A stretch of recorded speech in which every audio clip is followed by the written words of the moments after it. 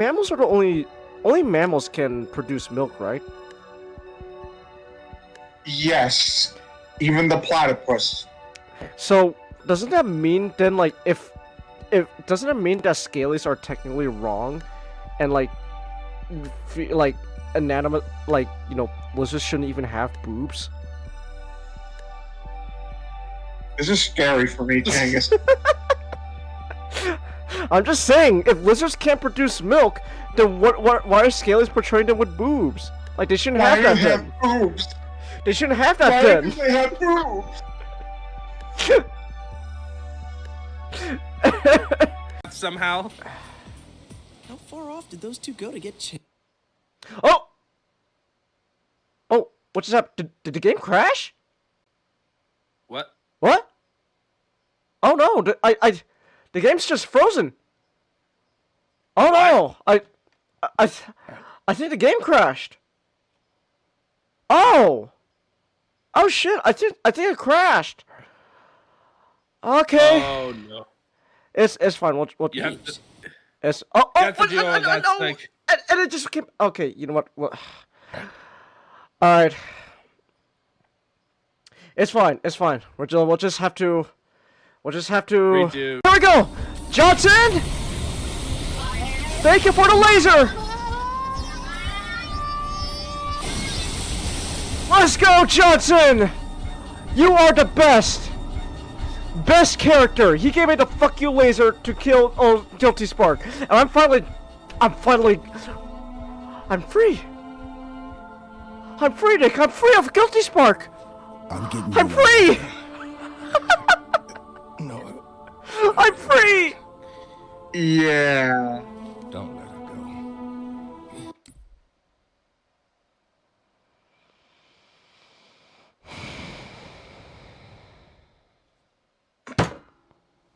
Okay. Nah, you're free. You fucker! You know how much I hate.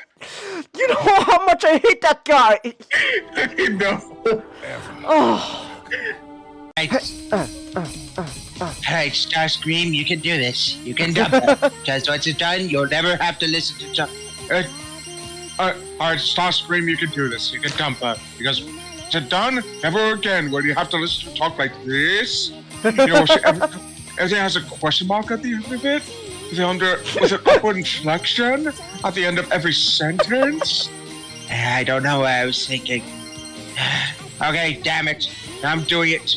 Yeah, I don't know what I was thinking. Oh, damn it, now I'm doing it too. Oh, hey, Oogie. Oh, you look tense. Jillian, there's something we need to talk about. What is it? She removes it. No! I overshot it! Oh no! I overshot it. Whoopsie daisies. All right. Okay. Oh, let's go. Hold on. Oh, take the ramp.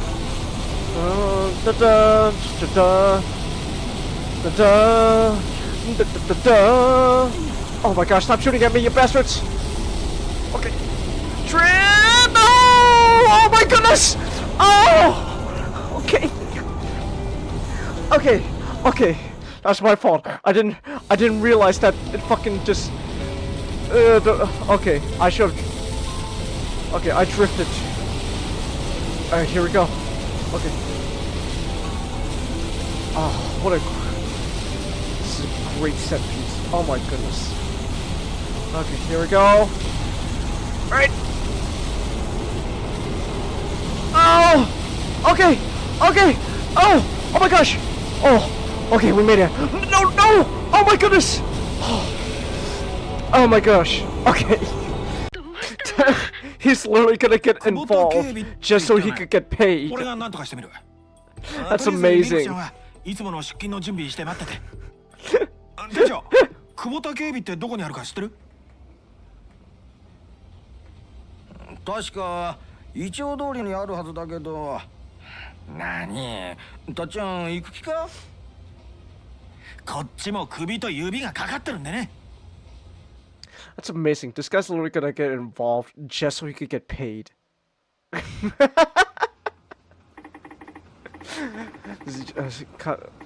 Kubo's secret must be that way. Alright. Can I access? No, I still can't access. Okay, let me go save this guy, get paid, and then I can save. But they make a not only is he doing it to get paid, he's also doing it to get something. Chelsea, I feel sorry for your tummy, right? Those flaming hot juice is going to burn your whole entire ass. Oh! Animated He's all cutscene! hollow. It's an animated cutscene! Oh my goodness! It's so hot. Oh, okay. What the? Much better. Oh my gosh! He's hot! Yes, sexy man. It's a line from Squidward where it says, "Oh no, he's hot!" Now that hit the spot. Oh no, he's hot! Hey, Chie-chan. He Yuki-chan. is such a pretty Oh boy. my goodness! Yes? Oh my gosh, you're falling for it too! The tone of voice just. Oh my goodness! Do you have anything to wear? I grip my teeth as if this were for popularity. Oh hey, not. Luckily, I know what to do in this situation. Hey, I can go get a teacher right.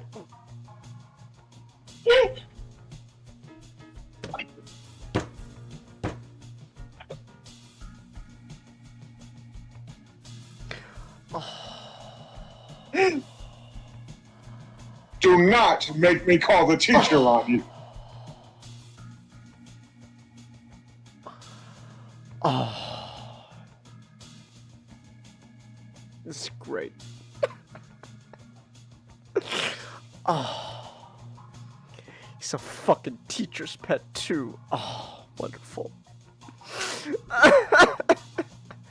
If this is how my classmates treat each other, I'm disappointed. Oh my gosh. Shut the fuck up, Inko. 女が女を捨てなければ年齢を重ねるほど美しくなると思うんだ俺初めて出会った10年前の綺麗だったからさ Bro literally said, I prefer older women. 今日のミルクちゃんの方が綺麗だよだっちゃん That's great. He just straight up said, I like older women. お世辞じゃないからね And now Yeah? don't surprise me. Look, now I've gotten cozy with them, but come on, dude. We. Oh! Oh! Wow! Oh! Oh! I get it now! Oh! Wow! Wow! We weren't ganging up on Olivia! You were! I saw all of it! I saw all of it. Shut the fuck up, Inko! Oh my goodness! Shut the fuck up! Why don't I start by asking what kind of girl you like? Let's go, senpai. Oh, wow, wow, she is straight to the point. Holy shit. Damn, I don't know if I can play the oblivious protagonist with Rise. She is literally, she is like a fucking predator. She is on the move. She wants that. Holy shit. Wow. Yeah, she is. Damn. Yummy. Yo, Liz, why's the couch wet all of a sudden? No reason. Alright. Damon looks at me and flickers it. Oh, he's aware! Oh, he's aware! He's aware, Nick! Hey, Liz, why's the couch wet? Huh? Oh, no reason. Okay. Okay. Just looks back at us and winks. Yeah. What are you talking about, Sal? My boot, you boop! Look, take a look! What do you see? Size 5.5. Oh gosh, Sally feet pics. Oh! Oh! Damn! Already, we got feet pics, damn. Okay. I'll be out in a bit. Let me wrap up here. Gently, I shut the door to not make a sound. How about that, guys? She's a streamer! Oh my goodness! I need to start wrapping up soon. No! She is just like me, for real, for real! Oh no! She's doing an art. Oh no. Okay, yeah. Okay, okay. Hold on here. Let me make a note to myself for next week. Here. Hold on. Note. Art stream next week. There we go. Alright, and let me just pin this message in Discord. There we go. Okay, I'll remind myself. Now I have to remind myself to do an art stream next week. Oh my gosh, she's just like... Chelsea, how can you possibly hear us if we didn't unmute Oh, it was the video. Yes, it's the video. It's the clip show I have playing. Okay, how do we sound now? How do we sound now? Here, let me turn off the clip show. You could just get a black screen. How do we sound now? Is the audio good? Are we good? I can't believe the most cursed thing is Amanda Waller dancing. Amanda Waller dancing. Ooh. You sound good? Okay. Okay, then So you guys see what happened to my compressor? Yeah. Oh yeah. Fucking Yeah. broke on me. Yeah, damn. How much does it cost? I'm gonna nothing. I'm gonna return it. Get all my money back. Oh, nice. Let's go. $90. Better get those $9 back then. Otherwise, otherwise I'd be mad. It's like, what the fuck? Give me my $9 back. I've already bought a new air compressor. It's gonna be coming, and I'm gonna drop my old air compressor off at a. You can drop them off at Whole Foods, and then they can send it back. Yeah, that's usually what I do. You could send it back to Whole Foods. Yeah. And I'm gonna go to Hobbytown tomorrow to play a game of Marvel Crisis Protocol, and then I'm gonna drop the thing off at Whole Foods on the way back. Nice. Yeah, Marvel Crisis Protocol. What team are you bringing? Your X-Men team? Yeah, it's a league thing, so I have to do X-Men. Ah, I see. X-Men represent! Someone's gotta represent the X-Men. You thought there was witchcraft going on, James? I also, speaking of we're talking about Marvel, watched another few episodes of Daredevil with my dad today. Oh, neat. Nice. Let's go, Daredevil. Yeah. No, I'm just saying. Yeah, we can hear you. Yeah, we can hear you. Can you hear me? Oh no. Yes. Mastic! Ah, no, we're having mic issues with Mastic again. Mastic? Hello? Can you hear me now? Yeah. Yes, Can you can hear- you hear us? I can hear you. I can hear you. Alright, he's alive! But yeah, I watched a few episodes of Daredevil with my dad today. Nice. Very cool. Oh, it was great. Nice. I've been just building model kits, and I rewatched all the John Wick movies. Nice. Yeah. Though I will say though, Oh yeah, I did. Sorry, but oh yeah, I did some model practice drawing. I saw. Yeah, I noticed that. Yeah, you're getting better, man. That's real good, man. You're getting better. Yeah, keep it up. Keep up the grind, man. Yeah, I'm gonna make the. I really enjoyed it doing the speed stuff. On the site, so I'm gonna go back to it a lot. That was fun. That's what when I was taking live drawing classes, that's what we used to do every day for warm up. We get some guy would pose and we just start doing really quick warm up sketches and stuff. Like you got like 10 minutes to figure out what's going on here, or 5 minutes. Oh, Yeah, yeah. This one was like 30 seconds, then a minute, then 5 minutes, then 10. I didn't have time to do 10 minutes before I had to go to my dad's, but 10 minutes would have been the last one. Yeah. Nah, but yeah. Yeah, I used to do it all the time. So that's good, Master. Keep it up. Keep up the grind, man. It'll be, cause I like every time you post artwork, man, I see you always improving. It's really amazing, actually. It's actually really amazing, man. Keep it up. I'm serious. You got talent there. Also, how am I supposed to assemble Mr. God Gundam like this? What am I doing here? Okay, I'm back. You were saying things about Motormaster?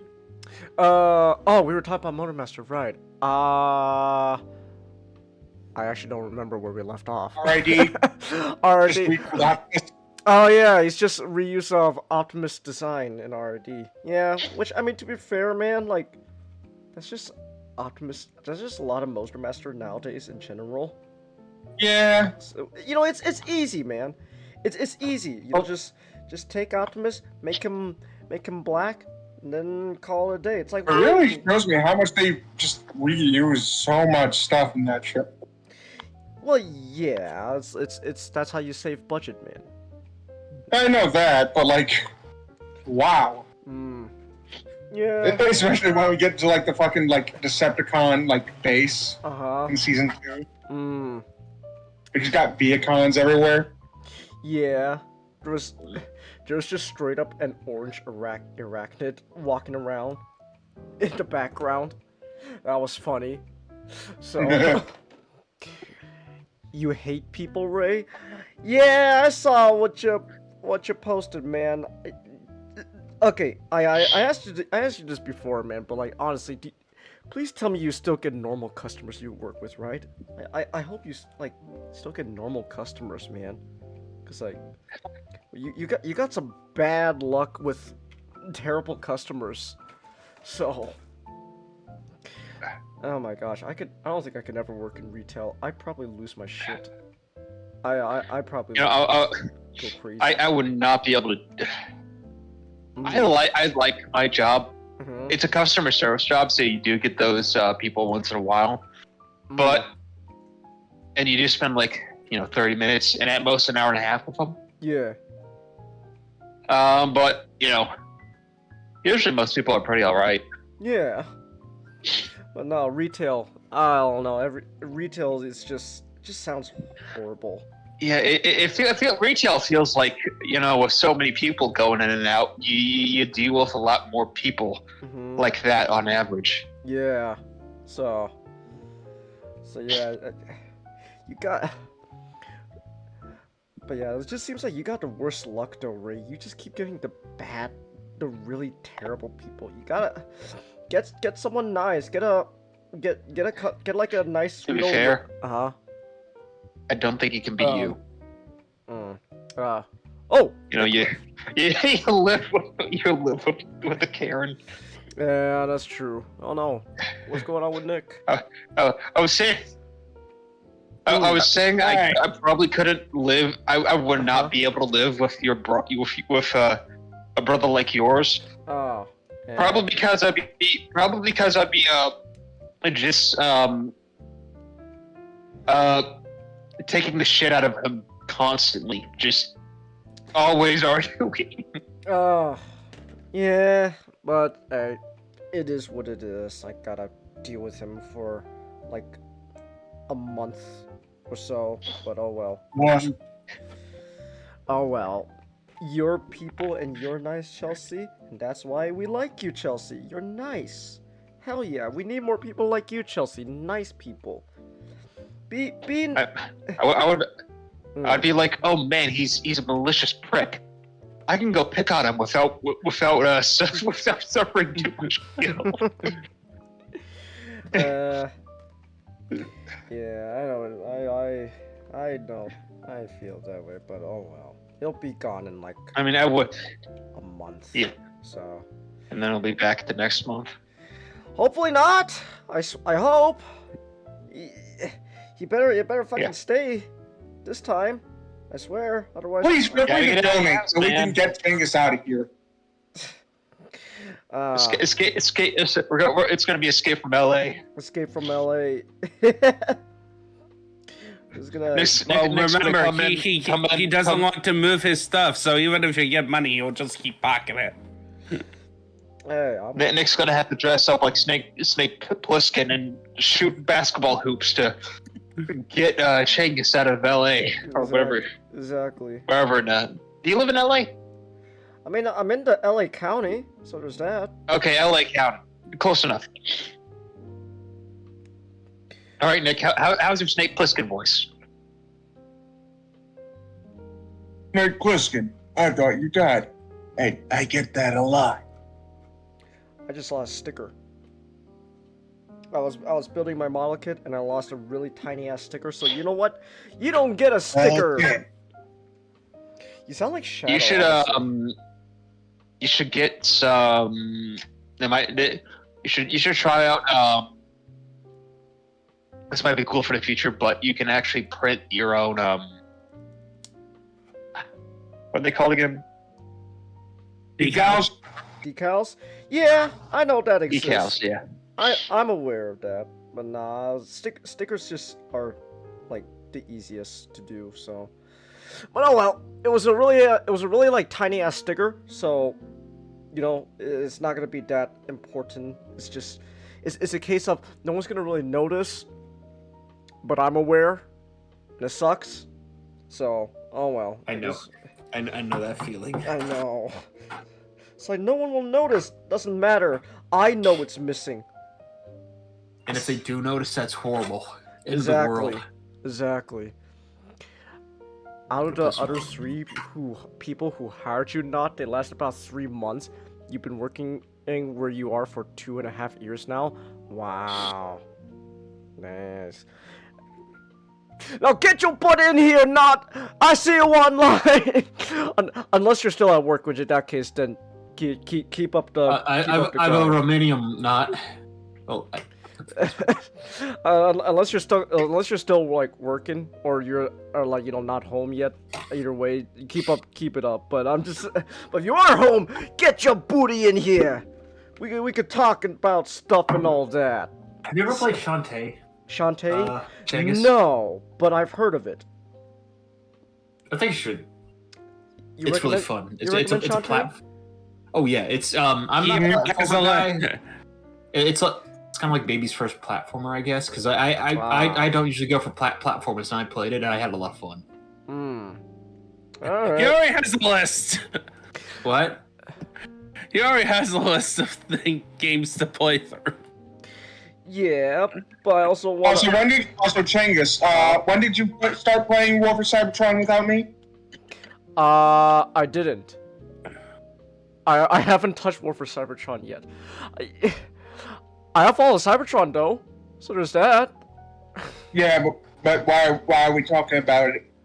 Cause last Saturday was when was the anniversary, and I never got to talk about it last Saturday, because we were talking about Ultraman. Yeah. And why couldn't we also talk about giant robots? Cause remember, Nick, we spent like 2.5 hours talking about game reveals. Oh yeah. And we missed some too. There was actually some. Oh my important- gosh. I'll be right back. Oh, okay. I was also gonna mention to Nick that we also spent like another 2 hours on his topic, so... So, we had a lot to talk about last Saturday, so I didn't get time to talk about Transformers War for Cybertron. But I get to talk about it. I'm gonna talk about alongside Fall of Cybertron, and that's a game I have played. So, take that, Nicholas. Even though you're not here listening, but doesn't matter if he can't hear me. I said my piece, and that's what matters. That's what matters at the end of the day. It doesn't matter if anyone's listening or not, as long as you just get it out of the system.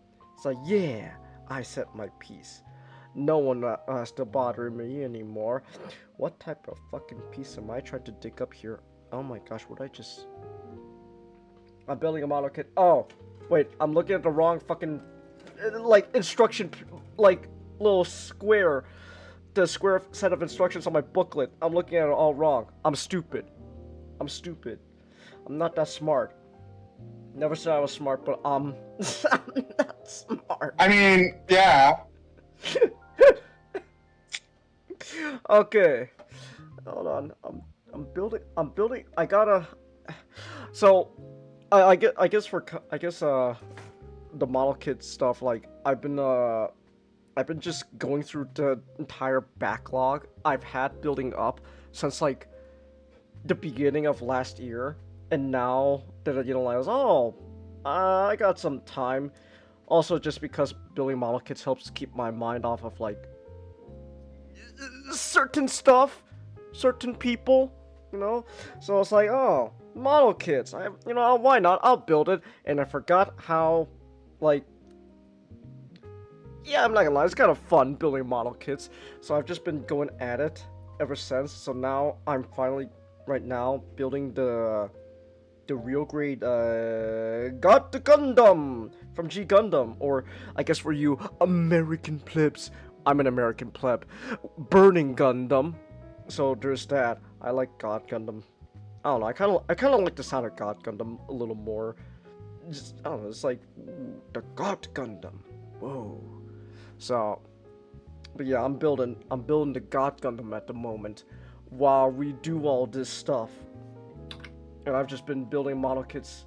Yeah, I've just been building model kits. I've got, I built my Master Grade Exia. And the thing was, I heard, like, Master Grade Exia had, like, huge, like, stability issues, because it's an older, model kit. It's like an older model kit, and they didn't really work out the kinks yet. So, a while back, I also got, like a third-party metal frame for the Exia. So now my Master Grade Exia is a solid brick shithouse, and it's fucking heavy.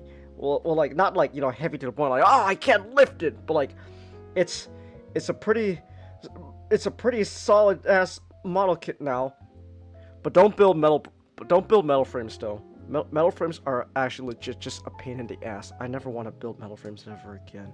That was not a fun experience building metal frames. But hey, at least my model kit now is a solid brick shithouse. So I don't have to worry about breaking it anytime soon. So there's that. So yeah, I guess that's just what I've been doing. Just been building model kits. I built my actually, what else did I build recently? I'm trying to remember. Oh yeah, I built that real grade Evangelion model kit. Fuck the real grade Evangelion model kits. Those things are fucking fragile as shit. I hate them. Fuck you, Shinji. Your model kit's fragile as hell. I hated building you.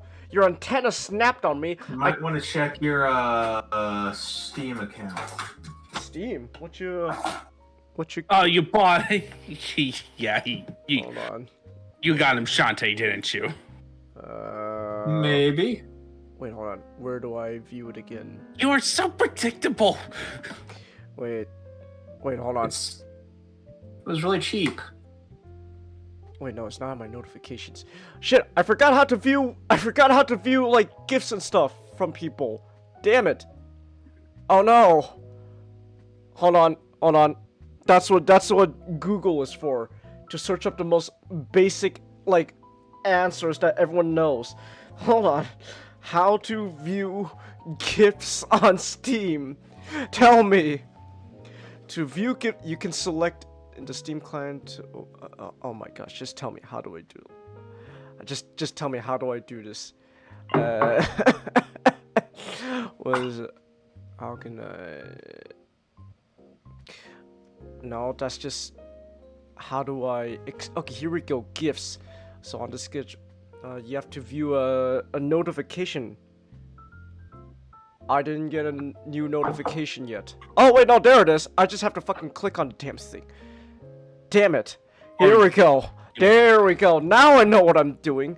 Yeah, I'll accept Shantae. Thank you, Mastic. Very cool. Very cool, Matchstick. I don't know what I'm doing half the time. Alright, there we go. I got Shantae. Oh, it's a pretty small game too. Like only like less than 2 gigs. Wow. Which of the games is it? Shantae Half Genie Hero. Yeah, okay, that was the first Kickstarter. I think that is that like the short one? Short one? Like how long are? No. Wait, how long do these games? I think it was pretty regular. Oh, okay. Are you thinking of like Sirens? The Siren one? I know one of them was like very short when they came out. Oh, was it? Okay. I didn't know that. Alright. This hand of yours glows with an awesome power knot. Its burning grip tells me to defeat you! Take this! My love, my anger, and all of my sorrow! Shining Finger! Yeah! Alright, I'll be right. Oh, and then there goes Ninjato. Alright. I should watch G Gundam again. That was a lot of fun. G Gundam.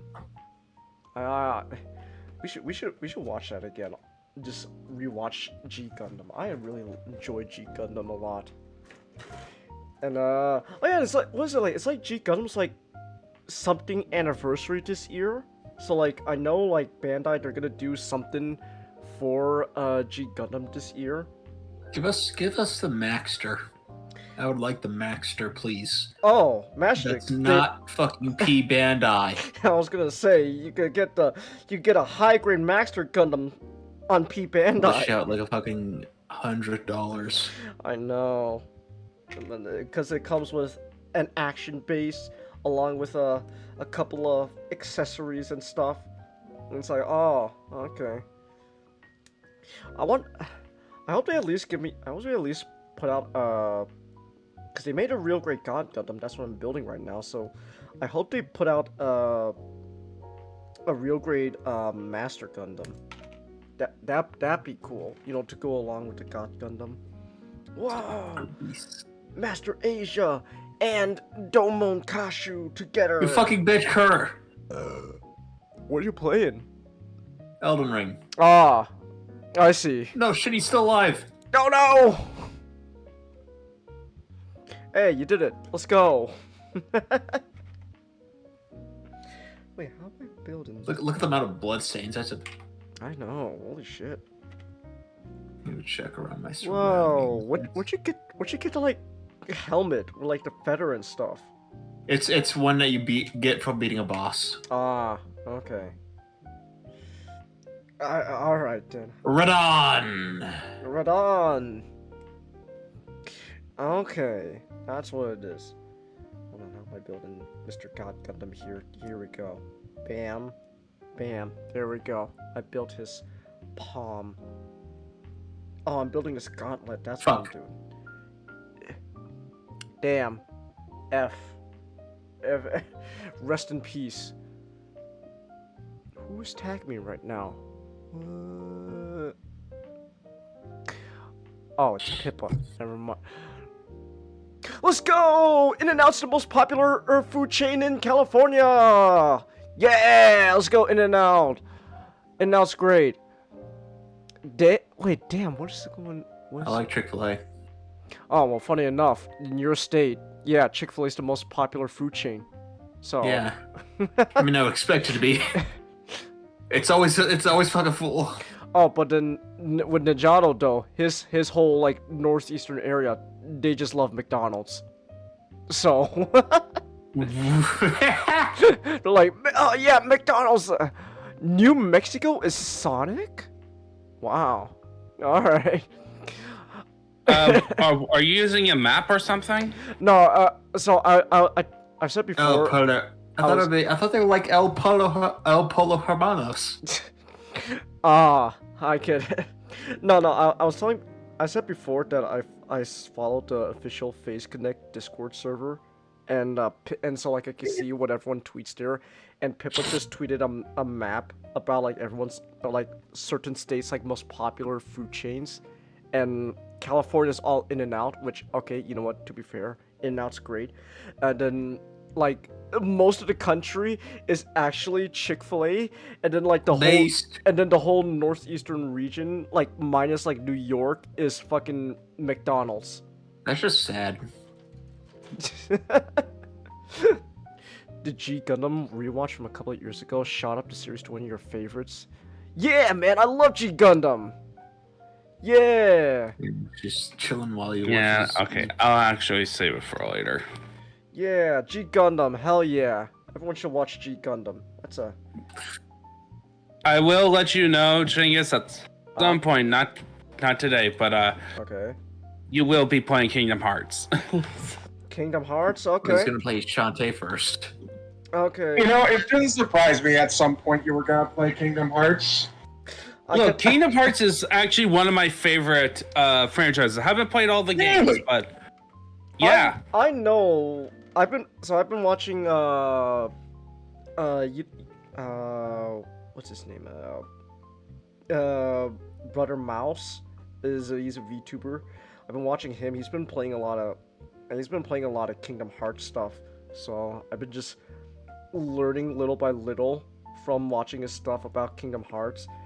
And I also learned that like the whole like, you know, sequel stuff, it's not exactly that confusing. Like, what do you mean Kingdom Hearts 2 isn't, you know? Yeah, so the biggest misconception is that you can't understand Kingdom Hearts has like no, it's not. Really, like I would say Metal Gear is way more confusing. Metal Gear.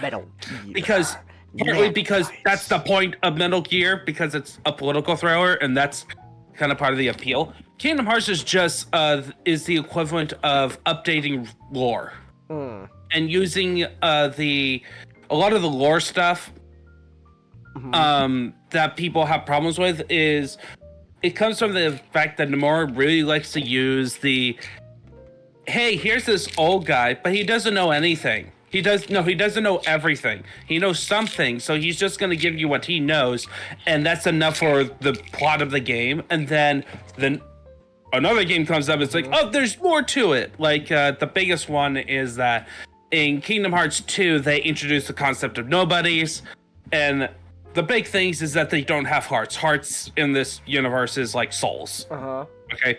Think of it as souls. Yeah. But then it's revealed in like Dream Drop Distance, which is right before 3. That nobodies can grow hearts. Let's go! Through like connection. Yeah, but that was controversial when it. What are you playing? He's playing Elden Ring. He's playing Elden Ring. Oh. I gotta beat you really quick before the fucking night gets here, and yeah, I'm gonna get my ass whooped once. Oh shit! Fuck!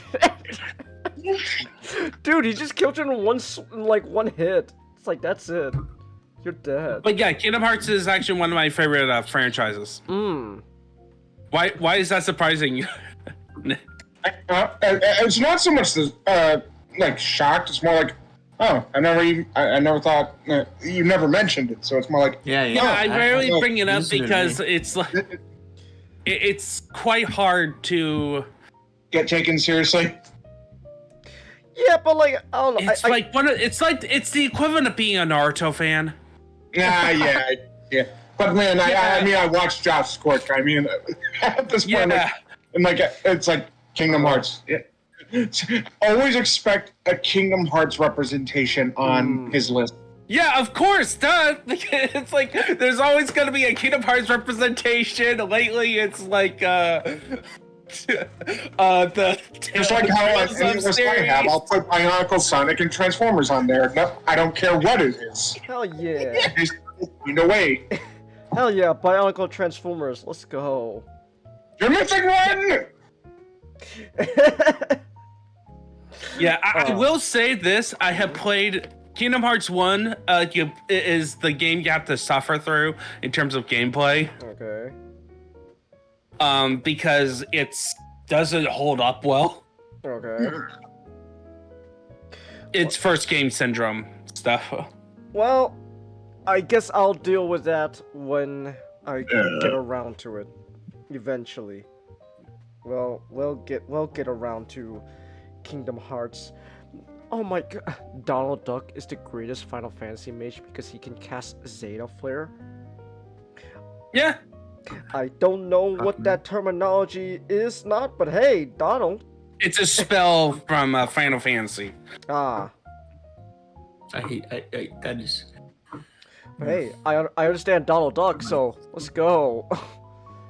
It's been 80 years since I no, Chelsea, it wasn't that long. I just took yesterday. What are you talking about? You spent a millennia. Oh, that's true. I've been. I just realized the Halo universe is just a more mundane Kingdom Hearts for me. It's just a more mundane Kingdom Hearts. That's funny. Does Kingdom Hearts in Elden Ring they should have added Foghorn Leghorn to come in when you die to criticize you, Metal Sore? Oh my gosh. I said, boy, what you did there was complete and absolute garbage. Is you know what you did there? You just you took a hit when you should have dodged and or parry. Hey, now look at you. You got a sword going through you, and you're bleeding out to your death. Oh my gosh. You know that would actually make people not play the game. Yeah, but it's funny though. No, well, you see, you add it as a DLC, and then the memers will come in and have fun with it. Exactly. Yeah, and it will. And you haven't paid. Also, you do have to pay $500 for that. Turn it off. What'd you say, Nick? You also have the option to turn it off if necessary. That's true. You could turn it off. So, you know what they should do? They should add a Yaoi DLC to Elden Ring. Oh, I know where. Speaking of Yaoi. I guess. Speaking of Yaoi.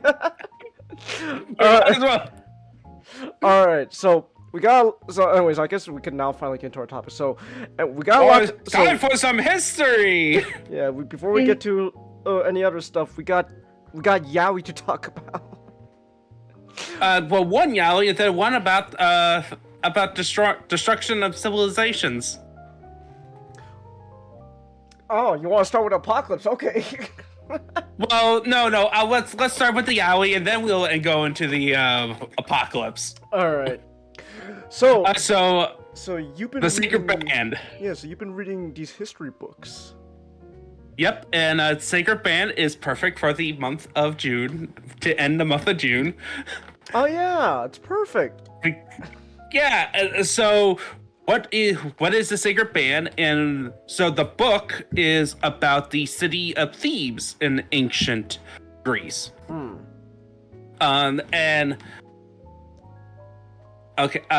It tells basically the story of a specific time period in Greece history where Thebes ends up becoming on top right before Alexander the Great. Imagine you get your dominance, and then Philip of Macedon comes, and he's like, "Yo, I hear the most powerful person. You just got it. Your first time. Sucks to be you." Well, So in terms of a history book, in terms of reading it, I'm giving this book an 8 out of 10. Okay. That doesn't seem so bad. Just my overall opinion. There are some problems with it. One thing. Okay. No footnotes. Okay. They have the sources in the back and they're numbered, but you don't get it in the text. I see. So, and it's important because it's part of the theme of the book. So the book tells the story of Thebes post Peloponnesian Wars. So do you know what the Peloponnesian Wars are? Remind me. How much do you know about ancient Greece? In terms of general history. I'm gonna be honest. Oh fuck! I'm fighting little kids. I'm gonna be honest. Public education has failed me because, like, at least the way it was taught in my school, Greece was always just kind of treated as just a footnote for the Romans. Like, yeah, the Greeks were there, and then came the Romans. Like you learn about like like a lot of like basic like heroes, like the gods and stuff. You learn about like famous heroes like Heracles and stuff. All right, but, all like, right, all right. You told me enough. You told me enough that. Oh my goodness, I hate these Roma boos. Okay, well, Roma and Victor. It's not my fault. Blame public education, okay? Not my fault. It's not my fault that the Romans conquered the Greeks. And that the Greeks ended up being genetically the Greeks ended up calling themselves Roman for longer than they called themselves Greeks. Yeah, but hey, it's the Greeks that actually made the Romans after they got conquered. Not really. Okay, so what was the common language for most of the early history of Rome after Greece got conquered? Latin. No, it was Koine Greek. That was the international language. When the hell did Latin come to be then? Like it was. Sorry. If about like a couple hundred years afterwards, at least by the time of the Vulgate. But by the time they got by the time Romans was conquering people, as soon as it became the empire, so basically post everything that people remember about Rome, that's when it became official language. But before, it was Koine Greek because that was the language of all the Hellenized nations when Alexander the Great conquered, which, by the way, the Romans really were fanboys of. So that's kind of important. Okay. There was actually a big cultural crisis because once they conquered Greece, a lot of the bigger nobles ended up importing like Greek culture and stuff like that. I see. Yeah, it's kind of like Europe to America. Oh, okay. Essentially, Rome conquered the military. Greece conquered Rome culturally. Okay, so But anyway, this is before that stuff. So this is so for brief history. So when I talked to you about the post Bronze Age collapse, they used to be the Mycenaeans. That's Trojan War stuff. That collapsed for a couple hundred years. A period called the Dark Age, just because we don't have a lot of stuff. It was during that time where the Iliad and the Odyssey was developed by the end, written down, and then the Greece had a bunch of city-states. You got your famous city-states like Sparta, Athens, Corinth is actually one of the Greek city-states. They're probably like the third most well-known Greek city-state because of the Book of Corinthians. So, I see. In the Bible. So I remember Corinth because in the Peloponnesian Wars, they were really fucking aggressive, and Spartans were like, "Hey, slow down, Corinth. We really don't want to get into a war." And Corinth is like, war. Yeah. Okay. So you're having them with their independent Greek city-states. The guy in the conflict with Persia. Over some Greek colonies on the coast of Turkey. All right.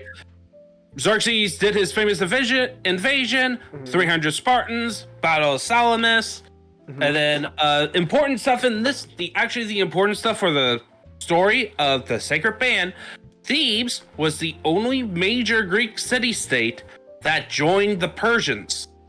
Oh! It was because they got caught up above the Peloponnese. They were in the far north.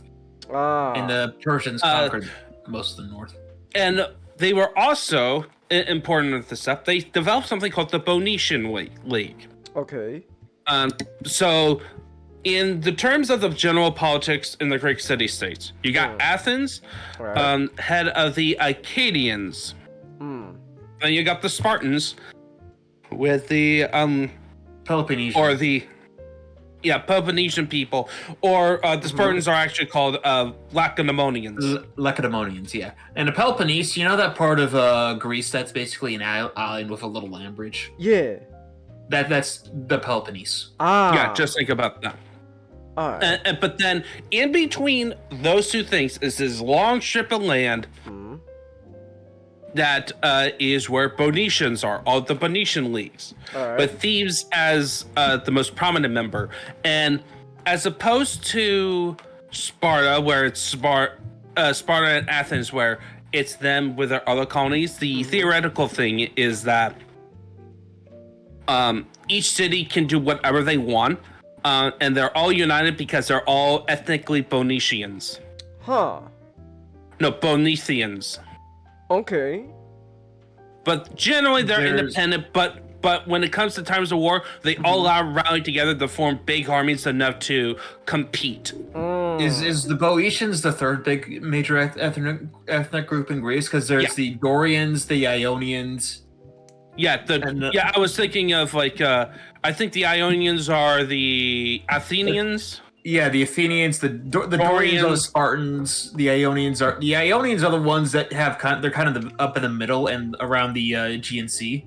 Dorians are in the south, and I guess the Boeotians are in the north of Greece. In the middle / north. All right. Okay. Think of it as the Ionians are like the East Coasters, while the Dorians are the Southerners, and the Boeotians are the middle and Westerns. All right. So, what's so important about the? Okay, so after the Persian Wars, right? This is important background stuff because everyone doesn't like Thebes at this point. At this point, after the Persian Wars, you got the big grudge match between Athens and Sparta. All right. Called the Peloponnesian Wars. And Sparta ends up winning. They become the superpower. And the funny thing is that Thebes ended up taking Sparta's side. Yeah. So when Athens sees this, they're like, "Hey, what the fuck? You know, Thebes. Back a few years ago was teaming up with Persia," and they're like, "All right, well they're teaming up with us now, so fuck off." Yeah, well, it didn't go so well for the Thebans because Thebes was a democracy in the Greek sense, so not a pure democracy. Just think the whole joke about Greek democracy is like everyone can vote, except for the women, of course, Except for the or the slaves, but also or the foreigners. They're also technically the most purest form of democracy because they have everybody vote on everything. Yeah, but you got something like that going on, okay? While Sparta is a lot more conservative. They have an oligarchy with 2 kings. 2 kings and a council. Yeah, 2 kings, a council, and a voting body, but they're kind of like the Supreme Court. They get the last decision making. And also, another little neat thing about Sparta is they had a class of really fucking wealthy widows who could just throw their weight around because they had so much money. Yeah, because they kept on marrying men who died in battle. I see.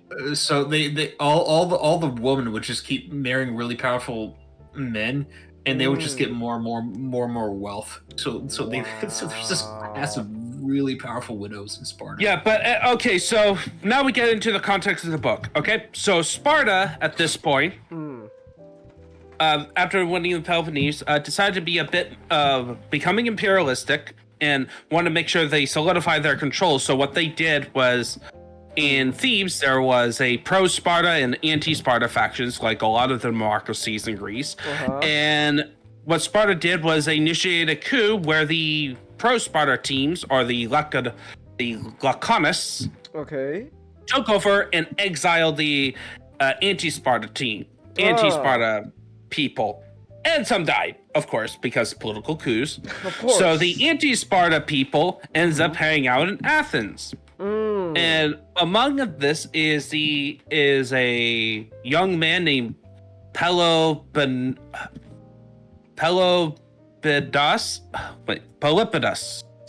All right. Pelopidas sounds about right. Yeah, Pelopidas. Yeah, I just looked it up. He's important because he is gonna So what happened is that Polypodas and a couple other guys sneaks back into Thebes and did a counter coup. Ah, a counter coup. Let's And go. this event starts the whole story about how Thebes became the superpower. Ah. And the reason why it's called the Sacred Band is that after this founding, they decided to make their own elite troops. So at this point, Sparta, the actual Spartans, the actual Lacedaemonians, are treated as like the elite troops. Right. Their armies are actually consisted of all the other city-states that they are bullying into sending over troops, including the Helots. You know, that special serf class. And so the Spartans are treated as elite troops. So Thebes decided to make their own elite troops, but instead, and the way they kind of paired it is that it's theorized around this time that Plato's book Symposium came out. Okay. What's so And important about Symposium is essentially his using Socrates musing about love. Okay. And the Greeks have various words for loves, but one of them is called eros. And in the dialogue, it was proposed that you can make an unstoppable army by making an army of lovers. And the logic is that you don't want to shame your lover by retreating or acting dishonorably. Okay, I'm starting to get a picture now. So, like, that's the general logic. Of course, it's philosophical in those dialogues. So what they decided to do was to apply that concept, because so thieves in general in a culture, when it comes to the whole issue of love, is that they are very much the most pro-gay of all the Greek city-states. Homosexuality in ancient Greece is look down is upon? weird. It's mainly based off of a system called pediastry, which is sort of a formalized mentor protege kind of thing from old men teaching younger boys. Oh, wait. Time it ends up Wait. sexual relationship, Wait. and it's generally frowned upon in those societies. Though it does happen. So okay, yeah. So like pederasty, the way it works is like that, and the expectations is that the older man do not force upon himself to have the younger man be sexual. It's viewed as shameful, though. It's like more like you can legally do that. At some places, it was so bad, like in Athens, rich families would hire guards to protect their sons. Oh my gosh. Children. But not saying that regular homosexuality did not occur. It's just that in most of ancient Greece, it's frowned upon, even though you could have a lot of homoerotic elements in their myths, like Achilles, famously Achilles and Patroclus. Thebes is actually the most liberal in terms of this issue. They were pretty much okay with it. And that's what the Sacred Band is thought of to be made of, is an army of lovers that uses the eros to it. So this is also leading into my criticism for the book. And this is why the notes were the footnotes. It's kind of important because he went about, James Rom went about basically implying that a whole lot of people were either hiding their gay feelings or because they were a very conservative people or had relationships that were explicitly gay. And trying to frame it that they were like some sort of ashamed of it. but they weren't. The two biggest one is the Spartan leader at the time. I can't remember the Spartan leaders at the time. It was the Spartan king who lived until his 90s. Whoa, damn! Basically, that's impressive, even for like especially back then. Holy shit! Yeah, and he was basically the nemesis, the big bad villain of this story, about somebody who, not the big bad, like he was the villain who is trying to retain the Spartan ideal of like being the superpower in Greece and being the most imperialist. And then the other one is Xenophon. All right. Because Xenophon has explicitly criticized Thebes a lot. Okay. And there's just some weird stuff, and I kind of felt like, come on, I wanted some footnotes so I can look at your sources if I want to. Instead of, okay, here in the back of the book, here is like some general reading that you could do on certain topics, which is generally, okay, that's fine if I want to look on that, but in terms of what your specific claims are in the book, even though footnotes does annoy people because it feels a bit more textbooky when they see it, and the book in general is written pretty good enough. It's a very simple read that you can understand it quickly. Okay. Like I was breezing through the book quickly. All right. By it. But I am still annoyed. It was still annoying. Of like, okay, you're claiming that this is the thing. Where's your evidence? Or at least a source that I could potentially look up your claim, so I can have my further opinion on.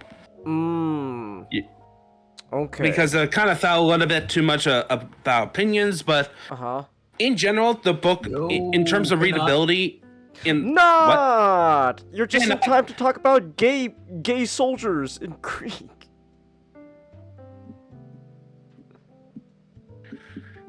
Not you dare? Yeah, I'm here. Yeah. Okay. So just as they did the count. So in general story in the book, like that's like in terms of the actual material, but just to go over briefly into the historical stuff because it actually leads into the next book. Wait, Thebes? Really? Yes, because Thebes is one of the civilization that gets, spoiler, it gets wiped out. Oh, hard. Damn, I guess those gay soldiers weren't enough. Yeah, I'll explain why. So after they kicked out the Lycanus, of course they're on Sparta's bad side. So Pelopidas leads the campaign, and he ends up beating the Spartans. Let's go. Which while at this time there was the myth of the Spartans, how great they were at soldiers, was very strong in Greece. That of them being invincible by placing like the sacred band and also doing some different tactics. He was the one that he wasn't the one that further revolutionized, like that totally changed the way Greek combat warfare. But he did do some things that gets expanded upon by his partner in crime, who was not one of the conspirators, who was like a neutral guy, but then joined in on the fun. Named Epaminondas. Okay.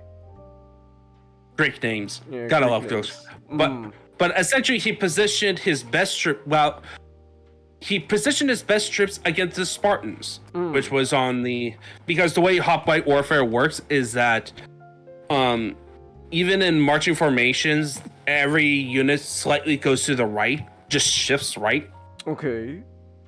So what they do is they put their best soldiers on the, right flank, and the idea is you smash the left flank.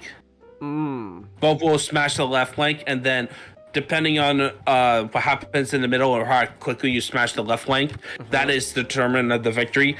But what he did was position his best guys with the Spartans, and then purposely. And then what happens, the further evolution that Epimetheus does in the next battle, the second battle that destroyed Spartan.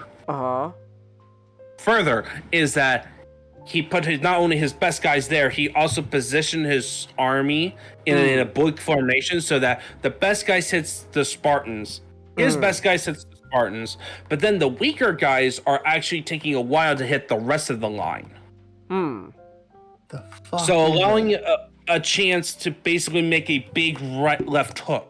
Okay. Punching through the line, taking out the best guy. So now his weak guys are still fresh, but but his strong guys are taking out the weaker guys who are now, if they survive that, they're exhausted, so that the first three weak guys can now take care of that. And he also uses his cavalry, which Thebes was like the city-state that specialized in cavalry. Oh, okay. To win. But what happened? So it's during like this 15 years of campaigning that results in both Peloponnesus and Epimetheus dying in battles. Oh, damn! What a shame. Yeah, they died in battle, and it explores the political situation, which is like so fascinating. Just learning about various different Greek states, and not just Athens and Sparta, who are switching sides with Thebes, going against Thebes, teaming up with Thebes, against each other. But then during this time, we learned about this guy, a hostage that was hanging out in Thebes, a guy named Philip, from a kingdom called Macedon. And then the book ends with the Sacred Band's final battle, where they all died by Philip. Damn. And Philip weeps over their graves. Yeah. Wow. So Philip won in the end. It's like. Yeah, he won, and then we'll go into the next book, the end of everything. So the interesting approach about have you ever heard of Victor Davis Hanson? No. What has he done? He is a military historian who does some cultural stuff. And he mostly does World War II stuff. Okay. And he's like my dad's favorite historian. So, but when I saw this book and it's like, oh, this is a topic I was interested in. So what this book explores specifically is Pacific wars that resulted in the destruction of civilizations. And the 4 cities that ended up getting destroyed that he picked was Thebes by Alexander the Great. So you can probably... yeah. So Philip destroyed the army, and then Alex just came in to just add insult to injury. Yeah, and it's fascinating reading that one. So what happened in Thebes is that after Philip took over, even though technically the rebellion, like the whole thing that caused Thebes to go against Philip was partly Athens' fault. Oh, Athens. Yeah, Athens kind of goaded the Thebans to join them and them resisting Philip. Oh, so this is all Athens' fault? Damn. And then what happened is that Philip took out because he was merciful to Athens. It's like, okay, you can keep your democracy and all that stuff. But because Thebes was a former allies of Philip, he wanted to make an example out of them. So he did the exact same thing that the Spartans did to them. Basically, all you anti-me, you're out. No more democracy stuff. That's cringe. Here are my guys. You're now an oligarchy under my thumb. Ah, okay. So what happens is that Philip gets assassinated, and Alexander has a power struggle going on in Macedon. And a rumor spread out that Alexander died in battle. It's a fake rumor. Oh. And partly caused by It's fake Athens. news. Athens spread fake news. One Pacific guy, and they cursed the exiles from Thebes who wanted to relive the glory days that when they were on top, just like to make Thebes great again. Way to make it topical. So they did the coup again. Uh-huh. And this time they convinced them to rebel against Alexander the Great, even when he's at their gate. And all he asked was, I just want the conspirators, so he can get the conspirators, punish them, leave Thebes alone, we're good. Thebes goes, nah, we're gonna relive the glory days. Try to. Emphasis on try to. Yeah, Alexander ended up destroying the entire city. Damn. Like, no trace. Rome made, like, their own Thebes. Like, there was a second Thebes, but it didn't last long. Historically. Okay. Rome destroyed it. Okay, stupid. And then Rome rebuilt that. Oh. They did try to rebuild Thebes. Wait, okay. So, didn't work out. Okay, stupid question. So, well, I don't know. So like Thebes was just destroyed and rebuilt several times. Like, which? Only like one time. Oh, like it was like which version? Like, is there the first one that? So the second. Oh, we one, don't. Like, is this? No, it's no. I don't think. Thebes was just wiped There off is. the map? I think there is a modern city, but it's built over the top of the ruins. Oh. Okay, but there and are it's ruins, really not though. important. Okay. There is you'll probably find more dirt and like an occasional rock. Oh. So how do It we, was that total. How do we know that was like that's a city? Because was people there? recorded it. Oh. Okay. But there's Because no, like, physical like. remember, this is when history was actually written down a lot more. Okay. We also because of the Rome's fascination with Greece, they preserved a lot of ancient Greek texts, or like referenced them in their chronicles, specifically Alexander the Great. Okay. Because this is one of Alexander's first big achievement. So yeah, that's what happened to Thebes. Alright, so nothing remains of Thebes. Let's go. Yep. Alright, time for City 2! Carthage! Oh, what happened to those guys? Third Punic War. Essentially for them is that they underestimated the moldingness of the Romans. Okay. The Romans hated the Carthage so bad. What did There was the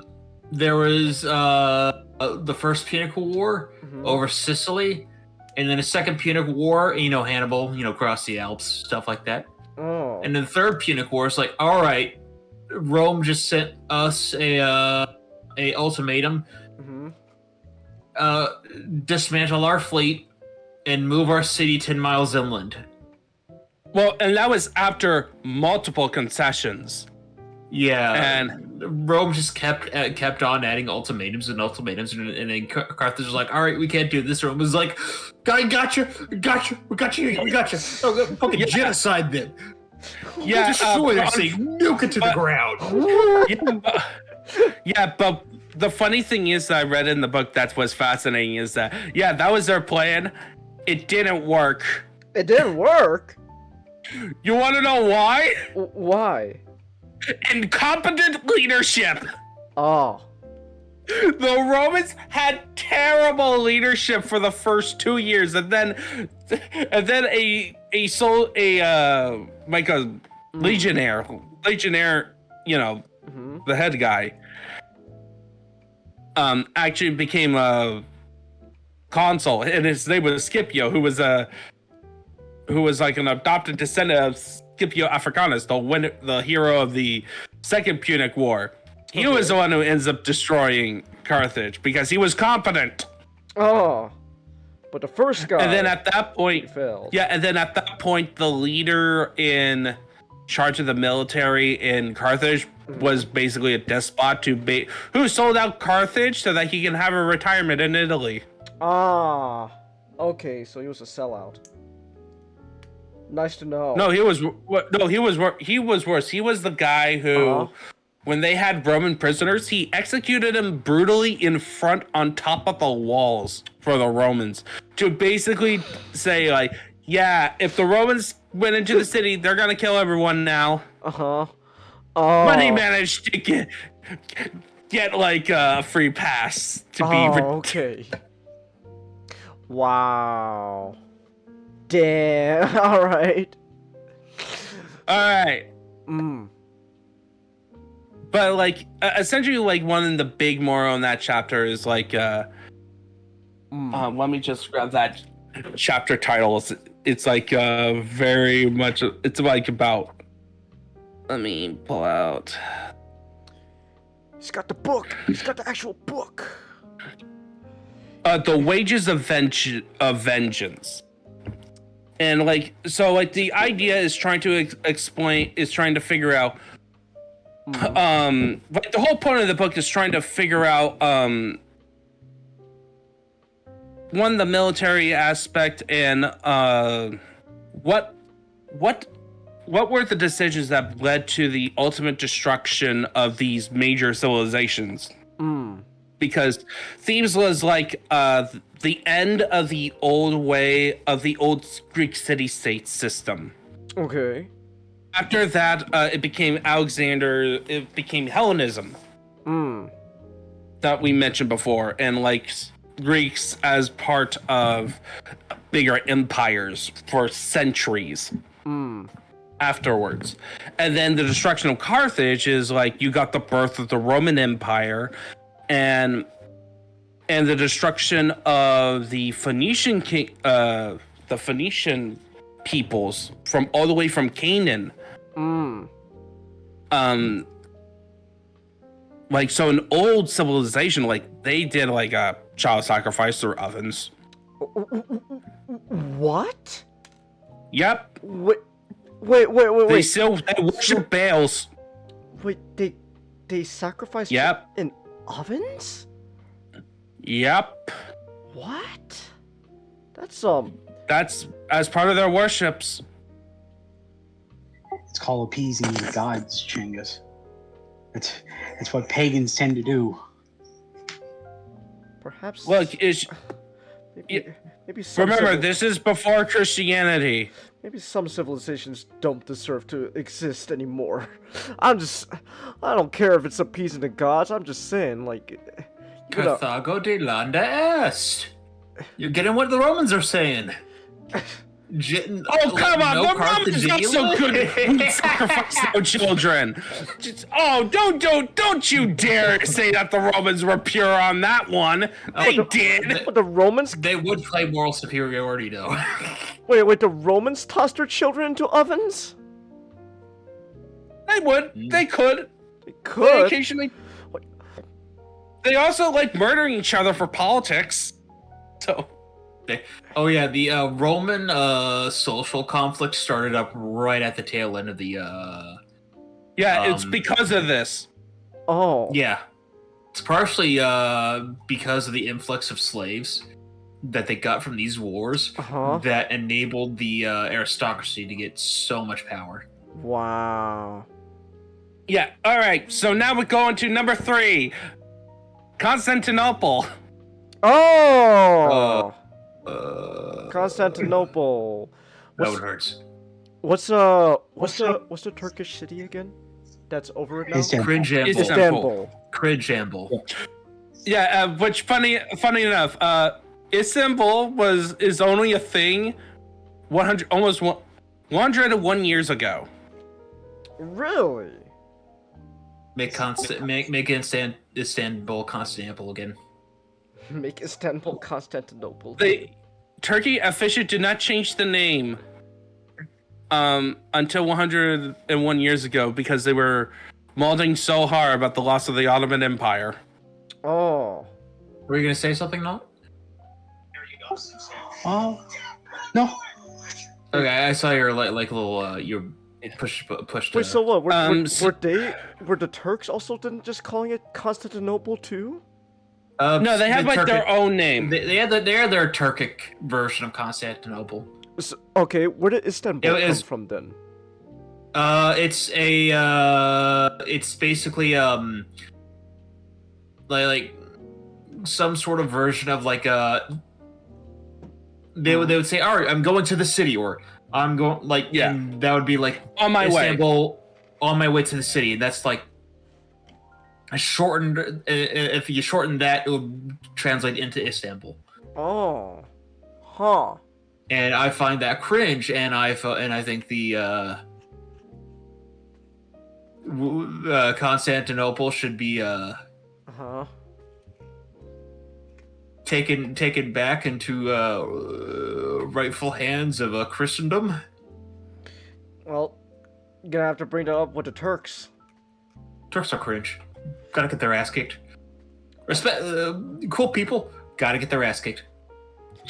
Okay. Not Well, Christians. you want to also what I learned. You want to know genetically that most of the Turkish people genetically are actually Greeks. Yeah. Really? Yeah, they intermingled so hard with the people they conquered that they're not even like the Turkish tribes. Really? So they're more Greek than Turkish?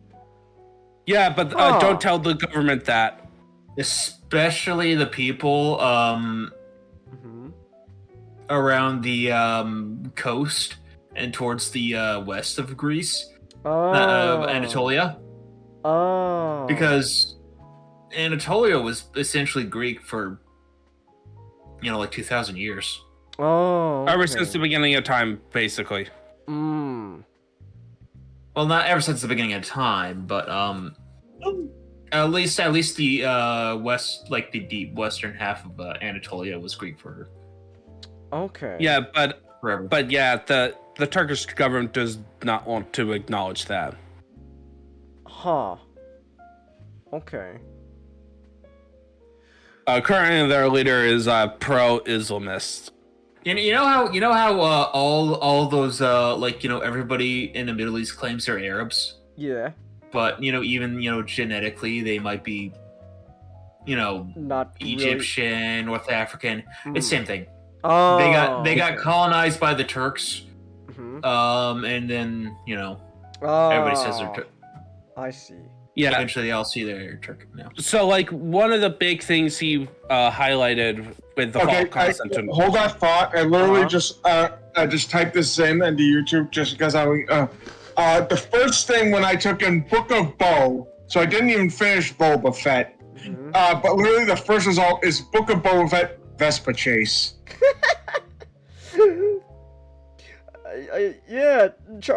I can't tell you, man. That's all like Charlie Most Critical talks about when it comes to the Book of Boba Fett, a fucking Vespa chase. So I'm looking this up right now. You keep talking. Yeah.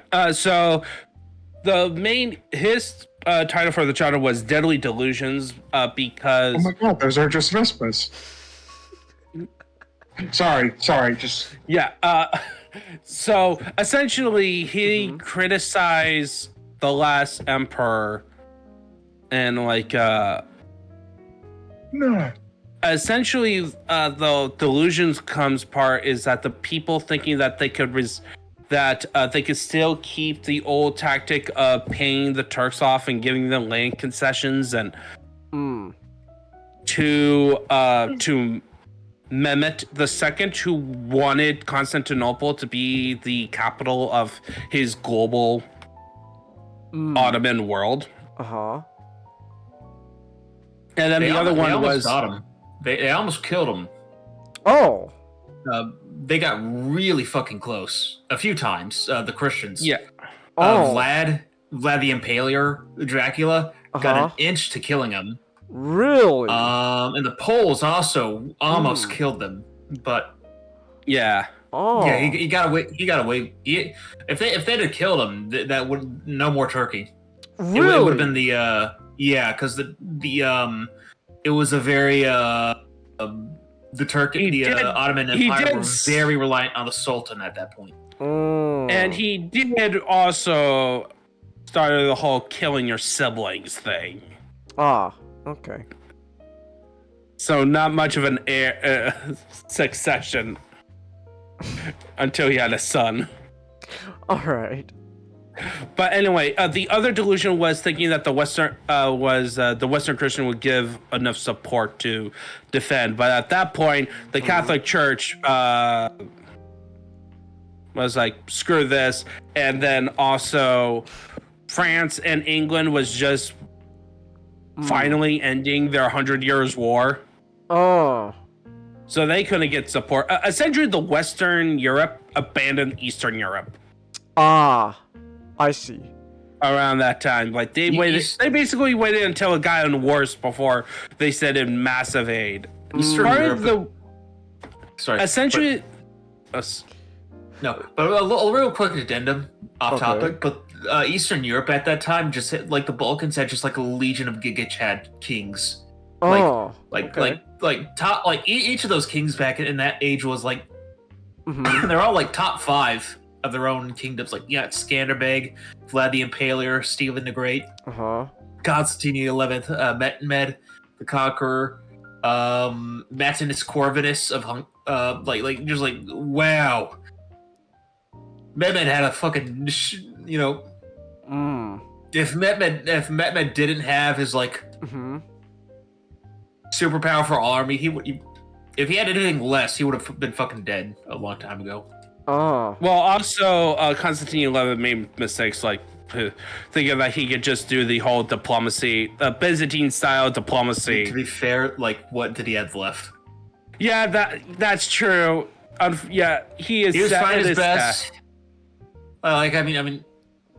If you're a Constantine XI fan, this book does not give you a good impression of him. Okay. Also, so in terms of this book, I give this book probably a 9 out of 10, though it is a more difficult read. Because this one, so in terms of, yes. Okay. Footnote. You get an automatic point if you provide actual footnotes. The structure of the chapters are weird. It's not the way I would have personally done it, where I would have gone chronologically. He does a lot of thematic. Like he writes around themes, like certain themes that he's gonna explore of this whole thing. Where it's like if he's gonna talk about the weaponry, how the changes in weaponry, for example, in Constantinople, about. It's going to be their own section encompassing the entire conflict, not so much about chronologically. So it does at the beginning of the book, you get a little bit confused of why are you repeating yourself in a sense? And you finished this whole story, but if we still got like 50 more pages to go.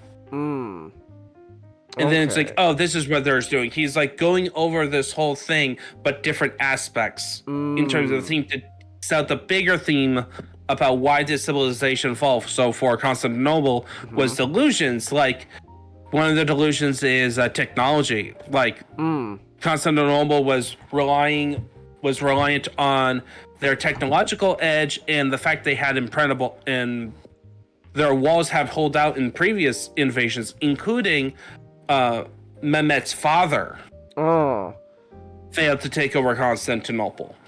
But if I remember correctly, Constantinople has had like 40-something sieges. Yeah. Wow. It's the most siege city in history. Damn, people really want Constantinople. It is super good location wise. It is They're like a river nearby or something? It's surrounded. It's on a peninsula. Oh, peninsula. Okay. It's on a peninsula.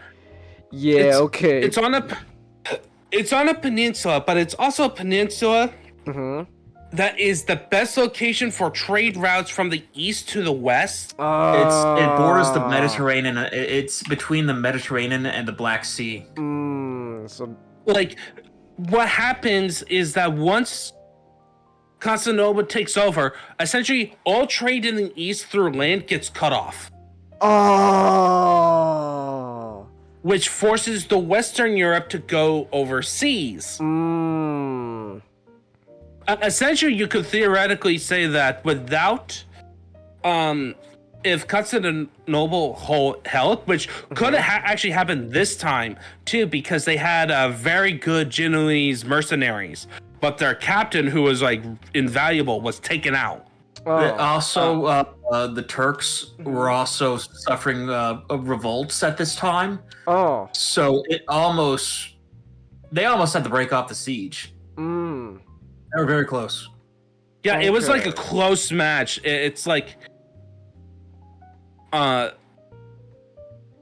it's like if like the commander did not get out, if it weren't for the Western Eastern split of the church. That was another thing that came back to bite him, was the whole Western Eastern thing. The Byzantines at this point on paper were Catholic. They were like, all right, we give in, help us. Okay. But they refused. Essentially, like they only gave like a token force. And that token force actually did well. But also another thing was the Turks also had cannons that they bought also from the West. So it was a Hungarian, and the Hungarian that they bought it from, originally he offered his services to the Byzantines, but the Byzantines couldn't pay him, so he went to the Turks, and his cannon blew up on him and killed him. Okay. And then also at this point the Ottomans conquered all of Greece, and what they did was they recruited all the local people to be part of their army. Conscripted them. Okay. Including the Janissaries. Yeah, they would castrated slave soldiers. Whoa. Yeah. Okay. What is it with... What is it? Like, if it's not genocide, it's like castration. So essentially... So, back in the ancient world, actually eunuchs were highly valued. What? Really? Because they didn't have a dick, which means you could have them be. It's a concept of like, all right, you need people to work at your government, but you know they could overthrow you. But if they don't have any children, then they don't have a vested interest in overthrowing you because they can't set up their own dynasty. That still didn't stop a lot of eunuchs, but for the most part, it worked. Yeah, for the most part, it worked. Yeah. Somewhat. Okay. There were exceptions, but it was actually the rule that it worked. But sometimes eunuchs became just a title where you're just a eunuch and you're expected not to do it. But they still do it. Wait, were you about to say something, Not? Yeah, I was about to say, castration of any form is like is ultimately a form of like submission. So if you create that sense of, well, you're ours now, even rebellion will still happen, but if you get the whole to believe that you are now part of this group, you create sort of you create a more secure fighting force. Okay. Oh yeah, there's also the if you have a harem, you know, you don't want anybody penis touching your wife, because that could result in, you know, that you're kidnapping yours. So if you have a person without a penis, you know, no chance of any you know, bastards going your way. Which, you know, speaking, I was listening to Basil the First just podcast, Byzantine podcast episode about Basil the First just earlier today, so kind of topical. Yeah. All right, so let's just I want to end this quickly so I could go to bed. But the final one is the Aztecs. Oh. And the chapter is called Imperial Hubris.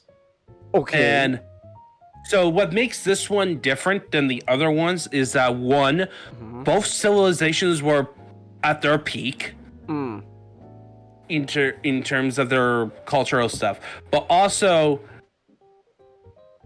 there was very few things that could happen that would have saved the Aztecs.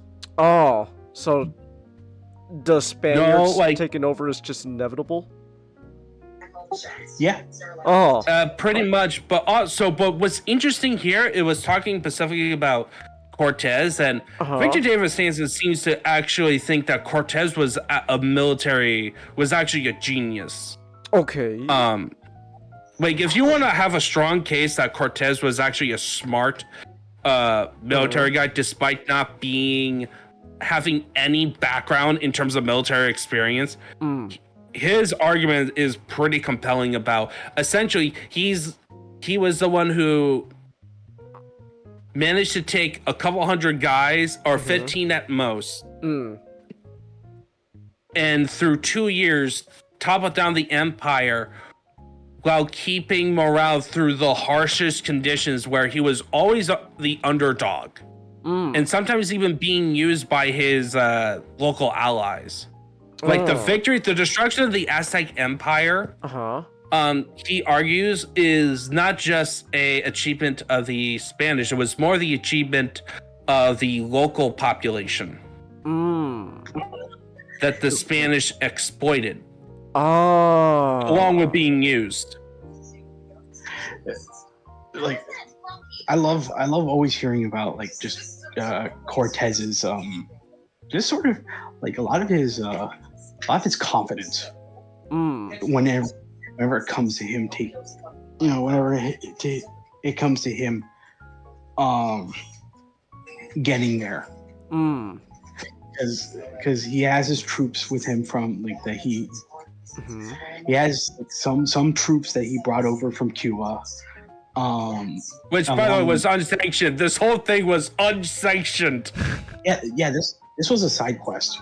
This was a side quest because he can. It was more his main quest that he went behind the back against his superiors. That's actually that's actually amazing. Because he told them, oh, hey, there can be gold in this new land, and they're like, yeah, whatever, Cortez, we don't believe you, but, like, you can do what you could do whatever you want. No. It was more, you could go there, look, and find the gold, and bring some to us. Don't do anything stupid like overthrowing a foreign government. Once they found out about it, at first they sent a guy to arrest him. But what made them... bribed him. Yeah. So what happened? But was also the situation that started everything crap, because Cortez himself went out to this force to bribe them. He left his second in command, the one he trusted. Unfortunately, his second in command was a hothead, and caused an incident that led to the Emperor of the Aztec. The first one gets killed by his own people. Eventually, he sent over so much bribes that they just sent in a warship to help with the siege of what was the place name? Capital? Newspeak. Yeah. So Cortez won and conquered the Aztecs through money. Through bribery, yes. Well, it wasn't just that. He was actually like, even at most, it was like 1,500 people. Okay, but still, that is actually kind of funny learning about. You want to know the numbers he had to face? 200,000. Wow. Well, that's why he has his trusty horde of local allies. Oh. Yeah, it also like the book. That chapter honestly is like the most fascinating chapter if you want to explore like the dynamics that was going on, because there was also the idea of military traditions were very different, because the Aztecs was not so much of a killing army. Really? They wanted to capture you. Oh. Because then they could do their blood sacrifices. Yeah. Oh. Chinggis, that's why a lot of like the local tribes hated the Aztecs, because the Aztecs constantly took their people and just used them for slavery. Sacrifices. Okay, to be fair, they also participated as well. It's just that the Aztecs were the top dogs and did it a lot. Okay. Yeah. Yeah, like it was like the common culture at the time. What happened was that one of the big cities, they decided, hey, these Spanish people, if we just buddy up with these Spanish people and then incorporate ourselves into them, we're going to be in a better position. Oh. So a lot of Aztec hate the locals had was just, hey, stop sacrificing our kids. Only we can do that. Is that what I'm getting at? Or is that... It's more of like it's our turn. Oh! When's our turn to be the top dog and demand tribute? Hey, Aztecs! Let us have a turn at the human sacrifices. Yeah, it's look at those Aztecs up there, like with all their gold and being cool and being on top. We should be on top. Having all the gold and doing human sacrifices. Bribery and... Sorry.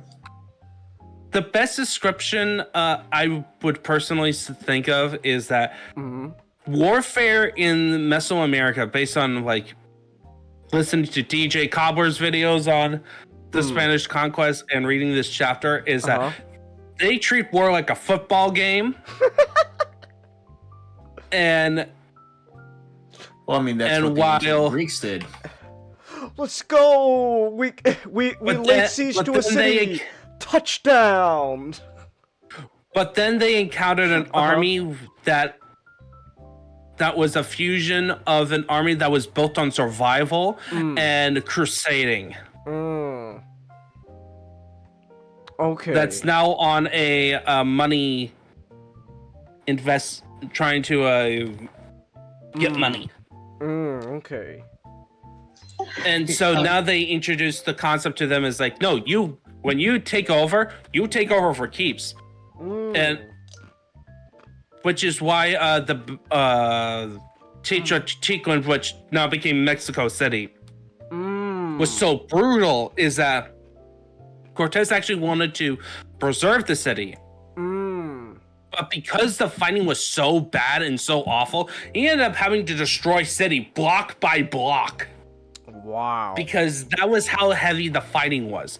Even with all of his guns on his boats, he had every technological advantages. The armor that his people had was good enough to protect them from the weapons, other than like to get captured. It was still a hard fight. So like that book really emphasizes that Cortez was also a military genius. Okay. Essentially, the main idea of the book that the final chapter kind of explored, just to wrap it up, is that don't be prideful. Okay. Like the most scary part of the book was actually talking about the modern day. Okay. How we are in a situation where this could happen again. Oh. Especially when we have the technology to do it, with like AI becoming more of a thing. We actually have nuclear weapons. We have nuclear weapons to do it.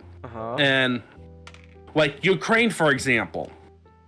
Ukraine really is reliant on their allies to fund their war against Russia. And how people kind of interpret the war of Ukraine as a war of extermination. Is it? No. Yeah, it really we don't really know until the aftermath. Yeah, but it's an Eastern European conflict. Yeah. It's an Eastern European conflict. It's a conflict much like the ones in the Middle East. Oh. They will fight forever. Oh. It's not a fight of extermination. It is a fight of boycott of belief. Ah. From what I know, Putin isn't.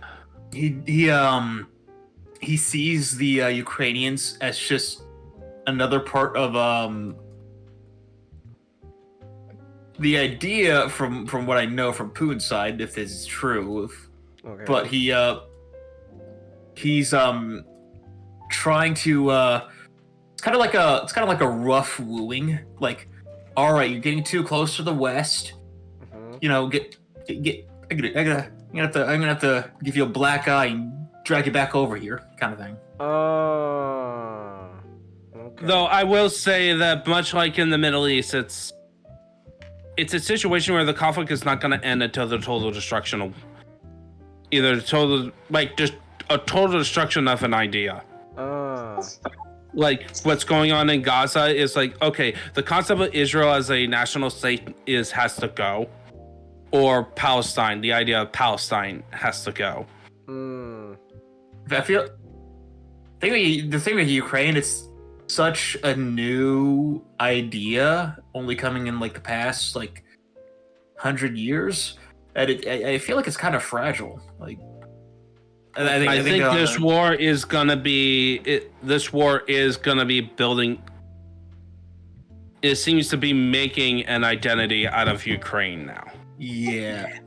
Whether Ukraine wins or loses, I feel like at this point, they are going to have to form some sort of they're going to have to be introspection if they win, because I feel like there's kind of a make it or break it moment where if one side wins, well, that's Ukraine.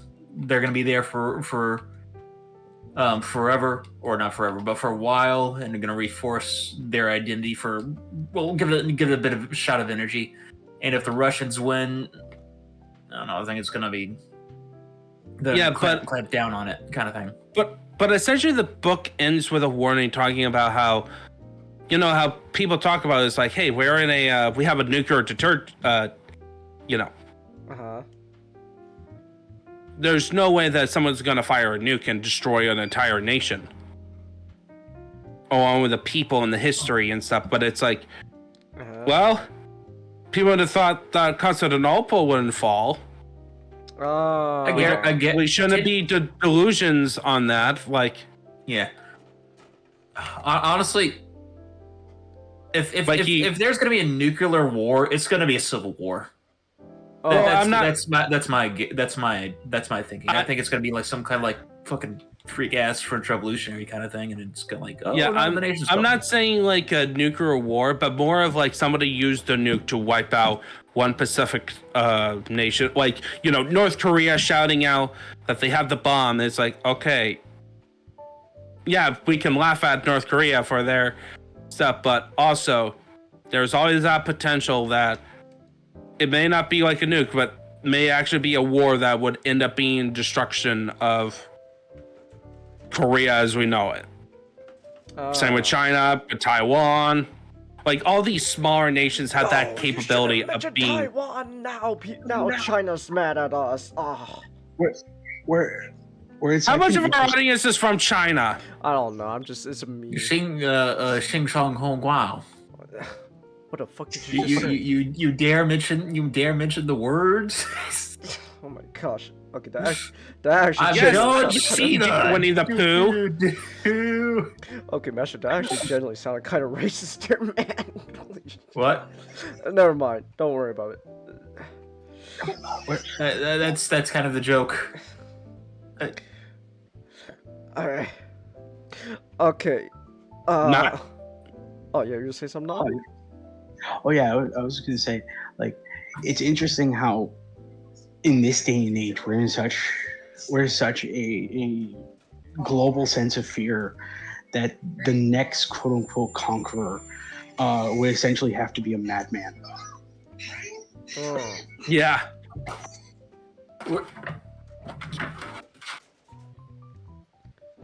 So in other words, Yeah.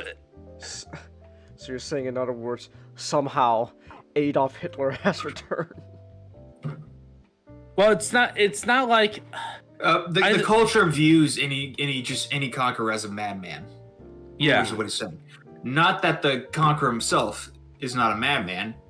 I mean, he's going to be a conqueror, so he's going to be pretty unusual. But he's might not be a man. He's not going to be funny mustache man.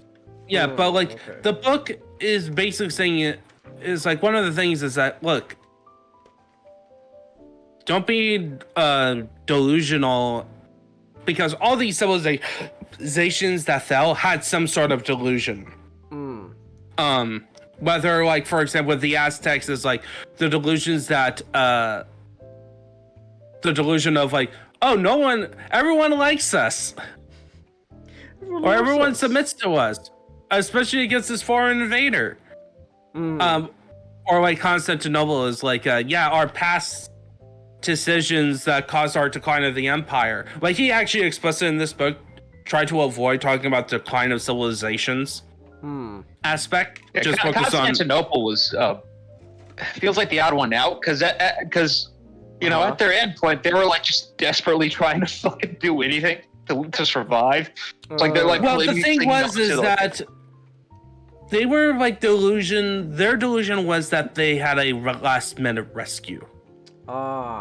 If that's well, I mean, it's not really a delusion. They came very close once. Yeah, I mean that's like it's not completely delusional. I mean, at the point of Constantine even at the point of Constantine the 11th, he had the Varna Crusade, which got very, very close to killing Mehmed and saving Constantinople completely. Okay. Yeah, but it was also a disaster. Yeah, but that's not what I'm saying. What I'm saying is that they did come close. It's not completely delusional. Yeah. But like there was, he was focusing on that Pacific time when Constantinople was getting besieged. Like he was very. At that point, then yeah. But like Varna, if the Polish king wasn't so hot-headed, that one fight with the Polish king and Mehmed came out differently. The whole landscape would have changed. It would be like the whole Balkans would be speaking like Polish or something. All right. Yeah, but the Varna Crusade wasn't even.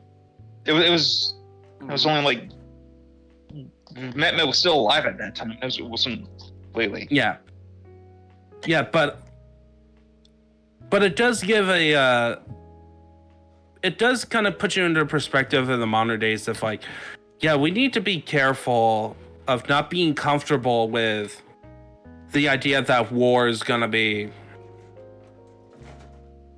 not gonna be like the idea. Actually like the direct line is like a total war. The idea of total war is gonna be obsolete. And I think total war is always gonna be an option. It's total war is but it's. I don't think we're gonna be. Total war is something that you have the capacity to do. And you really have to have a willpower to launch a total war. Okay. Yeah. At our point, I think war could be really destructive, but it's not going to be a total war because the nation just doesn't have the willpower to engage in one. Yeah. Yeah, I understand. So. Yep, that's it for my review of these two books. Again, another hour this time. Not 3 hours, but hey, it's an hour. That's all right. I learned a lot actually, like how everyone's like.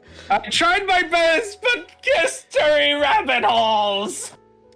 That's all right. I learned a lot. I bought a history book. I bought a history book today, and we can discuss that once I finish reading it, because it's called. So I have my next book in order. It's gonna be African Samurai: The True Story of Yasuke, a legendary black warrior in feudal Japan. So Chingus, can we respect Ubisoft's wishes and get some hip hop music now?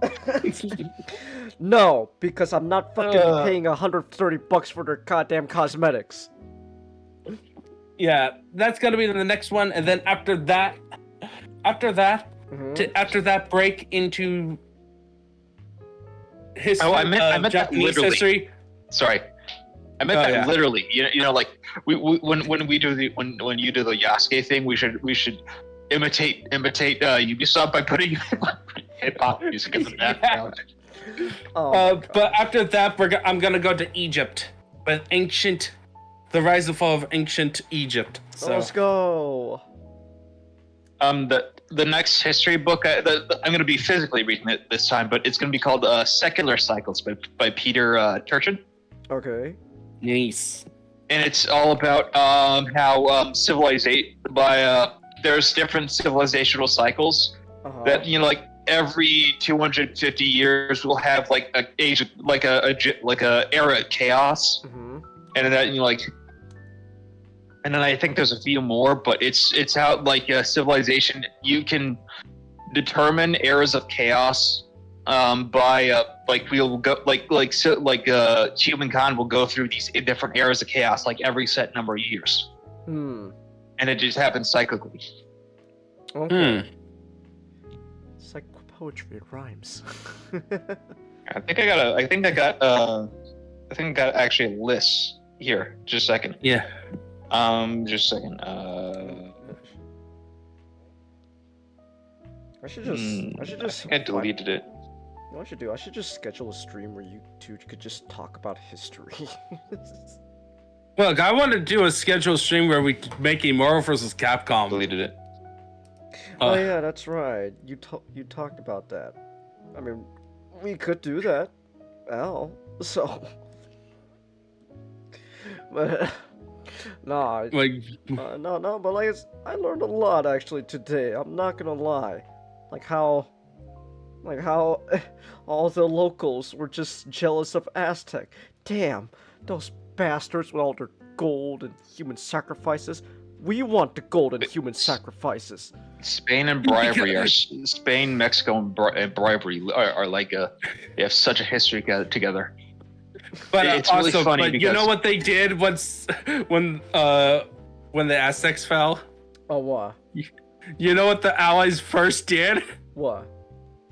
Human sacrifice. Oh. Yes! Our time has finally come! Alright, bring in the children. And also...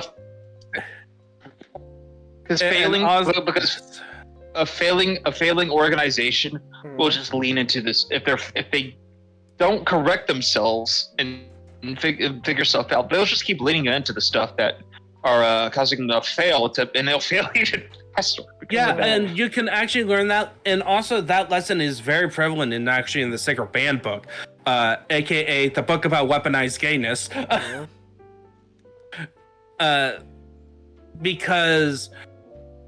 Because it was during the lifetimes of Pelopidas. Pelopidas and Epaminondas. Epaminondas. Let's stop. I also need to go to bed soon, and I need to get my Yakuza talking, and we can continue this later. Let's just move on. Yeah, but essentially, just to sum up, the theme of Sacred Band, you can take, the major theme of Sacred Band, just to close it out, because we talked a lot more about End of Everything, is that the importance of good leadership and how a nation can prosper when you have a generation of great leaders, and then how quickly it can fall apart when those leaders are gone. Because even though Thebes became like the superpower after they were gone, they were weak. by a thread. So, Wow. Damn. and important of having good character. So, anyway, have a good night. Now enjoy talking about Yakuzas and how to dance like Cinderella. This is why you need good institutions, because if you like rest it on like just one person, it's really gonna depend on that person, the nation. Because at times you can get like an Augustus, or you can get like some fucking asshole like Caligula. Oh, okay. Or Nero. All right. Have a good night, guys. Have a good night. All right. So, I want to mention something really quick to Changus, and then we'll get to the topic. Okay. Changus, did you know that the Aztecs technically had iron? They did. But they used it for their rituals. Like they use iron knives for their rituals. But they've always just used like for weapons. They always just use obsidian. So now we can get to Yakuza. All right. All right. Speaking of Yakuza, you didn't use any weapons in that final fight. What's your 5-iron golf club to start banging? I am the weapon. You are the weapon. All right. Okay, so you play just like I do in Elden Ring. Why use anything else when you can just do a plus 1,000,000 plus 50 strength build? Just hit him till they die. All right. Okay, so last Saturday on stream you actually beat Yakuza 0. So what you think? Yes. It was really fun. It didn't grip me nearly as much as it gripped you two guys, but I still had a lot of fun with it. Okay. Well, what did you enjoy about it? Where to begin? All right, let's just start. The combat's fun. The characters are fun. The story's fun. The side quests, the wackiness. It's all great. The environment. I could just probably just go on and on about the whole game. Yeah. Go on, man. All right, so.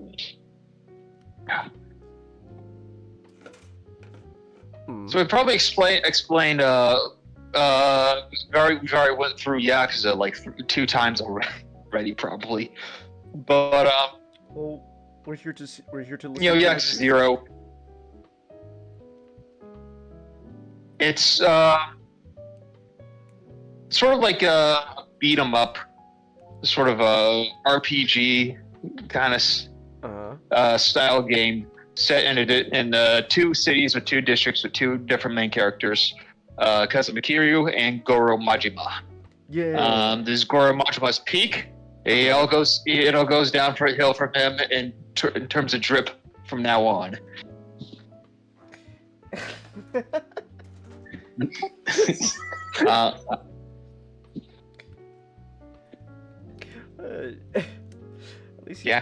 At least he's fun now.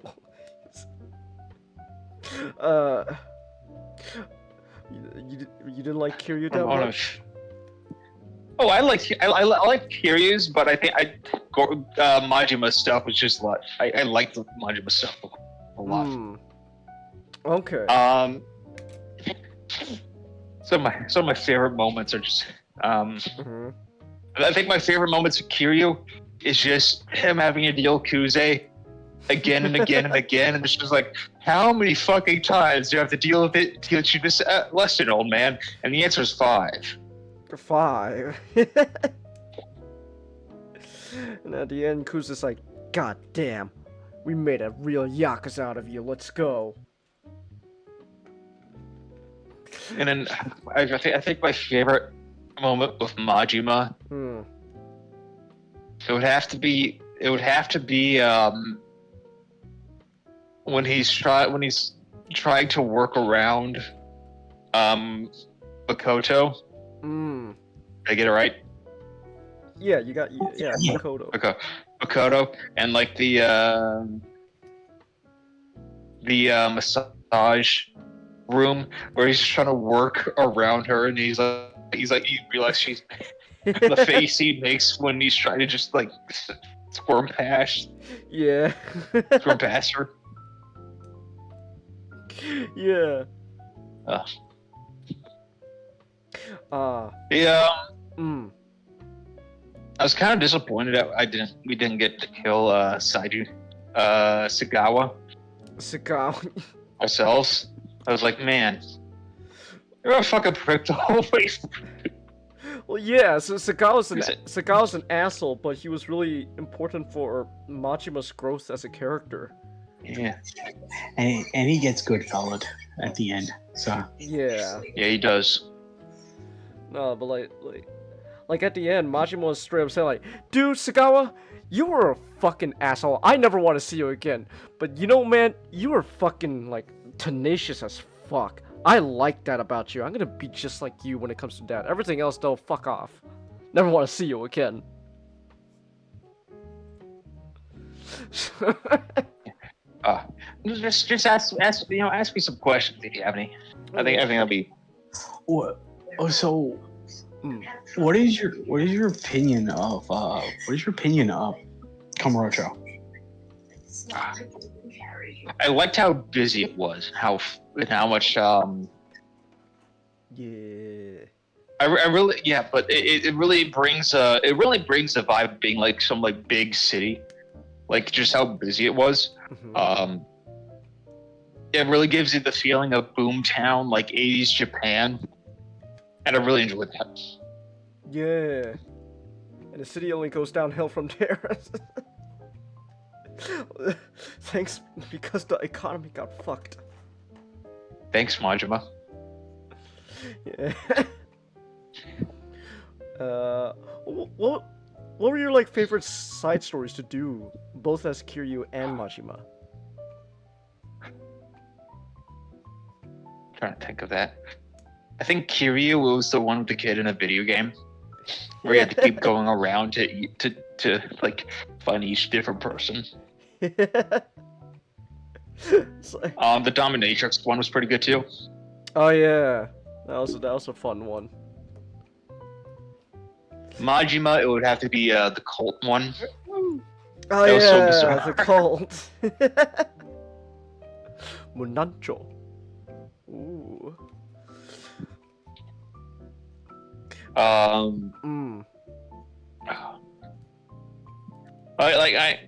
don't really want to go through the whole thing over because you guys probably covered it so much. Yeah, but this is about just your experience. Like, yeah. It's like what? Okay, so like, what is it about? Go ahead. The fighting system is really good. I really. Oh yeah, the fighting stuff is really fun. Yeah. I always like to do the Majima spin kick one. The breaker style is fun. The breaker style, yeah, the breaker style is so fun. Yeah. It just ends up stun locking all the enemies around you if you do it like spinning on the head. I know I keep harping on you this, but I'm just saying, if you did max out on all the Cabaret Club stuff, you've gotten the Mad Dog style, and it's just basically breaker style, but you have a knife.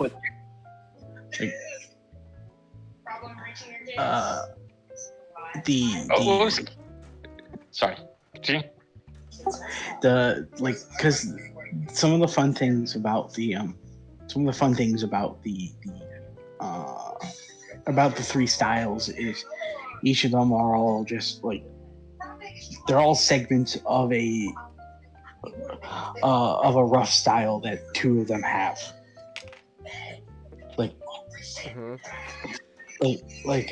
Kiryu and Majima's first ones are like they're very effective, but they're unrefined. Mm-hmm. You get the sense you still get the sense that these two are just these two. Like, well, Majiwan's been with the Yakuza for what 7 years before before he got expelled. Thanks, Saijima. But it's not Sajima's fault. They were just two good boys. They were doing their orders. It's all Babyface's fault.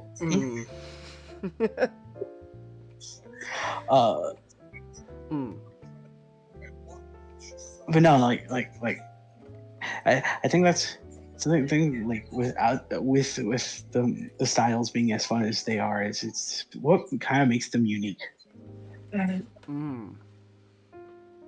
Yeah. What was your let's see, who was your favorite antagonist to like fight Matchstick?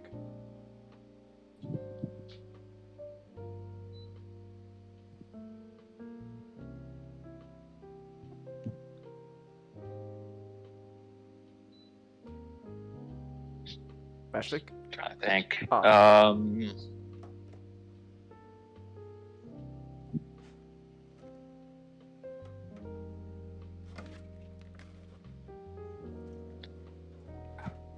Probably, I guess Kuze, just because he came back so much. Because he would fight him so much in such different ways. Yeah. Well, okay. What was your favorite Kuze encounter? Lu Gui. Oh, was that his name? Chinese. Lu Gui. Chinese assassin. I found it funny that he was kind of like Wolverine with with his weapons. It's like, oh wait, he's going Wolverine. Just call him Chinese assassin. Oh, I will say the funniest thing I know about that guy is how in the Chinese box art version of Yakuza 0, they put him front and center, and then he's like some pretty boy.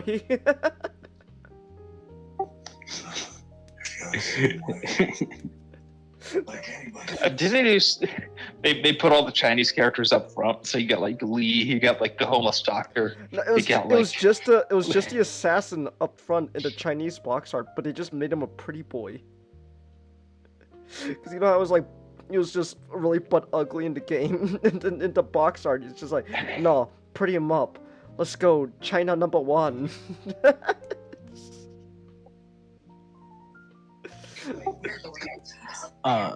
Matchstick, what's your favorite tattoo? Oh yeah. I kind of like the one with Awano. I remember that one most clearly. Yeah, the one with the two. It was the samurai with like the really old kind of medieval style drawing on it. I thought that was. Yeah, I thought that was really unique. Awano's cool. Yeah, I don't think anybody had anything quite like Awano's tattoo.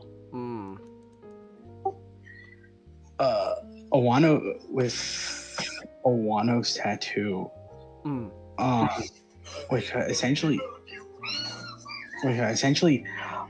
His is about the folk tale of Momotaro. Momotaro, Momotaro is famous for being a demon slayer.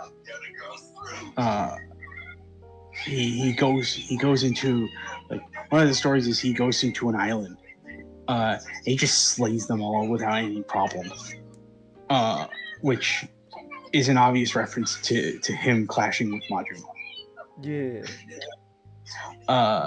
But in some stories with Momotaro, he kind of embraced becoming lazy and being a bit of a hedonist. And that also like kind of resonates with Awano. just like Awano out of the three of them, he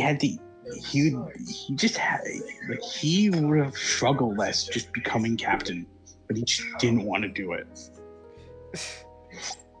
Awano's literally just, fuck it, we ball. It's like, you could be the best, but being lazy still puts you at second place. Yeah. It's like, we don't really need to do much. Fuck it, we ball. It's like, having the potential to be best doesn't mean you're the best. It just means you have the potential to be best. What'd you think of Shibusawa? I thought it was interesting that he was like the final boss.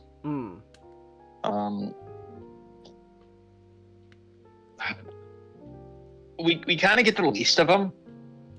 I mean, we get a lot of Kuze, a decent bit of Owano, and Shibusawa is kind of like the cool, confident guy, like interesting backstory.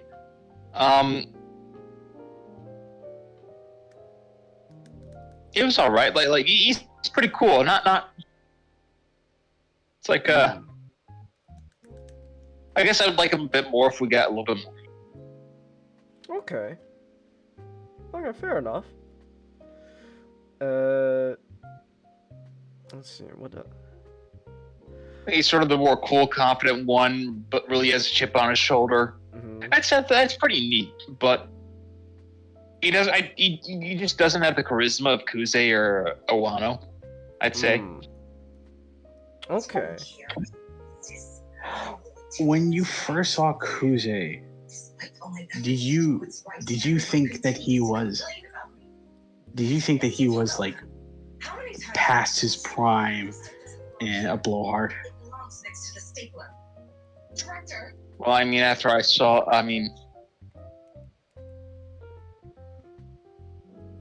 this is okay. So no, but this is because I know Yakuza coming into this is like really fucking jacked guys like going at it. So I'm like, even if he's past his prime, he's still probably like really fucking jacked to be able to kick ass still. But that's from an outer like a IRE. This is from osmosis. Not to mention, I've heard you guys say like between each other and like doing whatever you do like Yakuza streams like, Kuze, you get fired up like 1,600 stuff. 1,600 times or something like that. And like, okay, I guess this Kuze's, he's gonna have to be pretty tenacious or athletic with all those clothes.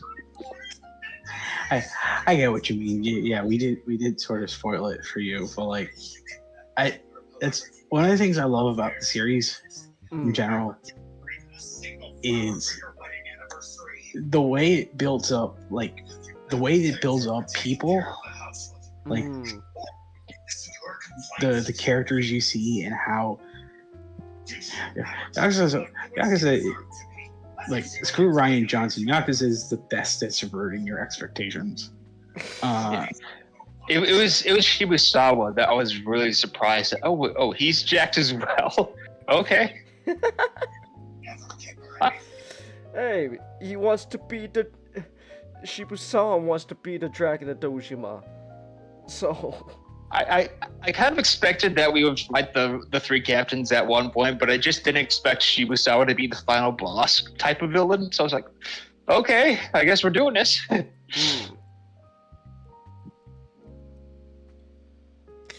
But what was your favorite intro to a fight, like a boss or just a fight in general? Like how before a fight begins, they played out a cool ass intro. Kuze with the motorcycle. That took me completely off guard. Yeah, that was pretty cool.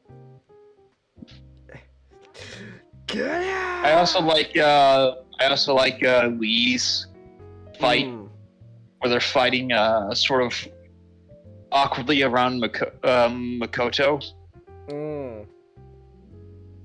Yeah. All right. Lee was kind of cool. Shame. I know he looks exactly like Saitama in the future.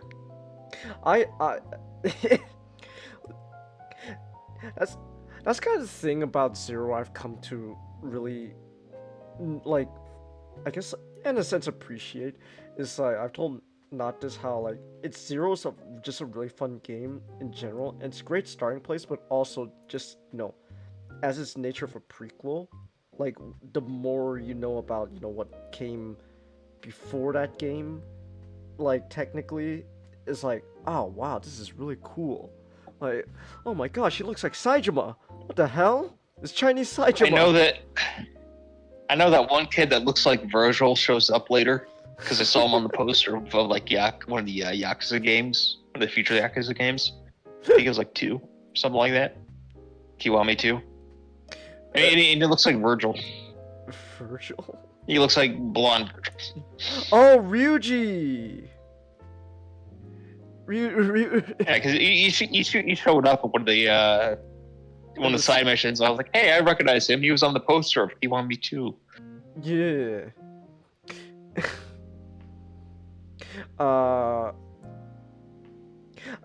Okay, I guess I'll also ask even if you said this game didn't like capture you as much as like it did me or not, would you still be willing to play the other Yakuza games? I think I'm gonna take a break. Okay. But yeah, sure. I'd be willing. All right, cool.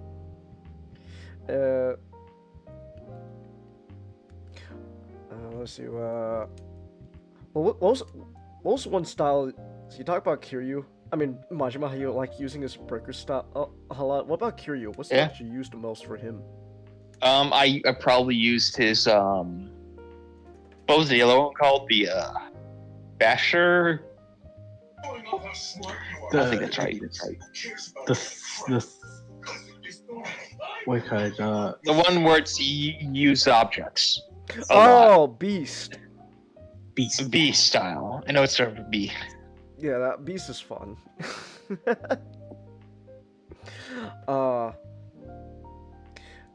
What'd you think about the mini games you did with both Kiryu and Majima?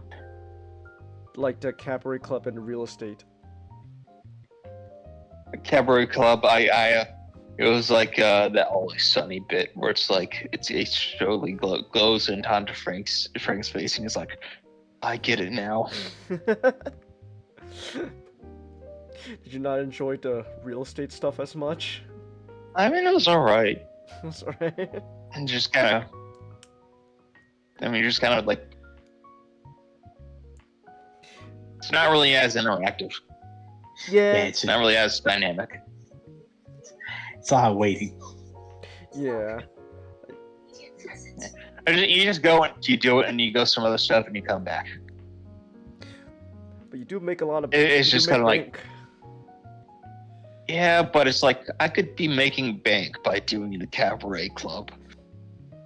Well, the way I've come to view it is the Cabaret Club is more of a kind of an instant gratification sort of thing where like you get the money, you get a lot of money quick and fast, while Kiryu is just literally just straight up like an investment, like of time and effort.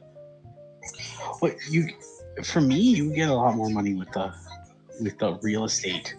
With Majima, you get a lot of money. You get a lot of money really quick. Mm-hmm. Like with Majima, it really is the idea of a grind, where I see it as a good thing. Mm-hmm. Where like if you're really good at it, mm-hmm. You can be making like $1 billion, like a run. Yeah.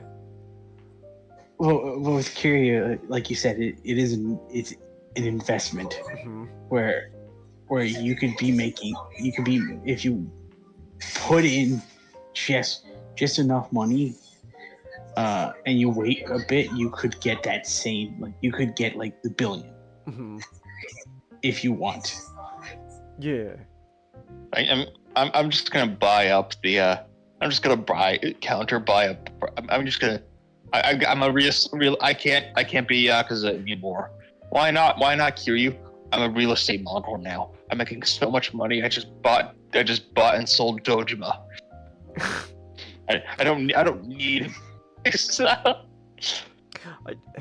I do admittedly kind of find it funny that just after this game, like, never is usually brought up this type of stuff ever again.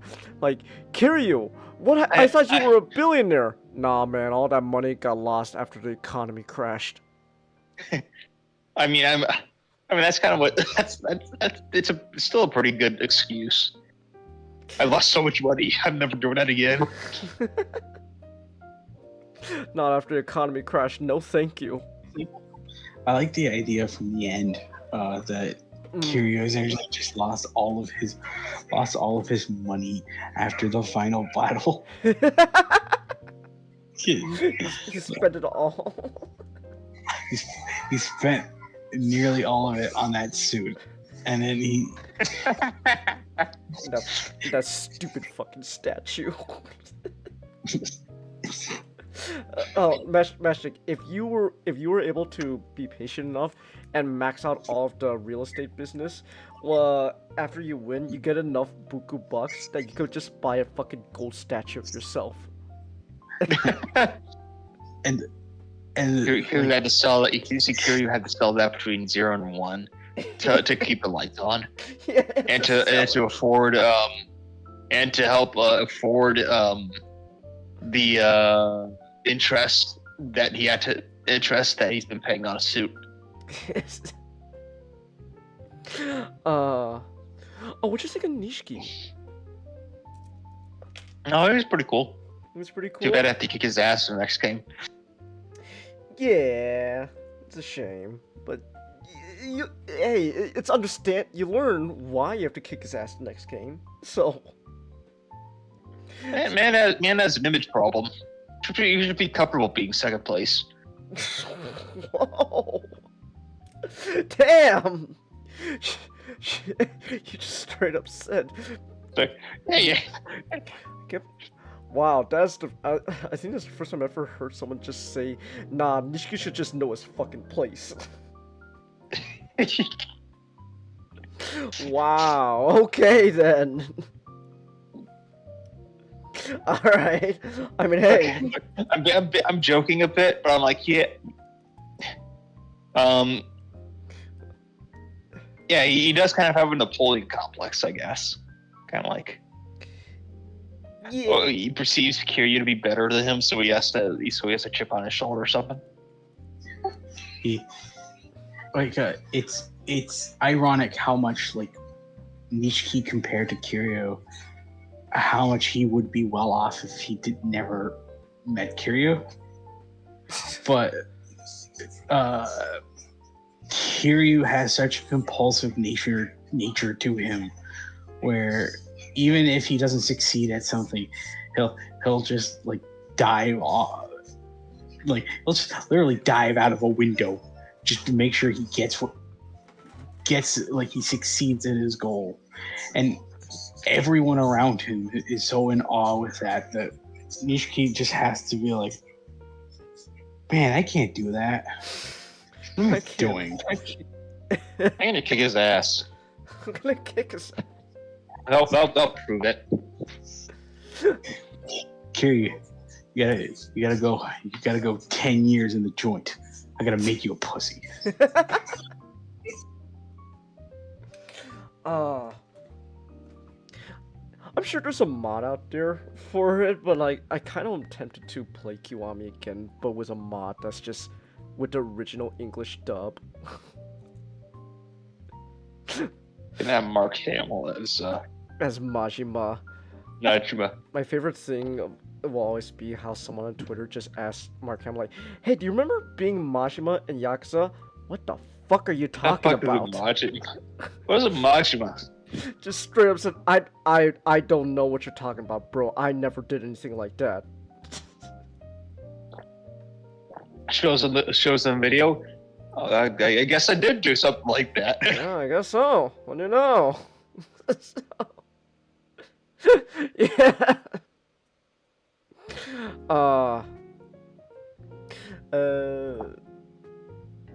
I guess what I was gonna say, yeah. Damn, I forgot what I was gonna ask you. What the fuck? Oh, what? I guess I have to ask, like, what do you think was like the highlight of your playthrough of this game, Matchstick?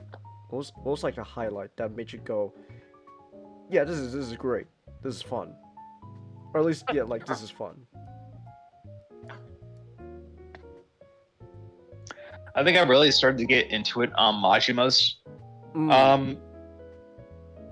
first playthrough, as the sort of mystery starting to be coming a lot more. I was like, ooh, this is really intriguing. I like this. I think that was the one that I think that was I think getting into that helped me get into the other parts. Okay. Because Majima's story was in those first chapter 2 and 4 was just so interesting. You didn't find Kiryu that interesting? Not for the first 2 chapters. I thought Okay. I thought eventually it started to get a lot better, get a lot more interesting. But I think Majima chapters just would hit the ground running. Okay. All right. I guess any other thoughts you have on Yakuza Matchstick?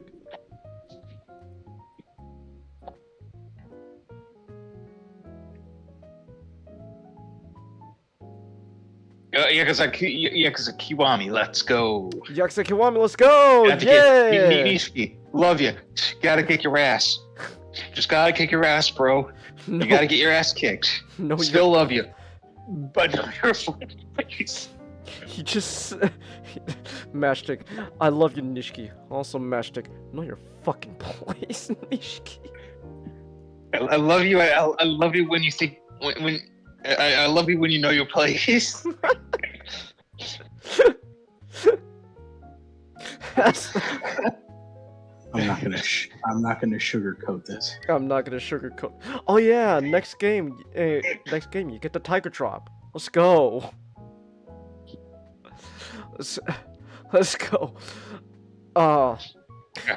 Haven't you played Shantae? Not. I have. I played the original Game Boy game. Oh. Jing is here is going to be playing Shantae real soon. Thanks, Matchstick. You have a lot of fun with Shantae and Chingus. Yeah, it's just really fun. It's just a fun platformer. Oh, okay. Which means I'm gonna fail a lot because I suck at platforming. I mean, I guess not like really platformer, but I guess more Metroidvania kind of thing. Chingus, Shantae is a platformer, very much geared towards younger kids. Okay. And I don't say that as a. No, as insult. No, none taken. It's like an I know I kind suck of thing, you know, and adults can enjoy it. Kids can enjoy it. It's one of the. So don't ever feel... kind of like an all ages thing, you know. It's like But also, don't ever feel bad saying like it's like a platform for children. Like, no, Nick knows I'm not that good at platformers.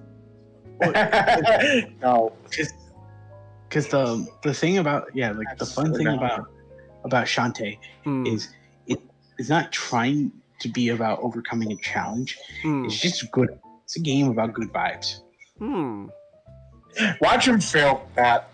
Yeah, let's be honest. I'm not gonna lie. Don't worry, he's gonna be failing with good vibes. I'll fail with good. He's gonna enjoy it. I'll fail, but it'll be with good vibes. Hey, at least I'll feel good failing.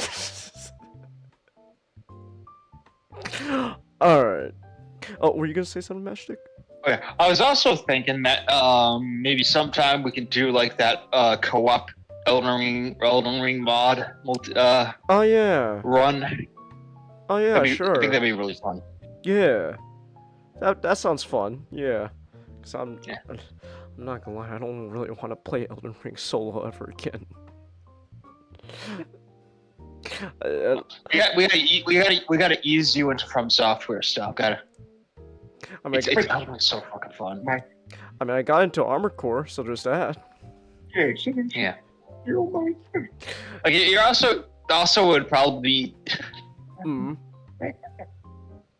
probably gotta learn how to cheat. Gotta learn how to do like a easier stuff. Elden Ring is a game that you create your own difficulty.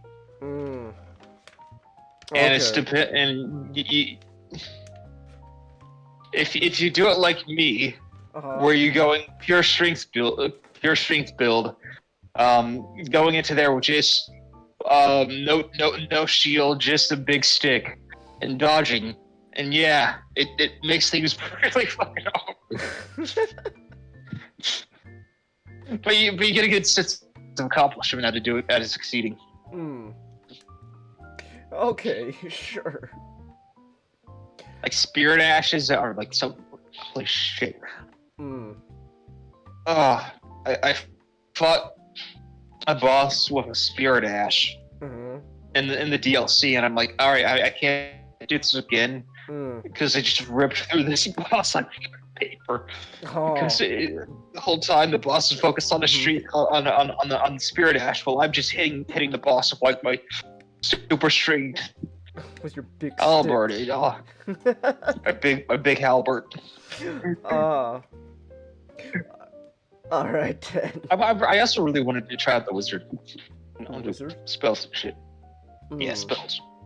So, okay. All right then. Okay. Have you done any more Elden Ring? Not. Yeah, I'm playing through Elden Ring. I got done with this girl. With that woman. That woman. Renala? Yes. What a fantastic description. Have you aborted any babies yet?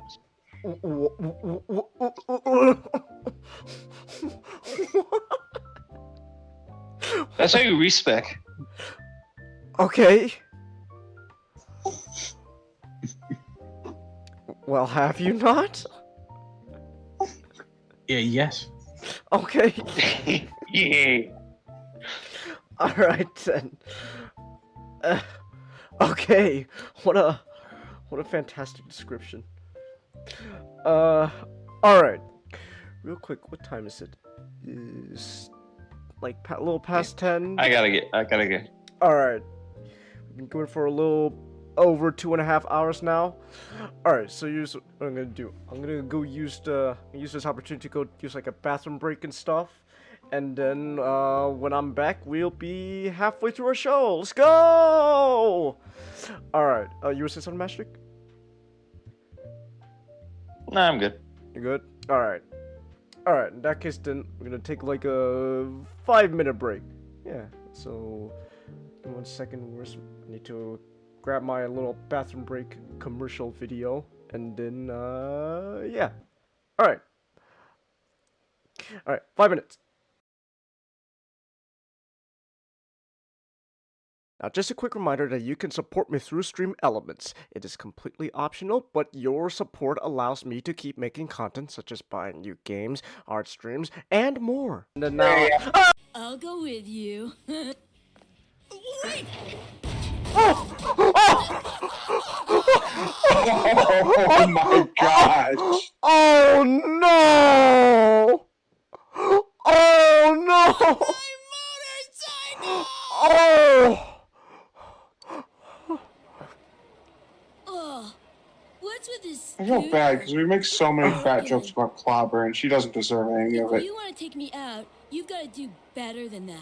What do you mean do better than that? You broke the fucking scooter Wonder Woman! The best girls don't go steady for nothing, you know. You need to make an effort. Oh my god, now, it's bad enough she's a bitch, but she's also a fucking egotistical asshole! What a bitch! Oh my gosh! It's smoking! Am I cursed? Did I insult a gypsy or something? Everyone, you got guessed already. Stepping out onto a wooden deck, I'm surprised to see the pool and yard. To the left of me is what looks to be an older, heavier set of version of Damien.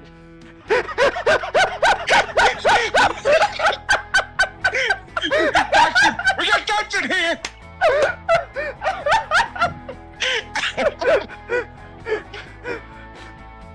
Hello, Newman. Hello, Cherry. Don't hang. No, it's fuck, I forgot the actor's name, but it's Newman from Seinfeld. Wayne Knight. Wayne Knight. Cause he was in Jurassic Park, so it's like As Nedry. Nedry. And, so of course they make him with the Dilophosaurus.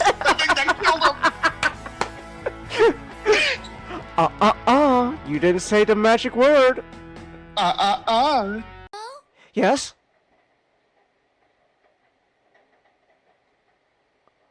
Oh, that's well,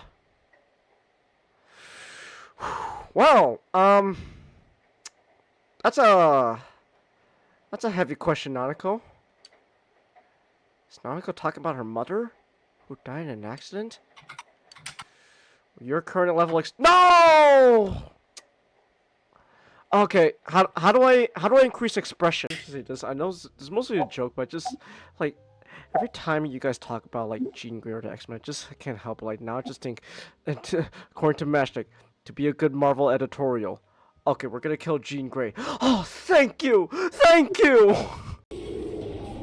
Oh, okay, what's he evolving into? Whoa! That's so manly! That's actually amazing. It's just a bouquet with muscles. Everyone, on guard! That it gets is better. Oh, that's actually amazing. Oh my gosh, its weapons are literally just, you know, the male sign. The male symbol. That's amazing. I am a shadow. The true self. I'm just being true to myself. Oh my goodness, they have his cheeks are flushed. Yeah. Yeah, but I still love the fact that it's just a bouquet that's just a bodybuilder. I'll get rid of anything in my way. I think this might be my favorite shadow I've encountered so far. Are these This is Kanji-kun's this is true an amazing feelings? design. I can't wait to see what Kanji's persona actually is. No! Wheelchair-bound baryonyx! Oh my gosh. I thought this whole time she was, because again, I know, there are but she's such a things- baryonyx. Okay. Which I've been saying.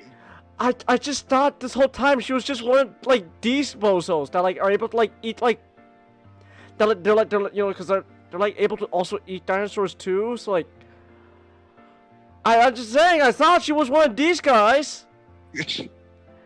That's what I'm saying. I thought she was one of these things. So They call it I want to hug that gator because she looks like an alligator. okay. I thought she was. I thought she wasn't. I think that you three would make wonderful boyfriends. Stop it! You got it all wrong. Enough. Stop. What the hell are you blabbering about? I don't care who. Won't someone, anyone please accept me?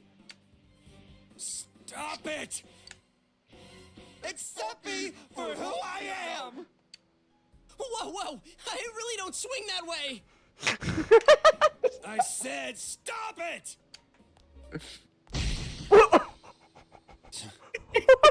Can't believe something like this is inside me. Yes. All that shit is what made me into a nihilist.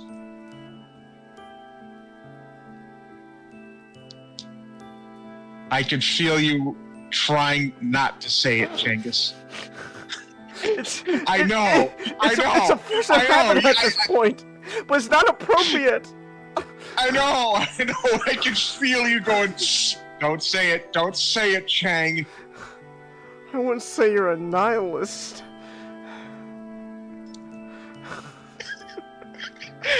I can feel you struggling. Because I know. You're not a nihilist, Olivia.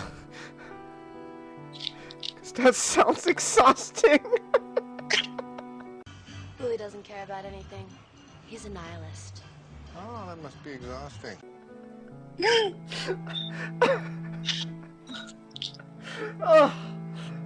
I'm gonna be 100% honest. I honestly believe that the pride flag as a design is atrocious. The new pride flag, design aside, is copyrighted. So in order to use that you need to pay someone. What? So wait, wait! Should I then not show this right now? Do I have to pay for showing that?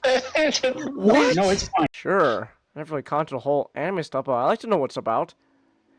Well, if you really want to know, it's not really like ARM. It's called Gundam. My gosh, she's just like me for real! For real! Okay, like, oh. It's called Gundam!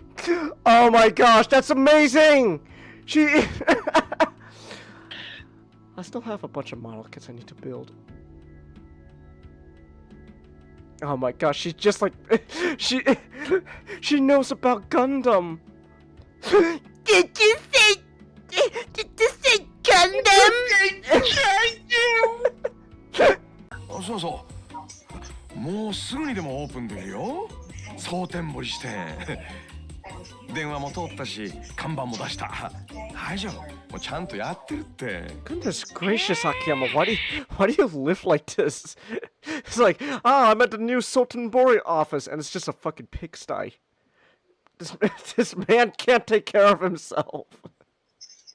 He was supposed to open this office months ago, Chang. He spent all that time just lazing about and getting beer. If you told me in the past that my art would look like Tumblr art today on stream, I'd fucking just quit art. Look at Jean here. She's literally the epitome of like how like a Tumblr art draws like woman and stuff. It's just like a Tumblr art or Jean Grey. It's like correction. Certain. I think it's for certain because she's not around like a basketball. Fair enough. Like Tumblr art, like when I think of Tumblr art, I just think like all the characters are like basketball shaped, like Steven Universe. That's kind of my. But this is like one of those. You're purposely drawing them like quickly and like badly, but it's part of like a comic strip. Like that's kind of the point where you're kind of just doing a parody. You're not supposed to be bad, man. If the blood of Christ is supposed to be, you know, his semen inside Mary Madeline's pussy, what is the bread? What's the bread, Gandalf? If what? Wait, that was an actual line? No, it's not an actual line. The whole point of Da Vinci Code is that the Holy Grail is supposed to be Mary Madeline's, you know, womb, because the whole point was, the blood of Christ is actually his DNA. It's like, so Gandalf, if you're telling me that the blood of Christ is his cum, what is the bread? Is it Mary's like boobs? Is it her body? What's the bread? I'm just thinking of that now. It's like, what's the bread, Gandalf? What's the bread, Magneto? This time, he's slow to puff on it. Oh my gosh, that's Dr. Mrs. Holy shit! He's the monarch! Oh, it's the monarch! Oh! He's been the monarch this whole time! Oh! Oh, you see my beautiful bride over there? He motions. Oh my god. He motions to the tall ember of his smoke. Oh, I get it. Oh, the villain. Resonating with in my tired mind. Okay.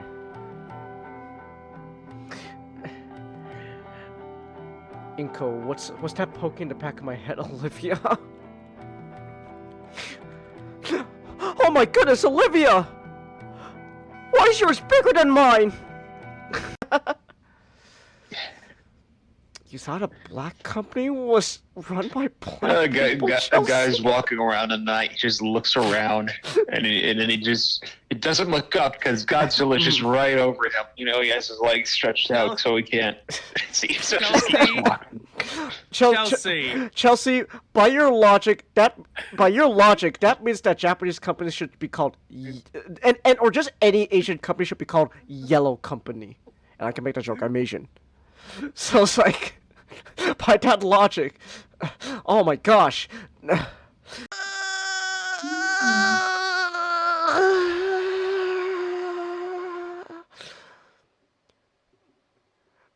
But she could still open it though. Genghis! But Genghis, if I were in the same room you were, I'd slap you. Your innocence of this is killing me. This is literal. I'm in that fucking elevator with you. Take the key. Take it. Okay, but if we. Oh my God, Genghis, this is driving me insane right now. Take the fucking key. But what? If I had a taser on me right now. But maybe. I don't know. We'll see. Oh shit! Oh my gosh! That was a fucking terrible grenade throw. Holy jeebus! Beach legs crock gun. Olivia takes a sharp breath. Silence. What was that sound? It's like a series of sharp cracks. Whoa, hey, it's okay. They gotta bring out the fucking tasers, man. That one looks like it's Rapid footsteps echo from down the hall. Is she gone? What the fuck could have scared me like that? Just I knock on the elevator door. Hey! Anyone in there? He sounds exhausted, but is he attacking? Hey, oh my gosh, did our teacher just fucking tase a student? Holy shit! Holy shit, I think he just fucking tased a student! Oh my goodness! Whoa! Gosh, I love my job. I don't think it's the best trailer out there for this movie, but I honestly don't think it's as bad as the job's making out to be. The humor is obviously. Oh. Alright, there we go, I'm back. Sorry it took so long. I had to deal with matters, so. Nah, but it's over now. I took care of it. Yeah, so. Yeah, I'll just have to rinse and repeat next morning. Anyways, what were you saying? I was gonna say this is related to our next topic. Changus. I have asked Nick, and I do want to ask you to narrow down my search. Where was the episode where you and Nick started made a presentation about Transformers Express?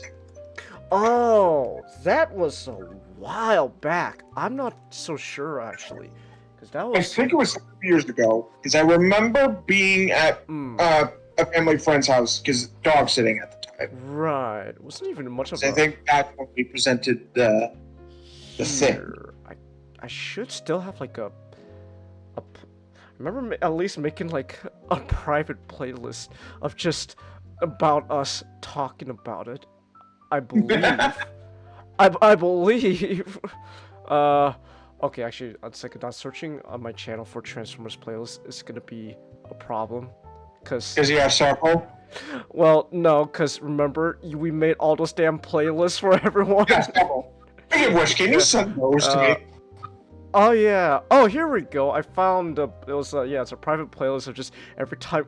It's just every time we just okay. It's just every time we just even mentioned the idea of Express in the first place, which was back during October 2 years ago, 2022. Back in October, and this is just every time we mentioned Express. So I don't know if we showed off like the Word document of Express or not, but yeah, back in like October 2 years ago. Why do you ask? I asked because I told Nick this this past week. I was thinking about a Transformers story of my own. Oh, neato! Let's go! The Transformers brain rot has set in. Let's go, Nick! Yeah! Yeah! Okay, cool. Yeah, tell us unless like it's just like an idea, and like if you want to wait till like it's like more fleshed out, but like go ahead, man. Like, indulge us. Well, I got something. Okay, hold on. Rough. Indulge us then, man. Hold on. Well, we could put the games aside for a bit. Indulge us. I love stuff like this. Indulge us. So, it's called like originally I called it Transformers Only the Brave. Ooh, okay.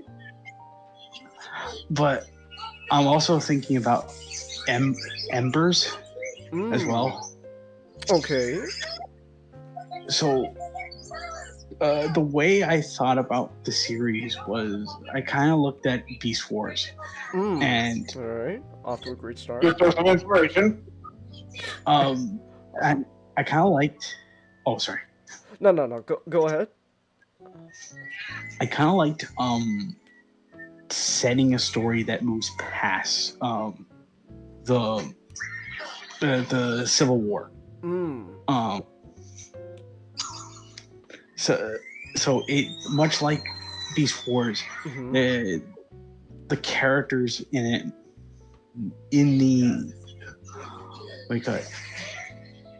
the characters in the show are many years in the future. Okay. And it takes place on Earth. An Earth that feels very familiar but different in a way. And it stars a protoform who I may be wrong for saying this, but I guess you guys can just like it is a protoform who wakes up in the middle of nowhere. Okay. He wakes up in Nebraska. Ooh, okay. That's a state that's not usually mentioned.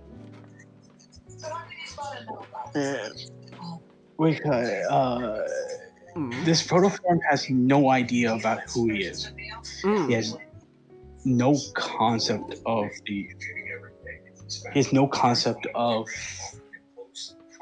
anything regarding Transformers. His very identity is like his concept of reality is skewed. Okay. In this world, the people of Earth know what Transformers are. All right. You know, because obviously the Civil War happened the Civil War happened maybe like centuries ago. And you get like I kind of like to take from the sort of the Dark of the Moon, how it wanted to end, not the movie. Not the movie where not the movie version. Okay. Where the war sort of ended on an agreement, then simply just just a one being over another, and it ended on an agreement where both Optimus and Decepticon, both Optimus and Megatron, ultimately realized that the stalemate is going to happen forever. So it's best to go. It's best to go back to Cybertron, like for the Decepticons to go back to Cybertron and try to maintain it and get energon from other planets other than Earth, and that the Autobots will be permanent residents of Earth. Okay. So you get the sense from a lot of Earthlings where, they know about Transformers, they know about Autobots, but Autobot City is no longer a thing. Oh, okay.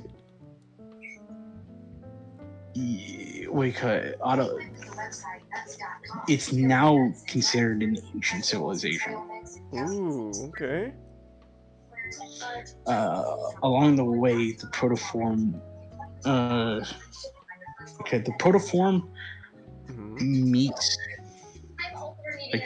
meets with a much older Transformer, kind of around Cup's age, like how Cup was. Oh, okay. In Transformers the movie. Yeah, Transformers the movie. All right. Okay. This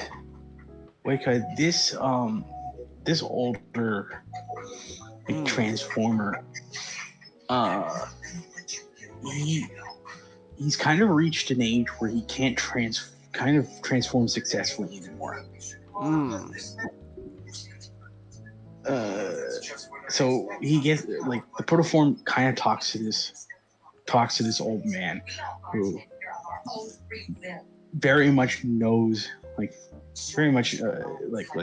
has a sense that he understands this protoform, and the old man kind of asks the protoform, hey, why haven't you transformed yet? The protoform is kind of a bit taken back by it because he doesn't understand the concept. He really doesn't understand that. He's built with a scanner that could take the blueprints of anything around him and allows him to take their shape. So the old bot takes him under his wing, and is just like he takes him under his wing to claim that feeling of youth that he's lost. And also he's lost several other things. That'll be later on. I don't want to spoil things. Okay. Along the way, they do meet. A female Transformers.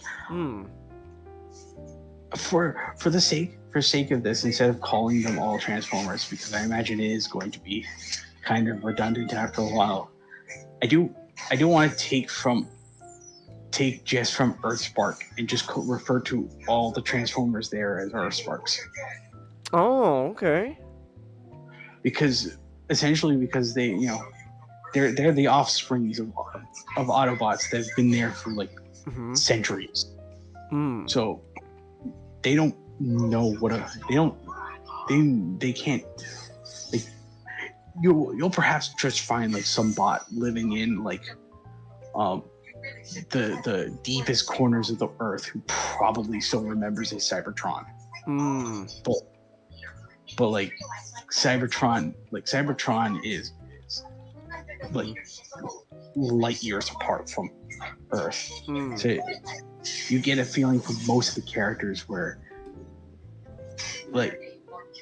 aside from the protoform, who again just the protoform is sort of like a child, except he's not. All right. He understands that he himself is not human, but he understands. Like again, he doesn't understand what he is. So they come across another Earthspark who, like, she, much like the protoform, is also going through a crisis of reality. Okay. She does not feel. She does not feel herself comfortable in a robot form. She constantly, not constantly needs to be in her, like, in her vehicle form, because that's how she feels the most natural in life. Okay. And like I'm still trying to conceptualize the journey they'd have, where it is sort of like a road trip in a way, where they're talking to humans, and they're still encountering like a bit of age-old threats in the form of rogues, try to do what Age of Extinction failed to do, and actually have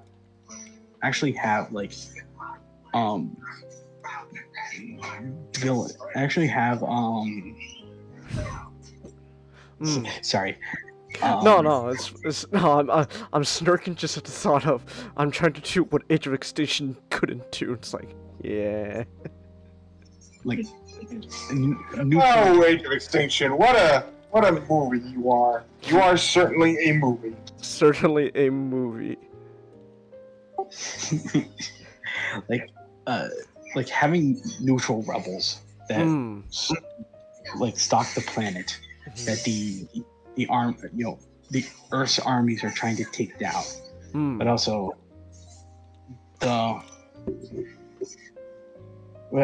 like our crew is also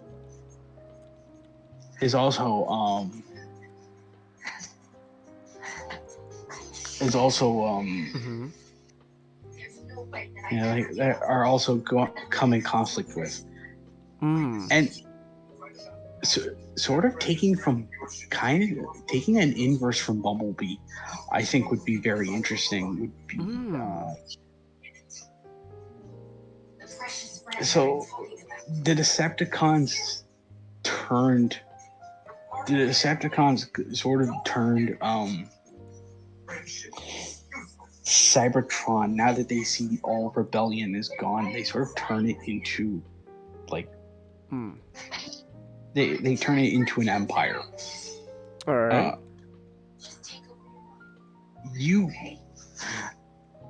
Like there can be a question there of whether or not their empire is just or not. But I want to make this the distinction that the Decepticons send agents, like will send out agents, sort of like in this same vein as like the Green Lantern Corps. Okay. Where they're meant to police corners of the corners of the galaxy to ensure that there aren't any like what they perceive as threats coming about. So they send two agents down to Earth, and like I do want to portray them somewhat like ambiguously, where they kind of see Earthlings as beneath them, but they don't really care about wanting to cause like carnage and all that stuff. Like they just think, oh well, this is it's sort of like the Kryptonian effect. It's Earth is considered like a backwater to us because Cybertron. Cybertron is so advanced by leagues, but they still have to search for the antagonist of the story. You can sort of glance a theme about the story that I'm trying to do, where the three Earth Sparks, they all have some, all of them have some form, like some form of relation to their transformations. One doesn't know how to transform yet, the other can't, and the other is only comfortable in one phase, in one state. And I wanted to go for that because we were that time we were talking about Earthspark for the one of the recent podcast episodes. Right. And you mentioned Changus that like there are some, like the idea of transformation in Transformers isn't speculated about a lot. I'm like, you know what? Why not? It's like I want to start making questions about the transformation. It's one of the coolest aspects. They're literally called Transformers. So the villain. Here's something that I thought of that if you want to add on, go for it, because I just thought of it. So the old bot that can't transform, you said it was due to age, and you know what? Cool. What if there's another reason he can't? Okay. Nucleon. Oh, that's right. That exists. I also not knew about Nucleon though, cause like I know. But okay, so not what Nucleon is a like essentially like a very powerful substance that gives Cybertronians great immense like powers and abilities. Problem is, too much of it could actually really damage T-Cogs, which is the part that allows them to transform. So when using Nucleon, you're really risking a lot just by using it. To be fair, like no one's really used the concept of Nucleon since, honestly, the Marvel comics. Or just general Action Master stuff. And be a cool idea.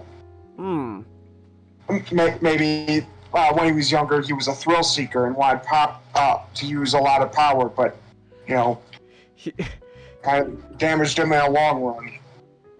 Who will give up their ability to transform to become faster, stronger than ever before? I will, Optimus. Why? Why would you do that?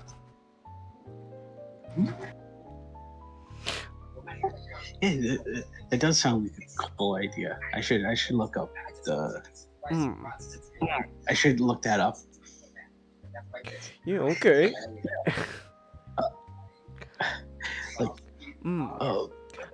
I'm already leaking.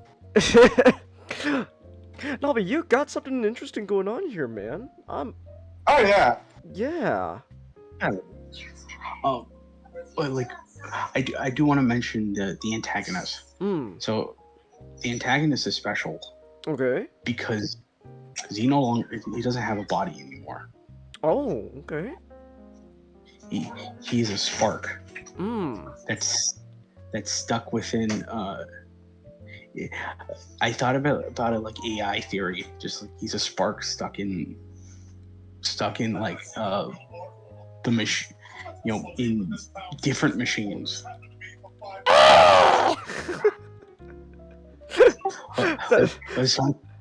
No, I it made a noise because that's actually it's cool, right? But that's actually something that's been done before with it back in G1 with Starscream.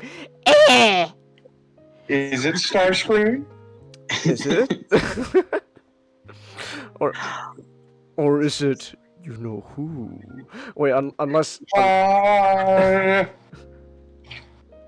unless it's a completely original antagonist, which would be also really cool. I want to make it into an original antagonist. Okay, cool. Okay. Yeah, all right. He doesn't, like this antagonist is sort of kind of like our protagonist, where like the protagonist questions the nature of himself. Because, he doesn't understand what a transformer is or how to transform. This being, however, is a spark. So like he can't even transform even if he knows how to do it. So you get these ideas of like from I have no mouth and I must scream. Okay. Holy shit. Okay, someone's cooking here. Okay. Interesting. Where he can bounce from like machine and machine, and he gathers like intelligence from. Okay. And so, like essentially, I also thought about it kind of like a bit like Sauron and Vilgax. Okay. Where like during the first parts of the story, like Vilgax is still trying to be reconstructed. Like the villain himself is trying to construct a body. He's trying to construct an army. He sees himself as God, because that's the only way he can rationalize himself. It's like I have, I am omnipresent. He can literally be everywhere, and I'm all knowing. And so, kind of like he develops a god complex. And the Decepticons realize this, and they're kind of saying, "Yeah, this is bad. This is not only going to wipe out Cybertron and our rule, but it's going to wipe out everything. We need to send out agents and deal with it." And the agents team up with our squad to be a sort of like a buffer. Where you can almost have moments of like where the agents will do whatever it takes. Like, do you remember like Siskel from Deep Space Nine? Okay. Okay, interesting. Yeah, it's like they're willing to do what they need to in order to accomplish their goal. Not in a malicious way, but in a matter-of-fact way. Pragmatic. Yes. Okay. But you still get a sense that despite these agents kind of like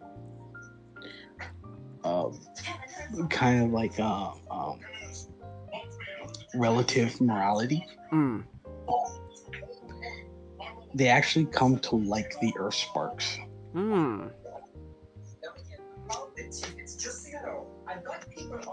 Okay. And that's what I got so far. Keep it up, man. You cooking something. This is really interesting. Yeah, keep it up, man. I'm liking this. I am too. Yeah. Hell yeah, let's go! We succeeded with giving him Transformers Brain Rot, Nick! Yeah! Yeah! Okay. Dude, yeah, keep it up, man. This sounds super interesting. Keep cooking. Keep it up, man. I'm gosh, this is, don't you see, this is what I love, Nick. Like, seeing new Transformers fans come up with such, like, cool ideas. It's like, oh, that's so neat. Yeah, I love this shit. God, I love turning people to Transformers fan. Honestly, I'm waiting at. I know this will not appear, but like, fuck, I just thought of the fucked up idea where if like they like I'm assuming Optimus is long dead at this point. Yeah, like all right. Okay, so they find like his tomb or something, and then they accidentally desecrate his corpse.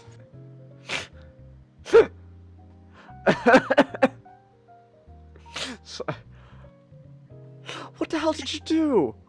Sorry. Sorry. Hey, I mean, it's not like he's all mad about it. Someone literally shoves his hand upside him and uses him as a puppet. Oh my gosh. Okay. Dude, hell yeah. Keep cooking this story idea, not. Almost got you in the jaw for a second there. Almost in my mind. Oh my. No, keep this up, man. This is super intriguing. This is super intriguing. Also, I wonder if I can show this off. I'm gonna see if a camera works on OBS. Unless Discord's gonna fucking fuck things up. Oh, that's huge. Okay, hold on. Wait, real quick. That's huge. Give me 1 second. Hold on. I wanna. Hold on. Give me 1 second. Let me try to make this better. Hold on. Give me 1 second. Oh, flashbang, Chelsea. That's because my camera is pointing directly at a lamp. Okay, here you go. What we can do is I can do this. You're gonna see partially an unmade bed and boxes full of crushed water bottles and cans and model kit boxes. But I want to, actually, I might have to turn this lamp low. Give me 1 second, because I want to show off. Because I was just saying, because I was gonna say, because hold on, I'm trying to get this camera angle right, so that way I can show you properly. Anyways, here it goes. Bam! I did it! I finished a model kit. It's G Gundam. It's the God Gundam. Hell yeah! Hell yeah! I finally finished it. It's cool. Yay! Yeah. Good thing I'm wearing pants too. Yeah. Earlier, Nick, it was so hot. And oh no, not! Where'd he go? Give him a moment. He might come back soon. Okay. Anyway, so hot was what? Earlier it was so hot that I just had to take my pants off because like, I cannot. I literally had a, it's so hot, Nick. Spit on me. Now tell me I'm scum. Oh, that cool you off. You're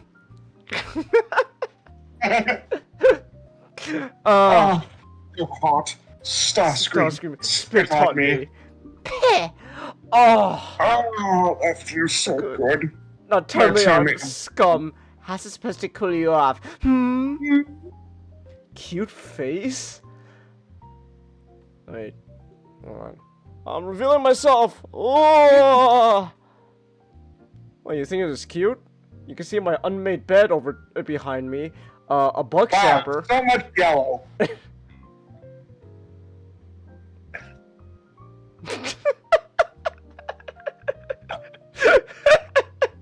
So much yellow. Hey, Not's here. Hold on. I wanna show this off real quick. I'm gonna just share my screen for you, not just cause I wanna show this off.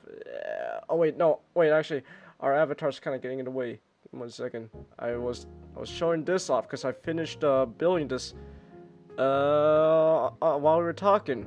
While you were telling me all about your Transformers ideas. Wait, am I? Wait, hold on. Wait. I just realized. Is that box fucking? What? I thought. Hold on. Wait. I thought. No, never mind. The camera it's not showing anything. I thought that box behind me.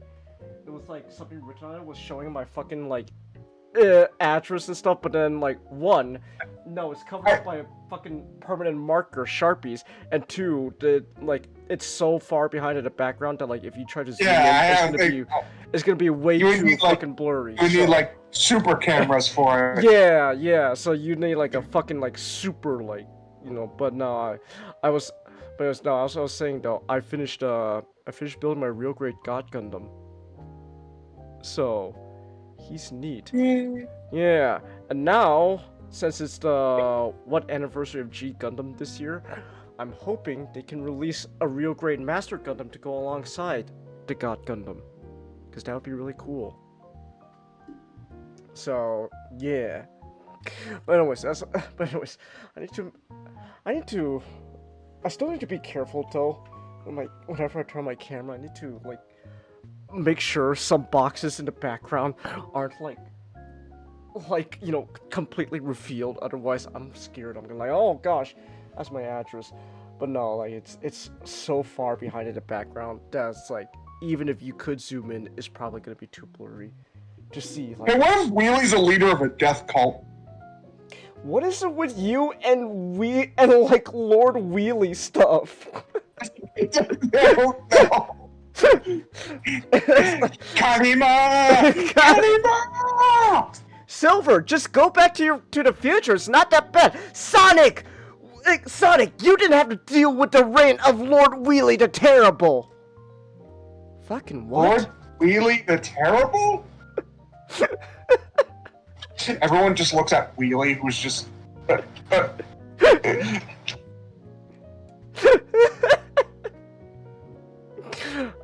Anyways, I can do this. Hey, Wheelie ain't no stuff. I'm really just as confused as you are. But Wheelie soon will take over. All will bow before Wheelie. I'm scared of Wheelie. That didn't rhyme. just one guy just goes, it didn't rhyme. Anyways, this God Gundam is just gonna be displayed on my shelf right next to me. And now Domon can literally... I guess...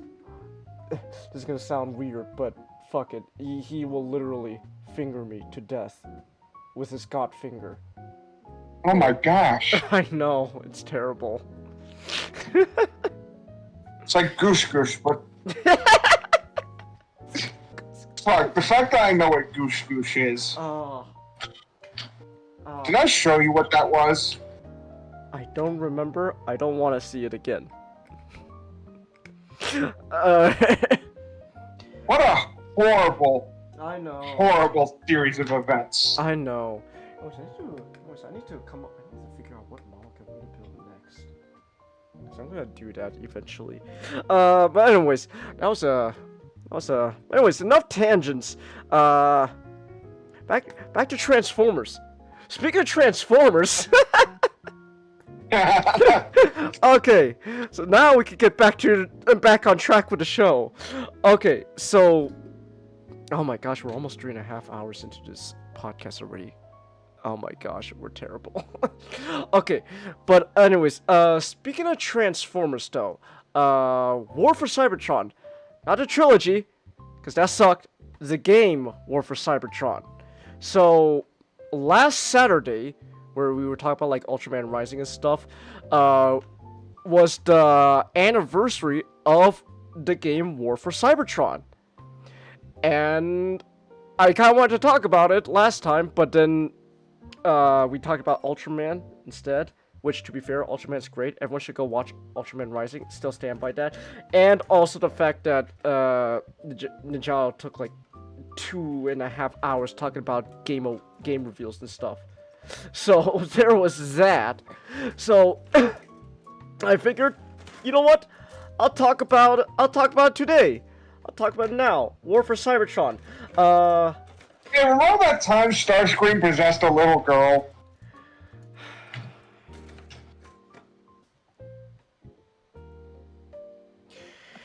Yes, Nick.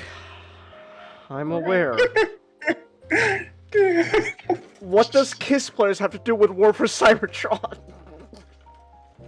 Because I was thinking, when you got to thinking about like the fucking like War for Cybertron trilogy, no, that sucks. I thought that I said, what would you rather do? Read all of Kiss Players or rewatch the Cybertron? The War for Cybertron.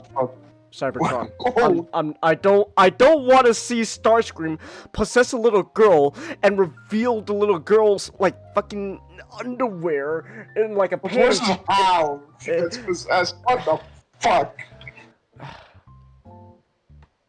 Was it? I think he possessed her while she was taking a piss. So yeah. So you get like an upskirt shot of a little girl, underage by the way, as Starscream possesses her. Yeah. What the fuck were they thinking with Kiss Players? I don't know. Chase, the fact that the guy who drew that looks exactly like okay, yeah. Okay, to be fair, yes. As soon as we saw the picture of the guy who made Kiss Players, like, no, it's. Wow, that suddenly makes a lot of sense. You know, you're taught as a young kid that you shouldn't judge people by their covers, but like, there are just times, man, where you look at someone and you go, no, it's understandable. They did it. Yeah. Okay. He wanted to make an edgy, just for, yeah, because that's how he described it, was just, yeah, like it's meant to be like creepy, because he wanted to try to be offensive. Wow, so edgy. Damn. All right. I know. But anyways, I don't want to talk about Kiss Players anymore, Nick. Okay, but anyways, so as I was saying though, War for Cybertron, the game, was the anniversary last Saturday, and now we get to talk about it. Spoiler alert, still haven't played the game War for Cybertron, but I have played Fall of Cybertron, so I will talk about it as well. So I can't really talk much about War for Cybertron as a game, but I can talk about Fall of Cybertron as a game, and Fall of Cybertron, War for Cybertron, it's pretty much the exact same gameplay, right? It's a third person shooter, very clearly kind of like I've seen it, I've heard her described like, it's like Gears of War, but with giant transforming robots. Instead of gears and those like locust dudes. So yeah, I'm not gonna. I don't want to talk about Kiss Players anymore, Chelsea. No, stop bringing it up. Is Kiss Players like Ken Penders? No, because Ken Penders is just an enigma. But I don't think he's like. Well, okay, actually, he did do the fucking Holocaust poem with the echidna, so. Yeah. He's a bit like he's too full of himself, and he's obsessive. Yeah. And the Holocaust poem with the echidnas, man. Didn't he also do like a Nazi metaphor with? Like, he did 2 Nazi metaphors. He did several Nazi metaphors. There was the dingoes and the other group of echidnas. Oh my gosh. But anyway, so War for Cybertron and Fall of Cybertron, third person shooter, her described like Gears of War, but with Transformers, right? And that's pretty much the gameplay. You go through levels by level, and then you could freely switch back and forth between a robot mode and an alternative, and your vehicle mode.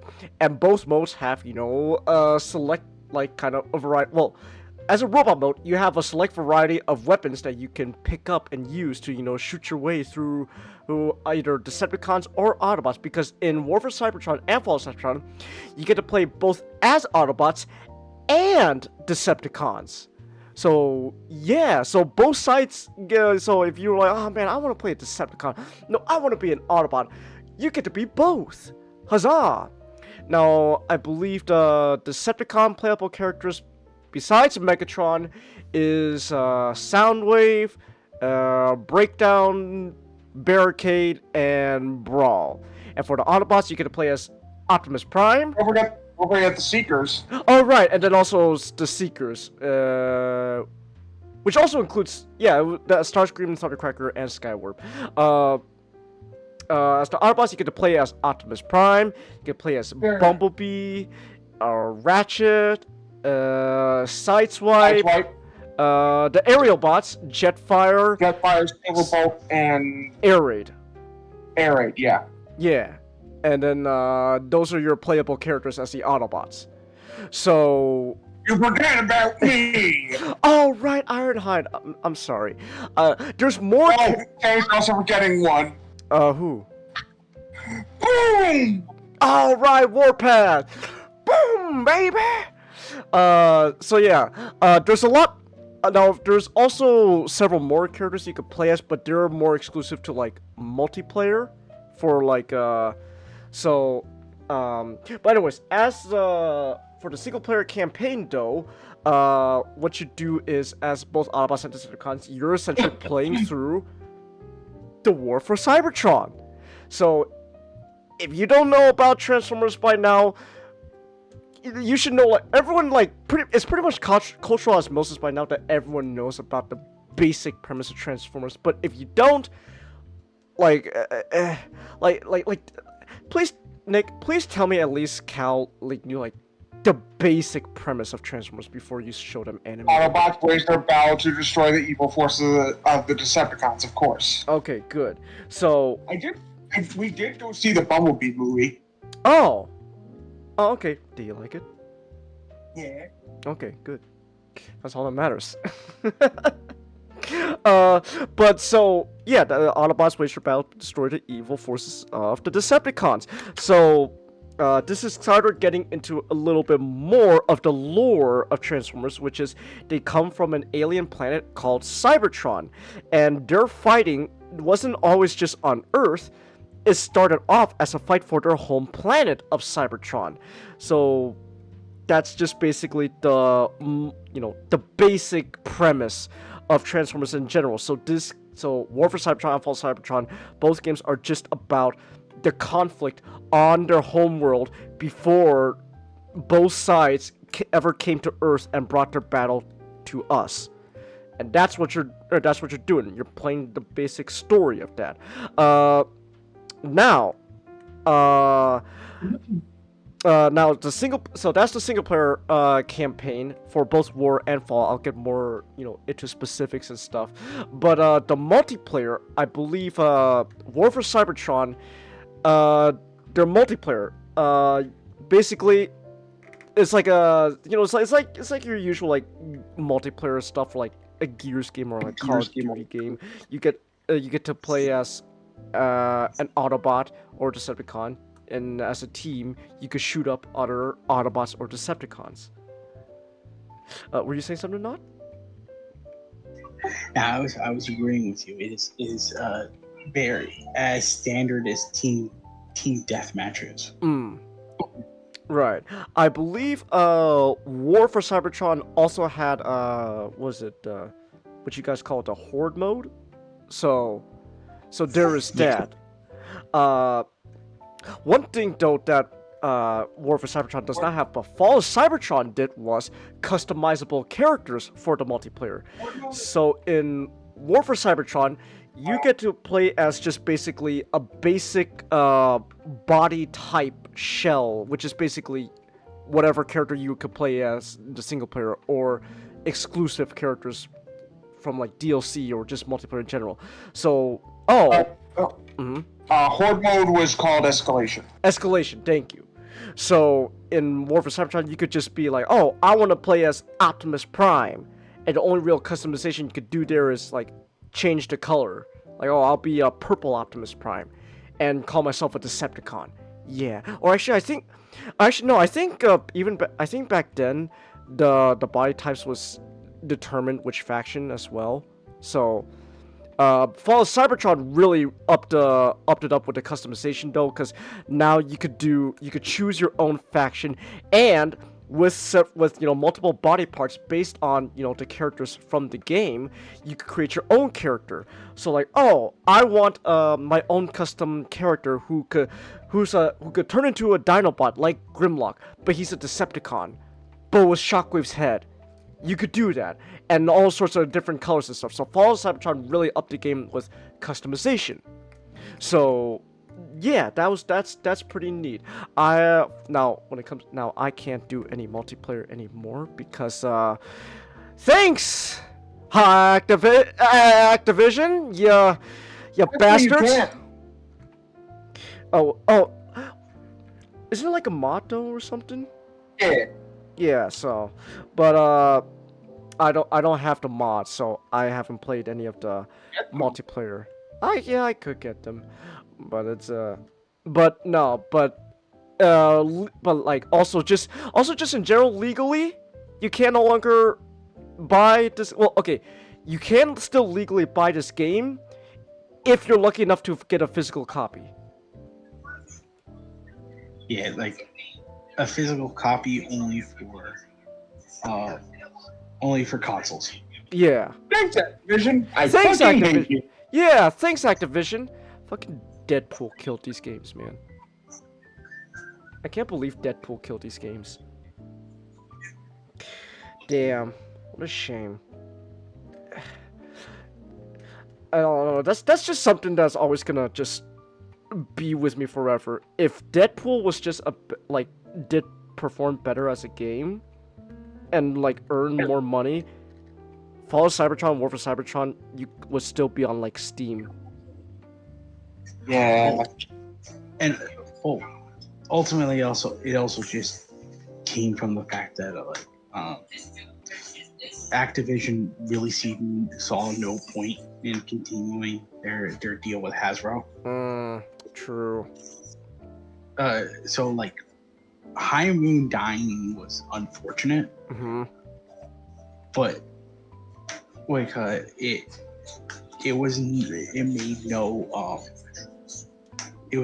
made no difference in the catalyst. It made no difference in Activision's catalyst to discontinue their deal. I see. Thanks, Activision, you fucking assholes. So yeah, I'll still never forgive Activision. Cause now, because of them, those bastards, I can't even play Devastation legally. Thanks, assholes. Fuck. Really want to play Devastation 2. So anyways, I talked pretty much just basic of like, the gameplay and stuff. So, but really, I think, now, I think also just, so I'm going to talk a bit more, well, actually, I can still talk a little bit about gameplay. I can't talk much about War, because I still haven't played it, but I can talk about Fall. Fall of Cybertron, I've heard, is just an improvement on War for Cybertron in a lot of ways. So, I guess I'll have to see that for myself when I inevitably play War. Fall of Cybertron also is just really fun. There are some parts of Fall of Cybertron, though, where I do... Now, admittedly, can 100% be a skill issue. I've said it before, I'm not a good gamer. I don't do well with video games. But I do think there's... Yeah, I know. But I do think, just in my opinion, that there are some genuine parts where I think the difficulty spike in Fall of Cybertron is a bit... kind of bullshit. If anyone hasn't played... If anyone's played Fall of Cybertron before, Cliff Jumper. fucking escorting the damn bomb. I hate that. The fucking, you want to talk about, Nick? Getting the bomb to the lid? I hate that part. That shit sucks. So... Yeah, when I first played it, I actually did not touch the game for, like, a while. So I actually had to turn the difficulty setting down. And apparently, what Nick told me is, after you beat the campaign, you get weapons that are actually super useful for that level that you can play at a higher difficulty. But you gotta beat the game first. So... Granted, here's the thing. The Cliff Jumper's glass gas cannon is good, but like even before that, you can probably get the EDK Tech Vault. The Tech Vault was helpful, but the Tech Vault was really helpful at first, and then the shotgun guys literally killed me in 2 blasts. So really, you really need to upgrade the Tech Vault. Yeah. Once you do it, it can actually act as like a chain weapon, where it's like, as you shoot one guy, you shoot the other, and it's like, in 2 seconds, they're like disintegrated. Yeah, but you have to upgrade that, and that kind of requires a bit of a grind, admittedly. So I'm just saying, that still kind of tends to lead to, that still kind of supports the fact that that particular part of the level, on like just a normal difficulty setting, is already kind of, so I had to lower it to, so I decided to be a baby and lower it to easy mode for that part of the level. So it is what it is. For some reason, just already in normal mode, shotgun troopers literally tear through you in like 2 shots. 1 shot already gets you to red, another shot, you're dead. So, there's just some parts in Fall where the difficulty is a bit but again, I'm also willing to chalk it up to just player skill. I 100% admit I'm not that good of a gamer, so there is that. But there are just parts. The John McCain experience. I want to be president. No, but so there are just some parts of difficulty setting that is a little and Fall, and if Fall is considered an improvement of War for Cybertron, I'm probably honestly just gonna play War for Cybertron in a lower difficulty setting. I'll be the baby. I'll be made fun of, but it'll make the gameplay experience a bit easier on me. So there is that. Here's the thing, right? So these games, they're really fun just as games alone, and I do especially recommend Fall of Cybertron still as just a fun game in general. I think everyone who's a Transformers fan, at least when it comes to Transformers fans, everyone usually comes to a consensus that while yes, these games are fun, really the main appeal of these games is the story, the lore behind it. Because War for Cybertron, if anyone didn't know about this, is actually technically the start of a brand new continuity. And yes, and I'm not just saying well, of course it's a video game, of course it's going to be its own thing. No, as in, this was back during the Align continuity. So little crash course. The Align continuity. Remember last week? I brought that up. I know, but in case anyone new was watching this and they don't know what we're talking about. So long story short, crash course. The Align continuity was Hasbro's attempt to make a brand unified attempt of uniting all Transformers media under one big continuity story umbrella. So the games you play, like War for Cybertron, Fall of Cybertron, would be prequels to the TV show you will watch on the screen, which would be Transformers Prime and Rescue Bots. How Rescue Bots aligns with Transformers Prime? Who knows? But we talked about the line continuity. Long story short, it didn't pan out well. So, didn't work. It didn't work.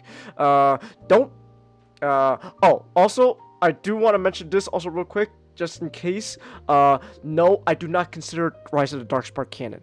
That's bullshit. fuck Rise of the Darkspark. Fuck that game. I hate that. I'm not playing it. Fuck Darkspark. Just solely on how it butchered the story alone. Fuck Darkspark. I hate it. No. No, so basically, this is the line continuity, and so War for Cybertron and Fall of Cybertron is pretty much the story of the Autobots and Decepticons struggle on Cybertron in this brand new continuity. And the whole point of these games was you would play them, and now you would get the context of everything that happened before you turn on your television. You go to the Hub channel, anyone remember the Hub? And you watch Transformers Prime. It didn't work out, but that was supposed to be what it was all about. But War for Cybertron and Fall of Cybertron, though, is just, in itself, just really interesting takes on the Transformers story. You can clearly tell that there's a lot of inspiration from G1 in these games. When it comes to the story, like the Ark, that's G1, the Nemesis, that's G1, a lot of G1 characters, a lot of the designs in general in this game are sort of modernized takes on a G1 inspired design. So like Optimus Prime, well, he's clearly recognizable as, Optimus Prime. Big red truck with truck tit windows, that's Optimus Prime with like a grill ab. But they kind of played around with it a bit. They kind of beefed him up, kind of made him a beefcake. He's super big and bulky now because, the idea is, obviously, he's the leader of Autobots. So he's got to feel, they want you to feel powerful. Like, yeah, this guy deserves to be the leader of Autobots. Look how powerful he is. Hell yeah. Which, honestly, I understand from a gameplay perspective, but at the same time, from a lore perspective, as a Transformers fan, I kind of go, well, I get it, but I kind of disagree a bit, My opinion on Optimus Prime's design in these games has changed over time, so. A year ago, yes, these designs are great! Well, don't get me wrong, no, I still think they're great designs. Bulky. No, I still think they're both Fall of Cybertron and fantastic designs, but I just prefer different designs over these now, because I guess my understanding of Optimus Prime as a character has evolved, and now my taste in these designs has changed because of this as well. So now I look at these designs and go, it's too bulky for Optimus, at least for Optimus. Really the big thing was, of course, just the story, right? So like so in War for Cybertron, the whole Decepticon story is Megatron discovers Dark Energon. Dark Energon! Rah! And his whole plan is he's gonna basically Dark Energon is this like super corruptive substance, but if one could learn how to control Dark Energon, then anything infected by Dark Energon could then be controlled by the person who could control the substance. So if Megatron can control Dark Energon, he can control anything or anyone corrupted by Dark Energon. Basically, the idea is like, oh, this is like a virus in a sense. But if we infect the entire planet of Cybertron with this virus, and I can somehow control this virus, that means I can control the planet that's infected by the virus I can control. It's like... Or create zombies. Well, that's Transformers Prime, so... See? Align continuity, man! Align continuity! It's already fucking enough. Can go 2 entry. Hey, remember in Transformers Prime, Megatron was off of Earth for a while because he was looking for Dark Energon, and Star Wars was like, "Oh my gosh, Megatron, Dark Energon! No one's seen this in like forever. I've never seen this shit before." Meanwhile, War for Cybertron, "I am Starscream. I have commanded this station for over 1,000 years. You cannot control Dark Energon." How'd you forget what Dark Energon is, Starscream? I don't know. What do you mean? What do you mean? What do you mean? What do you mean? Weren't you in charge of the station, Starscream? I don't know. Align continuity. See, Starscream, this is why you are unfit to lead. This is why you're Now get away.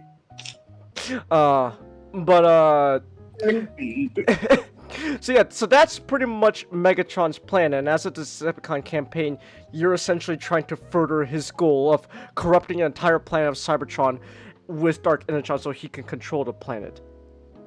And he succeeds! That's how the Decepticon campaign ends! He actually wins! And then you jump right into the Autobot campaign, which is basically, you're trying to undo everything Megatron just did! Wow, what a great way to basically go, it's all the player, yeah, you know that thing you did? Now you gotta undo it. You gotta undo it now. Also should mention how War for Cybertron Fallen Cybertron is a bit different with how do you handle the campaign with Decepticon and Autobot, where War, you play as the Decepticon campaign first, and then that leads directly into the Autobot campaign. While Fall of Cybertron, it is one narrative, and depending on, you know, situations in the story, on certain chapters, you switch turns between an Autobot or Decepticon.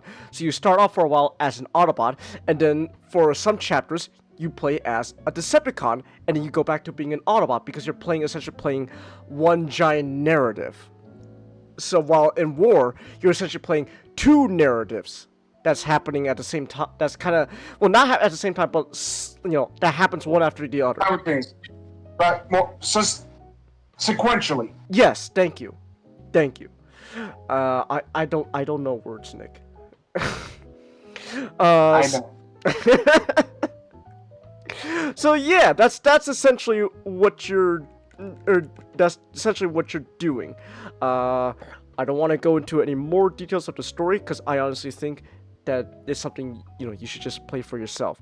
But yeah, like I do think though, but I guess really just my personal opinion is I still really like the story of War and Fall. I still think these are very interesting takes on the Cybertron story. They're fun, right? Because like War for Cybertron story wise, it's just, you're just really just there to have a blast, right? You're just really there to have fun. Fall Cybertron was very interesting, where they decided to really make it a lot more of a narrative game than War. Because like War, right? You know, yes, you're playing two different stories, but really all you're doing is just, oh, we're gonna infect Cybertron. Okay, now we gotta okay, now we gotta undo it. Yeah, you're just going through the war. But Fall was a lot more of a narrative story, where it's one long narrative, which is just the struggle of just war's over. Autobots lost. And now we just gotta get the fuck off this planet. It's I'm sorry, I hear people are leaving. It's also interesting, also just the tone as well of the two different stories. How war is, you know, it's like this, like, it's war, right? But at the same time, it's kind of more just, you know, like the war is treated in War for Cybertron not so much like, you know, like as heavily as something like you'll see in like Gundam, right? The war kind of treats it still sort of like a Saturday morning cartoon. Because let's be honest, Megatron's plan is just a fucking Saturday morning cartoon villain plot.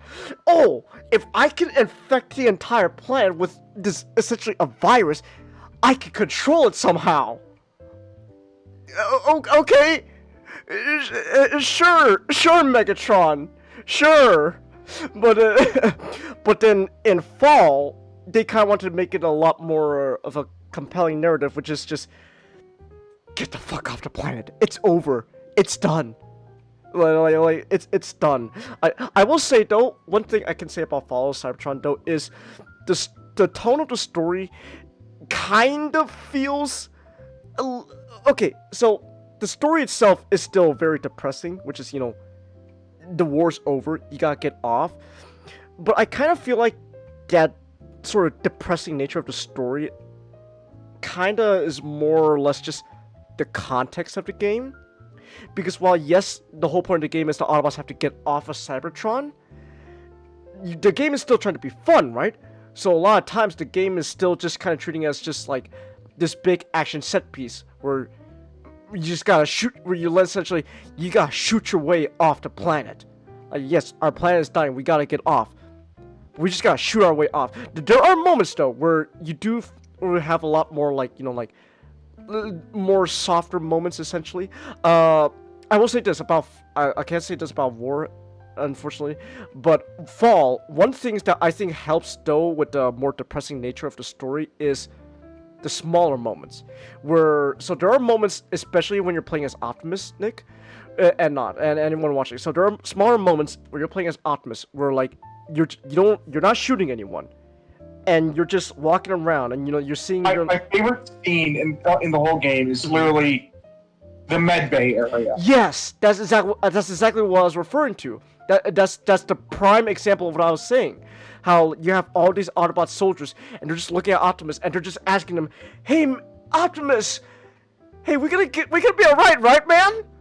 And then half the time, there are those who are like severely injured, who are even also like seeing Optimus there is like, "Yes, we're gonna win this. I know we will." I know, yeah, but no, but I actually think I actually look at. Hey, is this that scene is the opening scene of War for the Planet of the Apes when Caesar's walking. Oh yeah, yeah. Maybe that's why I like the movie so much. Yeah. No, I get you. So like like for example, right? Like that's just a prime example. And also like thinking more about it, I think the fact that Optimus doesn't say anything really actually not only helps you absorb like the atmosphere, but also really helps in character, like the idea like this like I like the idea that you don't say anything because Optimus Prime is trying to put on a stoic act. And so like, he appears stoic, like he's not like Optimus didn't say anything. Oh, that must mean he's not phased at all by the war. This is amazing. But I also like the idea that that's just what everyone perceives. Meanwhile, you're not saying anything as Optimus because Optimus is just so fucking sad. It's like, oh fuck, what do I tell you? It's like, hey Optimus, we're gonna make it, right? And it's just inside, it says, oh no. Oh no. The fact that at one point you put someone in the stasis lock. Have to help put someone in the stasis lock. He's like also screaming, please don't put me under. Oh dude, I never for like several times I played the campaign, I actually skipped that. So when I actually got to it, that actually hit me like a punch in the face. Like, oh no, that's actually really getting me emotional. That's really effective. Holy shit. It's like, Optimus, please, I can still fight. And he gets put into a stasis lock. It's like, he'll be alright, Optimus. Just needs to rest. It's like, oh no, that's actually really good. So stuff like that. I guess I could also say a lot of the storytelling for like for both War and Fall Cybertron also is kind of very atmospheric as well. And also, if you want to know even more deeper of the lore and stuff, there is audio logs you can collect throughout each map and level of the game, etc. So like let's say you're blasting through this one section of the level.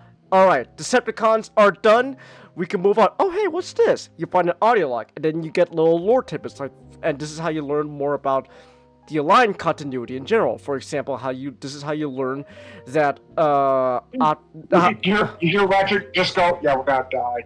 I know, but this is also where you learn a lot of the lore. This is where you learn that Optimus was once some robot named Orion Pax, who was an archivist in the Icon Hall of Records. And if those words didn't make any sense to you, long story short, he was a librarian. Boy, I sure do like my life as a librarian. So before he was Optimus Prime, he was Orion Pax, and he was just a simple librarian. And you also learn through these audio logs that Megatron was a gladiator who used to go by Megatronus. Fucking hate that, but that's not. But okay, what I mean by hate that is I don't knock that really against the game. You know what I mean? Like, it's more just the Chase, aligned wanna know the continuity. biggest fucking coincidence right now? I'm showing my camera. Okay. Ah. I'm messing with him. Wait. Show me your camera. Now, show me your camera again. Not rip. Now, give him your. Give him your. Yeah. Give me your face.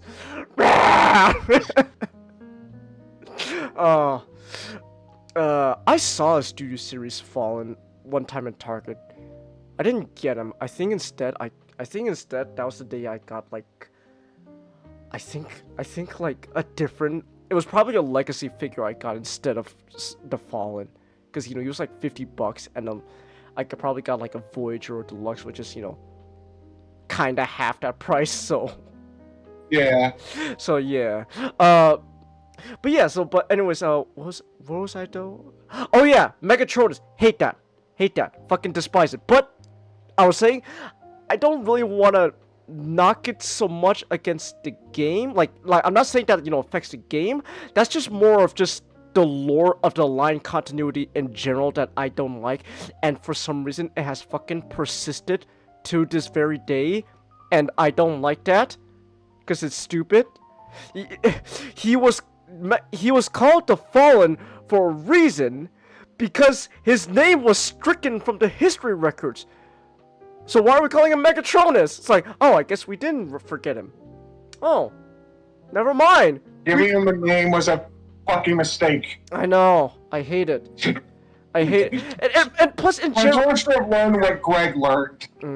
Plus in general, I think it just also just diminishes Megatron as a character too, because so Megatron's name isn't even like his own original name. It's just something he,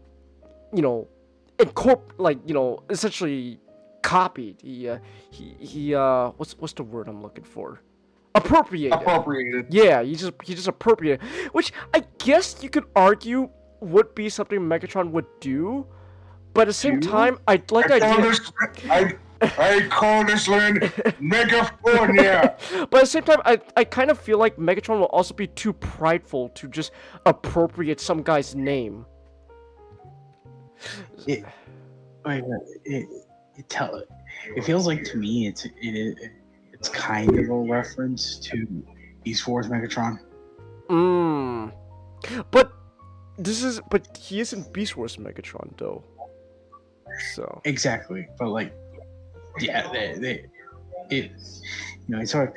They're trying to make, because of the whole gladiator aspect, they're trying to make a Rome analogy, right? Where,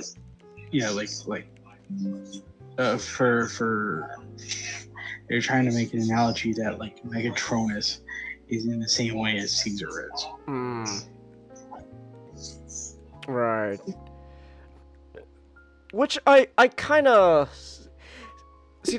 Here's the thing. This now we're just getting more into just my opinions in general of like this kind of version of like Megatron and Optimus Prime's origin, which started in this War of Cybertron, but this is kind of just something I wish was just like a one-time deal. I'm not too big on, which is the idea that Megatron and Optimus, they were friends before the war started, and like the whole point is like they're very clearly trying to make this like not only like this like a tragic backstory, but also in a sense kind of making this sort of like a biblical proportion story. Like this is a legend being a myth, a modern day myth being told.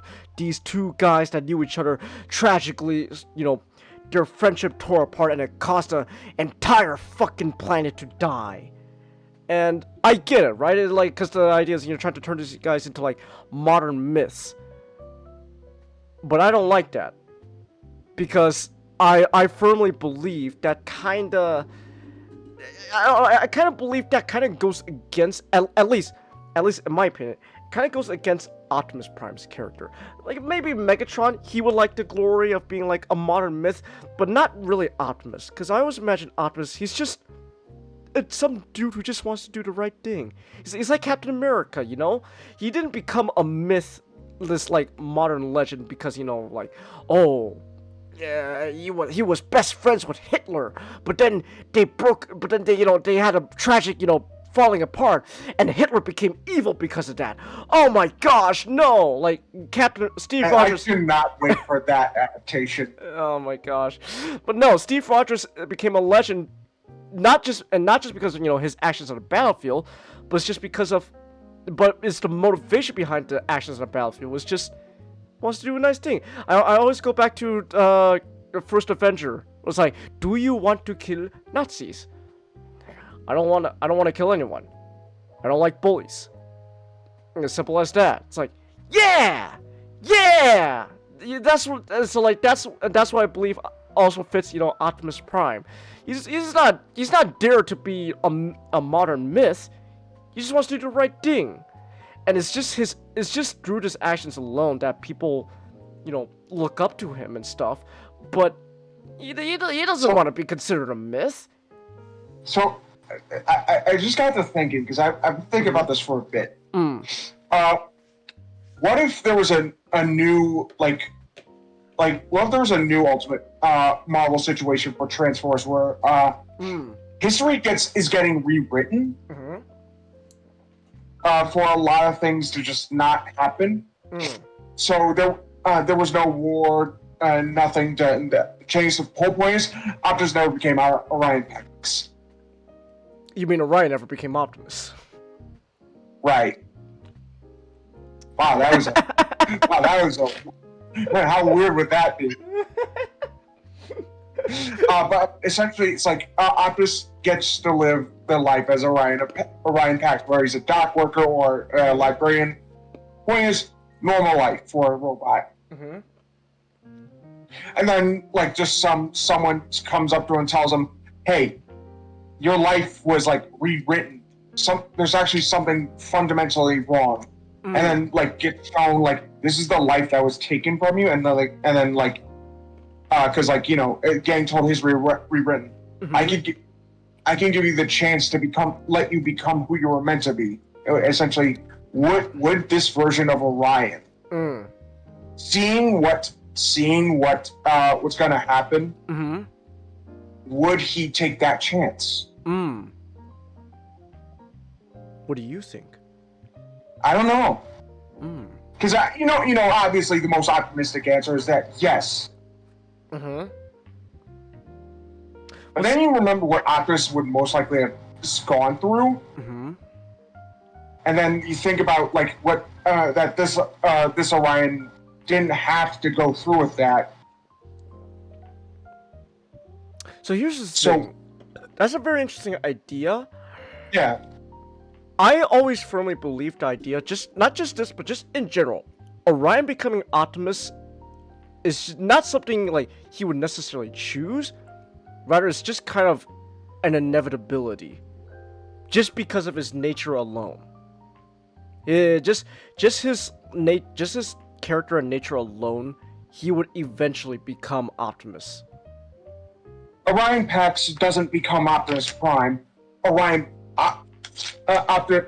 Pax was always Optimus Prime. Exactly. That's what I like to believe. Even let's say he was in that situation, right? And he says, "No, I'm fine with the life I have right now."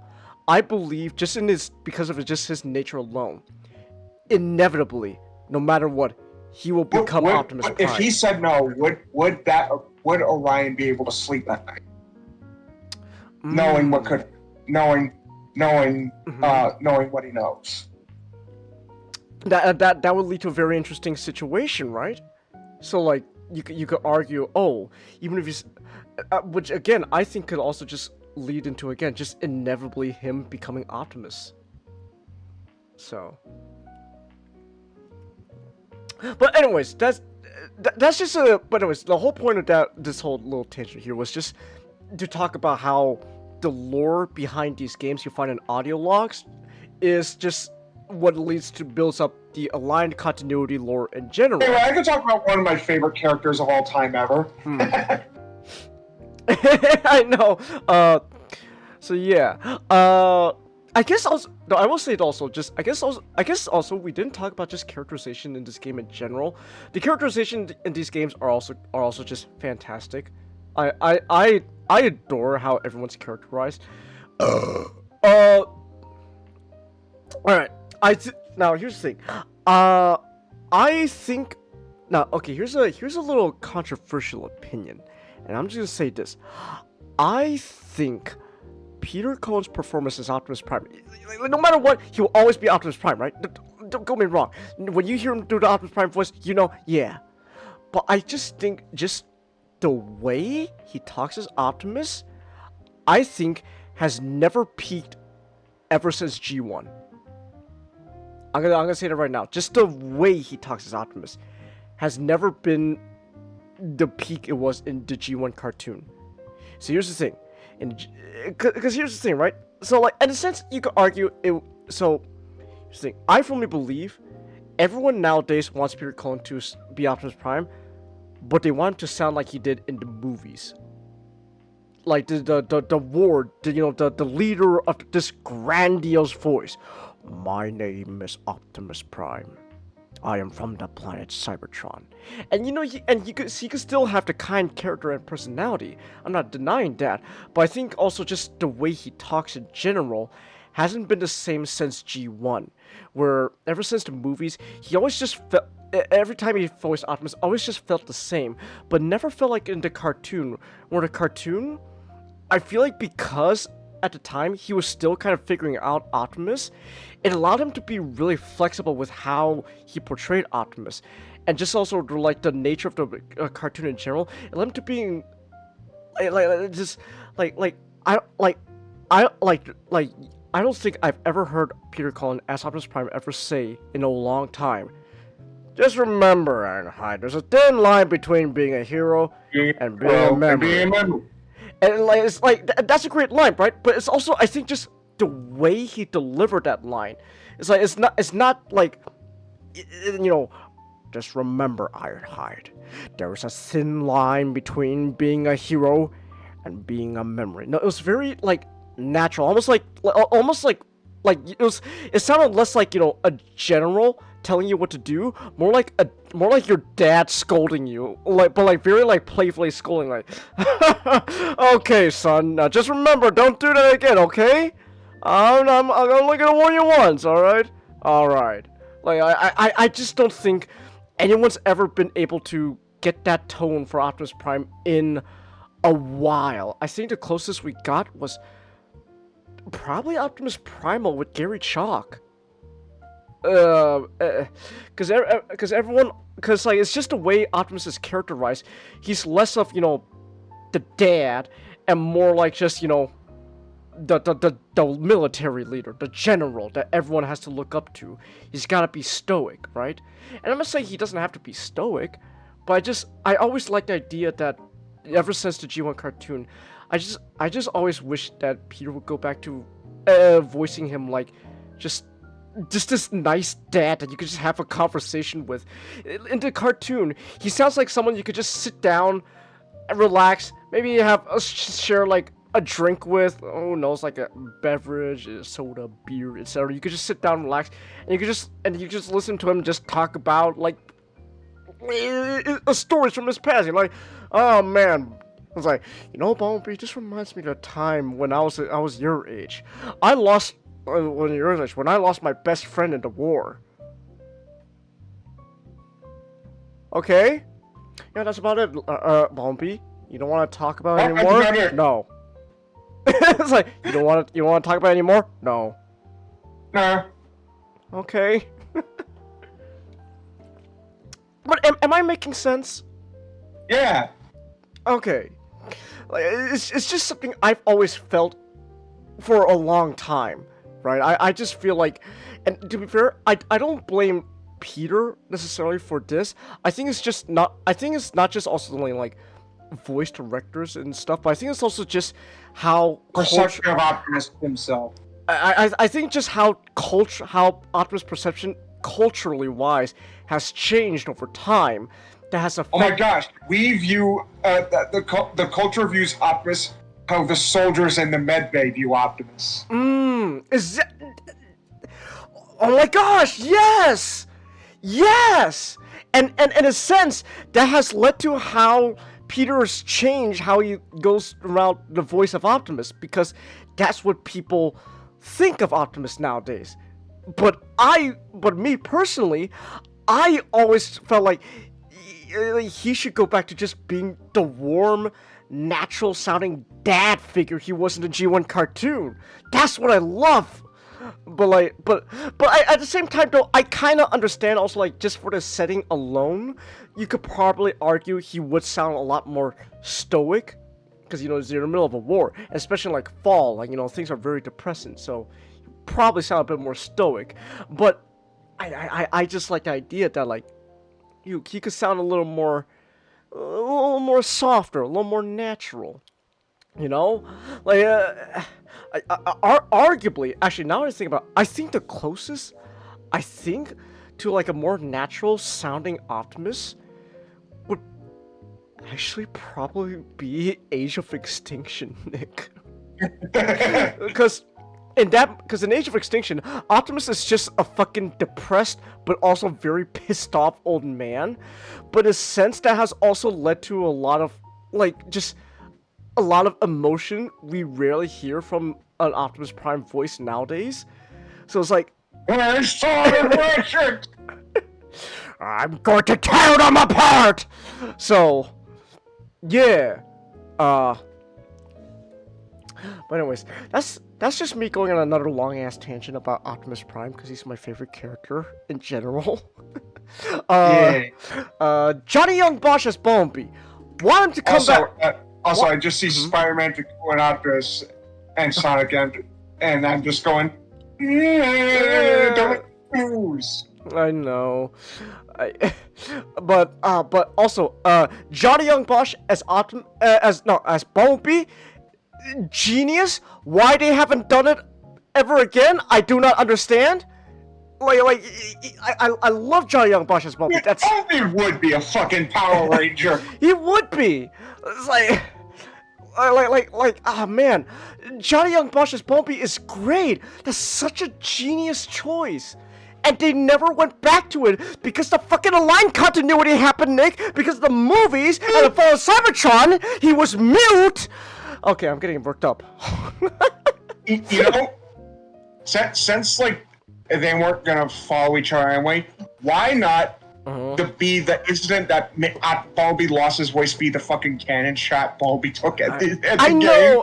Okay, here's the thing. Here's the thing. I kind of want to talk also about Fall of Cybertron. I genuinely believe Fall of Cybertron is actually kind of held back because of the line continuity. There are a lot of choices, not just like, you know, like Bumblebee, also like you clearly tell, like, design wise, like just the robots and like the weapons in general, that they were trying to follow Transformers Prime closer, because Transformers Prime came after War and Fall of Cybertron came out during Prime. So they kind of, and you could tell they kind of want to be a little closer to Prime to, you know, sell the line continuity. And, you know, while Fall of Cybertron story overall is really fantastic, I think it's still, because of all that, what I just said, it's held back by Align continuity mandates and Prime. The fact that it has to tie into Prime. So, but I still think even then they could have done some things better. Like like your idea, Nick. Bumblebee losing his voice when he takes a shot for Optimus. Like that would have been genius. Like, damn. But no, it's immediately when you play as Bumblebee, it's like, his voice box doesn't work anymore, Optimus. Oh, thanks, Prime. Okay. And by default, you can blame the movies for that. Thanks, Michael Bay. Well, no, actually, no. Thanks, Alex Kurtzman. Thank you, Steven Spielberg. Thank you, Steven Spielberg. Michael, you want to direct Transformers? Sure. One question, Steven. Yeah? What's Transformers? I don't know. Let's see. Ratchet is voiced by Fred Tatasciore. He's alright. I kind of like. I like Fred Tatasciore as Ratchet. He also voices me. I'll get to him. Keith, I do not know. Get faster. I do not know how to pronounce this guy's last name, but I'm just gonna call him by his first name, Keith. As Ironhide. Honestly, Hey, fantastic. you want to know something about him? Laserbeak. Really? In Darker the Moon. Oh. The Autobots have taken the bait, discovered the Ark, and returned with its cargo. Okay. It's time we cut out loose head. Laserbeak, kill them all. With pleasure. Okay. I'm sorry, Jerry, but my superiors want me to suicide you. Thank you. Oh yeah, he's like Keith Cesara Bashka. He's also Joshua Graham from Fallout New Vegas. Ah, okay, cool. Alright. Yeah, so, Guy voices Ironhide. yeah, he also voices Ironhide. Honestly, he does a great job as Ironhide. I think he actually does a pretty good job of, like, he sounds similar to, like, Peter Cullen's Ironhide, but you can clearly tell, like, he's got a little bit of his own spin on it. He sounds like a younger Ironhide, to be honest. James, have you heard Joshua Graham talk? No. Or maybe I have, but I just don't remember. It's possible I have it, I just don't remember. I'm sorry, what were you saying? Joshua Graham, like, once you hear him, you're never gonna forget. Okay.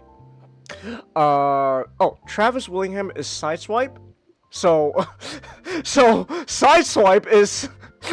Hey, Sideswipe, you doing alright?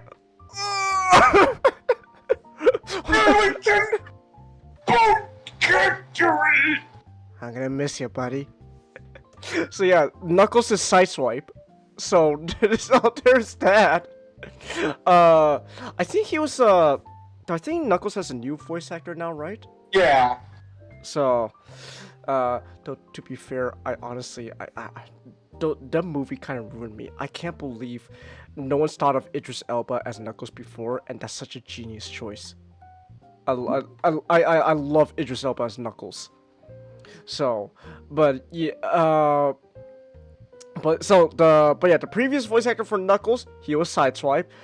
Troy Baker as as Diamond Ball likes to call him, sexy British Jetfire. There's some other actors. I say that like, yeah, thanks. I'm sure they've done like a lot of cool stuff too. I just don't. You mean Nolan North? Cliff Jumper. Oh yeah, that's true. Nolan North has. Well, no, Nolan North has Cliff Jumper as far as Cybertron. Fun fact: Cliff Jumper was War for Cybertron was only in the Nintendo DS version, and he was voiced by Steve Blum.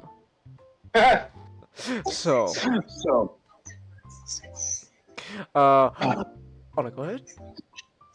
Jameson Price was his Warpath. Oh. What has he done? He like you may not know a ton of the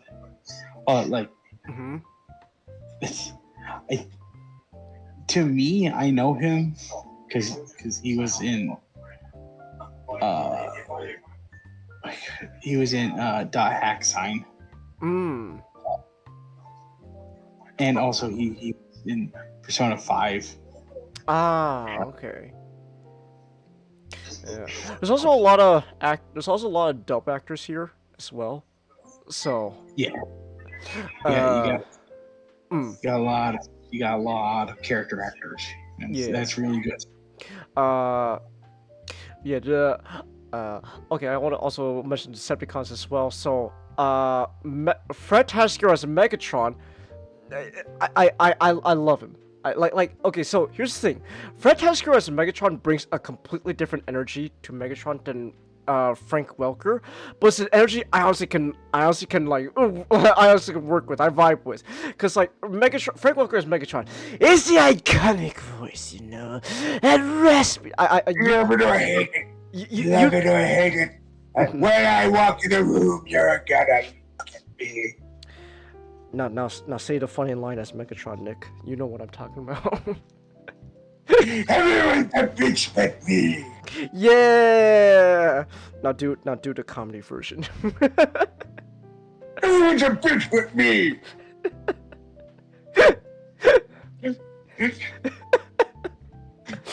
So, but Frank Welker's Megatron is iconic, right?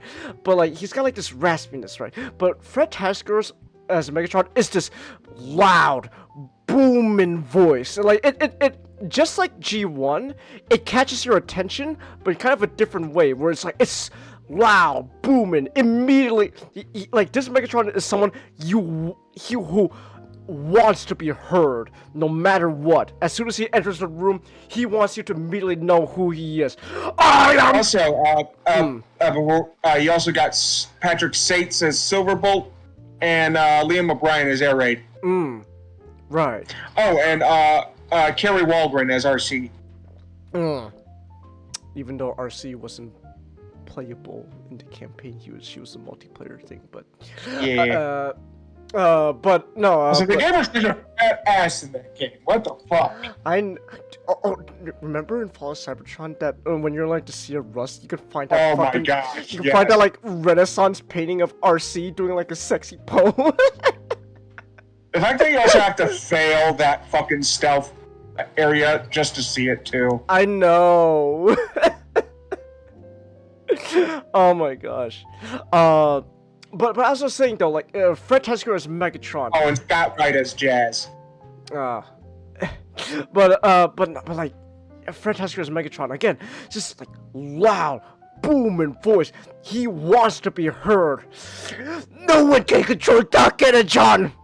I am the Destroyer. I am the Dominator. I am Megatron. Like. Yeah, I love it. Sam Riegel as Starscream is another thing I wish people would bring back. That's also such a genius choice.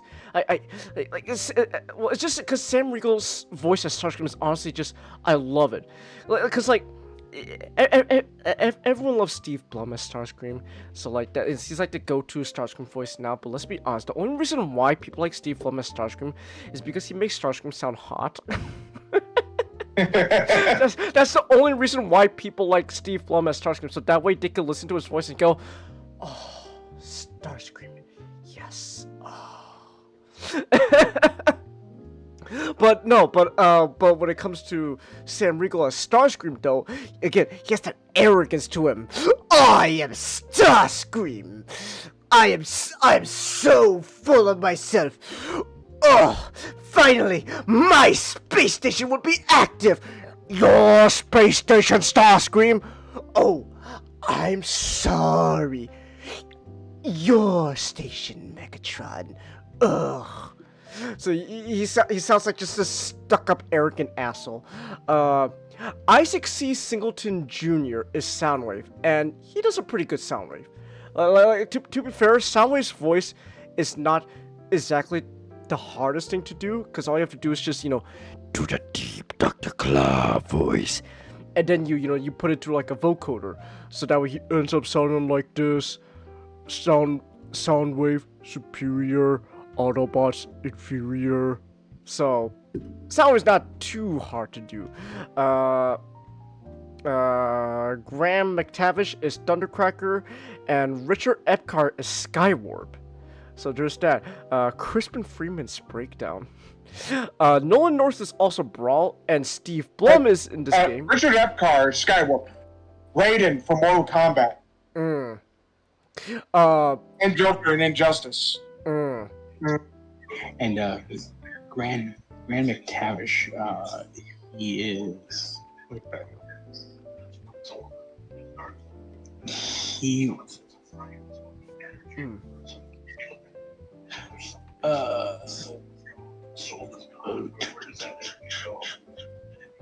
I could look him up. He was, yeah, like, cause of course he was Vlad Tepish in Castlevania. He was. Oh, there's a TF page. Oh, he was Sebastian Shaw in Wolverine and X-Men. Yeah, he was Sebastian Shaw. He was Loki in Earth's Mightiest Hero. Yes.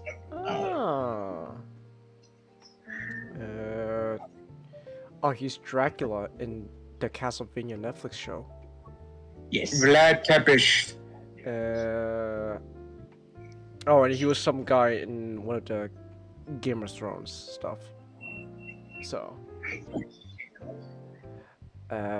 He was one of the dwarves in The Hobbit? Yes. Dwalin? Oh! Oh, okay. Alright. Yeah, so you got some pretty good, again, you got some pretty good, well-known people. Not only just in the dubbing industry. Also, you got Keith Silverstein as Rumble and Frenzy. Oh, that's true. But honestly, I will always love Frank Welker's this New Yorker accent he gives to Rumble. So it just kind of sounds like a New Yorker, but kind of a dumbass, you know? Angus. He's Vector. That's amazing.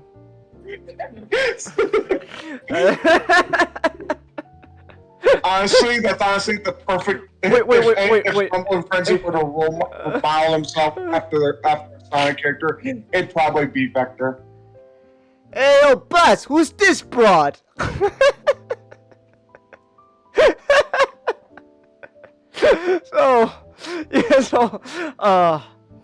But yeah, and obviously, we could talk even more about just the voice cast in general. A lot of these guys carry over to Fall Cybertron as well. Obviously, Optimus Prime's still gonna be voiced by Peter Cullen, because of course. Jim Ward as Perceptor honestly does a good job. I like. Oh, no one's sad. Oh no, what happened? So he had to retire because of Alzheimer's. No! I know, Changus. He was Chechu Betcher from Fairly Odd Parents. And no, Changus. He was Captain Quark on Ratchet and Clank. No! Diamond Head! No! Oh no! That's right, it was Diamond Head. Oh no! That's a shame. Cause he actually did a really good job as Perceptor. I know. That sucks to hear. Oh my gosh. No, he's only 65. No. Fuck. Alzheimer's starts really young. No.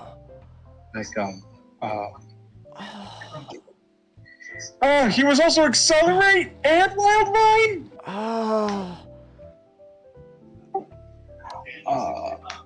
Was it like with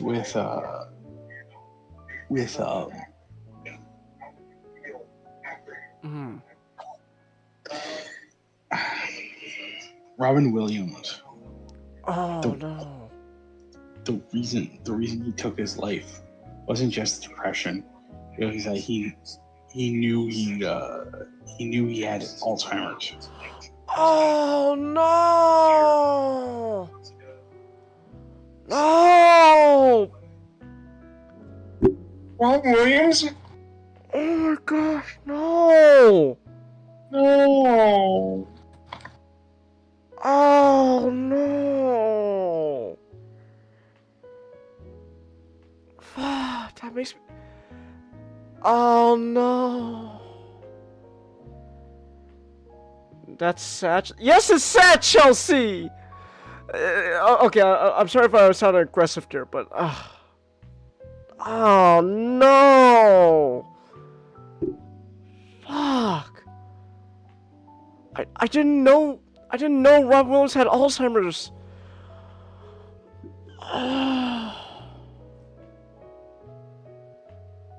Fuck. Oh my gosh, that's just fucking ugh. Man.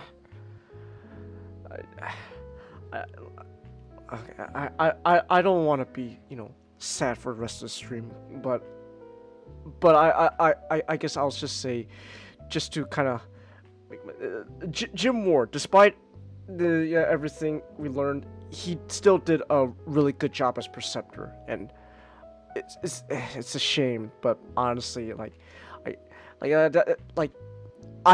that's kind of, I don't know. It's just I just think he did a really good job as Preceptor. He didn't sound exactly like G1 Preceptor, but he still had he still kind of gave off that that scientist voice, Just a minute, Optimus. I'm almost done with all the data banks and stuff. So he did a really good job with Preceptor. So that's a shame to hear.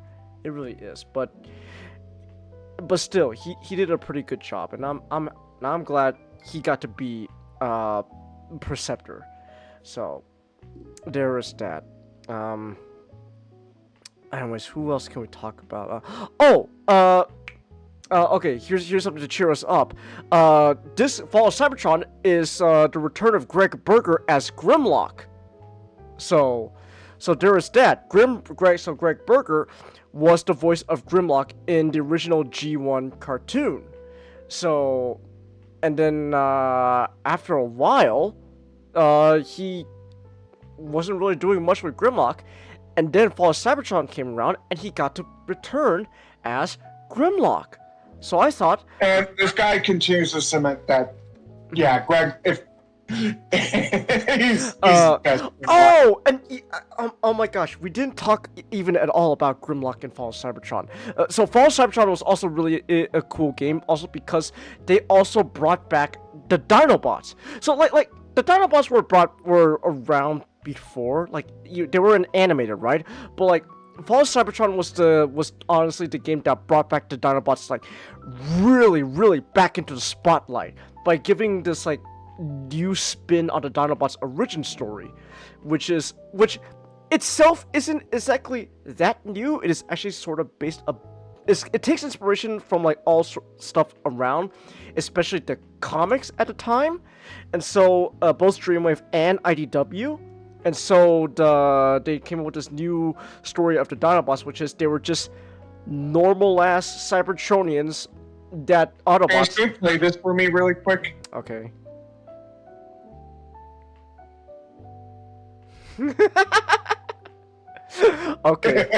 Okay, give me 1 second. I wanna turn on display capture real quick.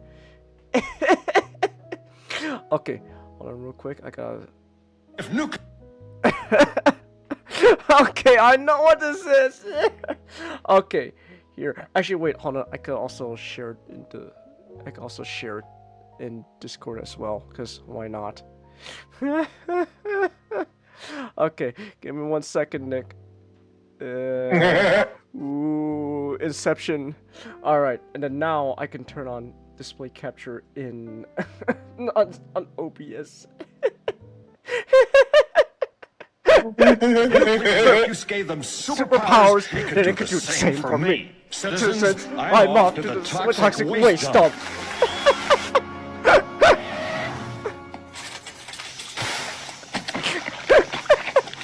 Mayor West, you have lymphoma. Oh my. The piss cream. What? Oh yeah. Nick, I hate to ask you, but where is he? Where's Grimlock? Yeah. Where's Piss Grimlock? Piss Grimlock, I can point to him right there. He's I haven't gotten him out of the bag since I went to Ohio, because I can see him though. Okay. Right. From rolling around in that toxic waste. I see. What in God's name were you trying to prove? I was trying to gain superpowers. Well, that's just Silly. silly. Yes. Idiotic, yes. One more time, please. One more time? Okay. One more time. Just one more time. Oh, my. Probably from rolling around in that toxic waste. I see. What in God's name were you trying to prove? I was trying to gain superpowers. Well, that's just silly. Silly, yes. Idiotic, yes. Honestly, my little favorite thing I did was the quick, tilting his head down in depression after going. Oh my! I see. Me see. What are you trying to prove? Me trying to gain superpowers. Well, no, that's just silly. Silly, yes. Idiotic, yes. Oh my gosh! Oh my gosh! It's past midnight. I'm probably gonna have to save the Matrix talk for next Saturday. Because I didn't, you know what, to be fair, I should have seen this coming. This is Transformers. We could talk forever about Transformers. I should have seen this coming, and for some reason, I want to talk about the Matrix 2 tonight. No, we're going to have to save the Matrix talk for next Saturday, because I forgot we spent so much time talking about Transformers in general. So, thanks for the stream. I'm not going to end it just yet, Chelsea. There's still stuff I can talk about. Cause it's Transformers, right? I don't know why. It just always, I keep forgetting this. But I keep remembering it's Transformers. Just Transformers in general. I could just talk about this stuff forever. Cause I love Transformers. I don't care if my family members look at me all the time and go, why the fuck do you spend money? Why the fuck do you spend the money you collect to on these plastic figurines? Which by the way, you can actually let me play a little tidbit of that commercial break again. But just a reminder, just a quick reminder that you can support me through Stream Elements. It is completely optional, but your support allows me to keep making content. Also, I'll be right back. Games, art streams, and more. And then now. Okay, he's gone now. I just need to play that. Just a little reminder. You can support financially, and you can support my addiction with these plastic figures. That one I could collect, and the other plastic figures from a different franchise I like, where I can build. I have it's not a problem. I can stop whenever I want. Now, if you excuse me, I'm waiting patiently for that real Grandmaster Gundam. When's it gonna come? I want it. I need it now. So, but you can do so if you want. But no, it's just Transformers. I just like this stuff. I see so much. I just see so much potential in this franchise about toy robots from the 1980s. About some goober named Megatron, who half the time his plan to take over Earth is to build a giant purple Sphinx, Griffin, whatever the majigger to take over, and thinks that's a good idea. Even I just love it.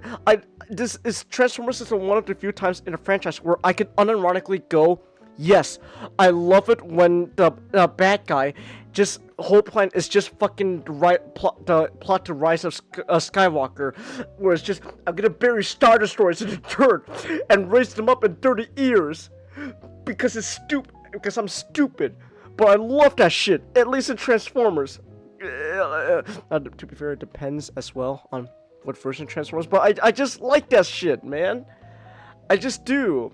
And just talking about stuff that came out in this franchise before, I could talk about it forever as well. The games, the shows, the movies. I love Transformers. I will never stop loving Transformers. I'm not gonna reveal what they are, but half of my passwords to all sorts of websites is just a bunch of Transformers references. Not gonna tell you which reference. You'll have to figure it out on your own. Spoiler alert, it's gonna gonna probably have to boil it. It's gonna be a while to boil it down to something because there's a lot. But like, I like Transformers. It's such a. I just see the potential, and I love it. I love it so much. And I also like Godzilla. He's also cool too. You know what? Actually, speaking of Godzilla, War for Cybertron. What I forgot to mention. One of the Decepticons, Tripticon, the literally Transformers, Mecha Godzilla. Decepticons literally went, hey, what if we just make Mecha Godzilla, but he can turn into a space station or whatever, Majigger. I don't know. City bots, Titans didn't always have the best alternate mode. You were always just there for giant robot the size of a kaiju. So, I love that shit, man. I love that shit. I actually there's also one more thing I gotta talk about also with these games in general that I want to talk with Nick when he's back. So I gotta wait for Nick to come back to talk about because I also want to discuss it with him as well. Come back, Nicholas. I want you to come back. Come back already, so we could talk more about toy robots from the 1980s. Everyone remember the time when these toy robots were part of a whole conspiracy of the moon landing? Buzz Aldrin and Neil Armstrong didn't go to the moon to one-up the Soviets. That was only part of the reason. The other reason was the fact that Sentinel Prime was crash-landed on the dark side of the moon. So they had to go, research him and stuff. Honestly, I fucking love that part of Dark of the Moon because my favorite part of all that is knowing how Buzz Aldrin is like a huge like because he was there, he was on the moon, so he fucking despises like moon conspiracies. So he always gets into arguments with people like, oh, you didn't actually go to the moon. It's like, fuck you. Yes, I did, you asshole. I went to the moon. I was there. He gets in, he got into like an actual fist fight about that shit, right? Because he actually went on the moon. So I just find it funny that this guy had to pretend for like 5 minutes, like 5-10 minutes on a movie set that, oh, the accomplishment that I defend with my life, I have to pretend was part of a conspiracy involving some stupid toy robot named Shockwave, who turns into a laser blaster. It's amazing. I love it. I love that shit. It's just like that song "Baby Come Back." Oh, with Nick, "Baby Come." I don't think I've heard that song. Maybe I have. I just don't remember the lyrics. Nick, come back. Baby, come back. Oh, I need you to come back. Also, it is, since it's technically June 30th, today is officially the last day of Pride Month. So, all I'm saying is, when Monday comes, just don't be surprised when you see a bunch of corporate Twitter accounts all of a sudden get rid of the pride flags. So, it's like Pride Month's over. Alright, get rid of those pride flags. We don't need them anymore. Saudi Arabia doesn't have to get rid of its pride flag. That's my favorite thing ever. It's like, I know. It was either the Bethesda accounts or their Ubisoft accounts, or every one of them from Europe. Is a pride flag, but the Saudi Arabia one, no. I love that shit because like it just tells you, it just shows, like if no one understands at this point, like, and you still fall for it, this just shows you, these corporations don't fucking give a shit. They just want your money, man. But I just find it funny. It's like, I'm waiting for the the Activision Saudi Arabian account to just go, oh, you guys finally took your flags down? Okay. Oh my gosh. What is it? That whole region is still like. Have they improved at all when it comes to homosexuality at all, or no? I mean, like Saudi Arabia and the United Arab Emirates. They always like to push the anti-gay thing, but like there's a lot of like in a lot of like a lot of sections in the Middle East. It's just like there's just like a flippant view of like homosexuality. Really? It's not in the sense of they identify as gay and like appreciate the subculture. It's more like of how ancient civilizations do homosexuality. Oh, okay. Because they do it, they'll do it to do it. Because you get like stories from soldiers about how the like locals will just do things, just have sex with each other, like they'll have same sex with each other, the men, because there's a phrase that goes around where it's women are for women are for creation, men are casual. Yeah, so the as a concept, they don't like the homosexuality like well, not as a concept, but as an identity. But for like sex, they don't mind it. Okay. Huh. That's interesting. It's also Sailor Moon's birthday, Chelsea. Oh yeah, Sailor Moon. Oh no, go ahead. On Monday, it's gonna be Canada Day. Canada. Blame Canada.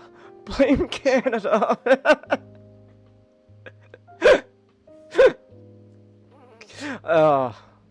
Canada. We gotta stop those Canadians, man. Don't you know they're corrupting our youth with their swearing and foul potty language. But violence is okay, but potty language, that's where we draw a line.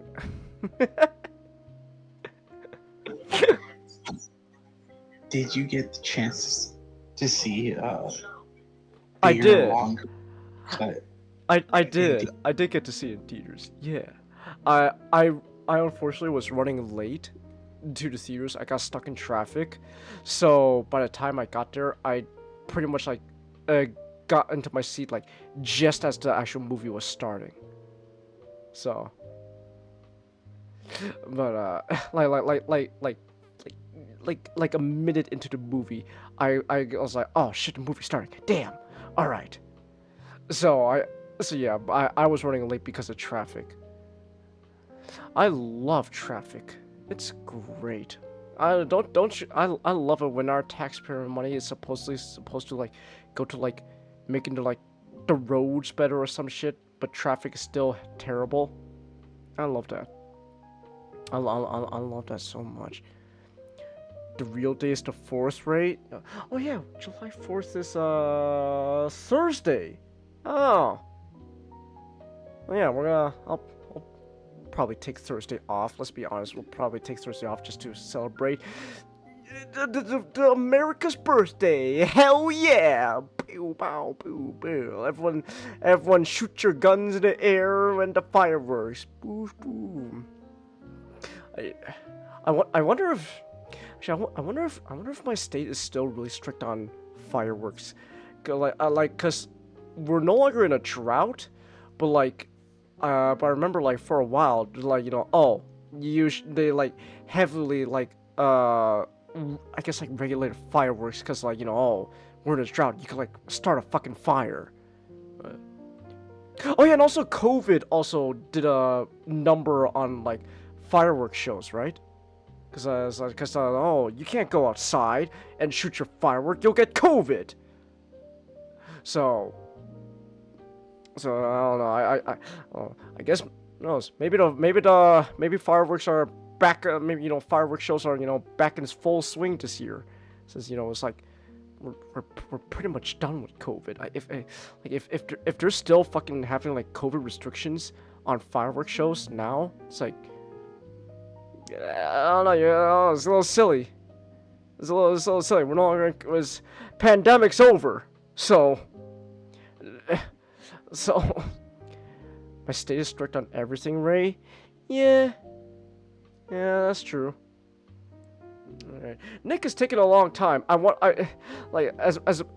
do want to eventually end this stream, man. But there's also stuff I do want to discuss with War for Cybertron that I want Nick to also be here for. Damn it, Nicholas!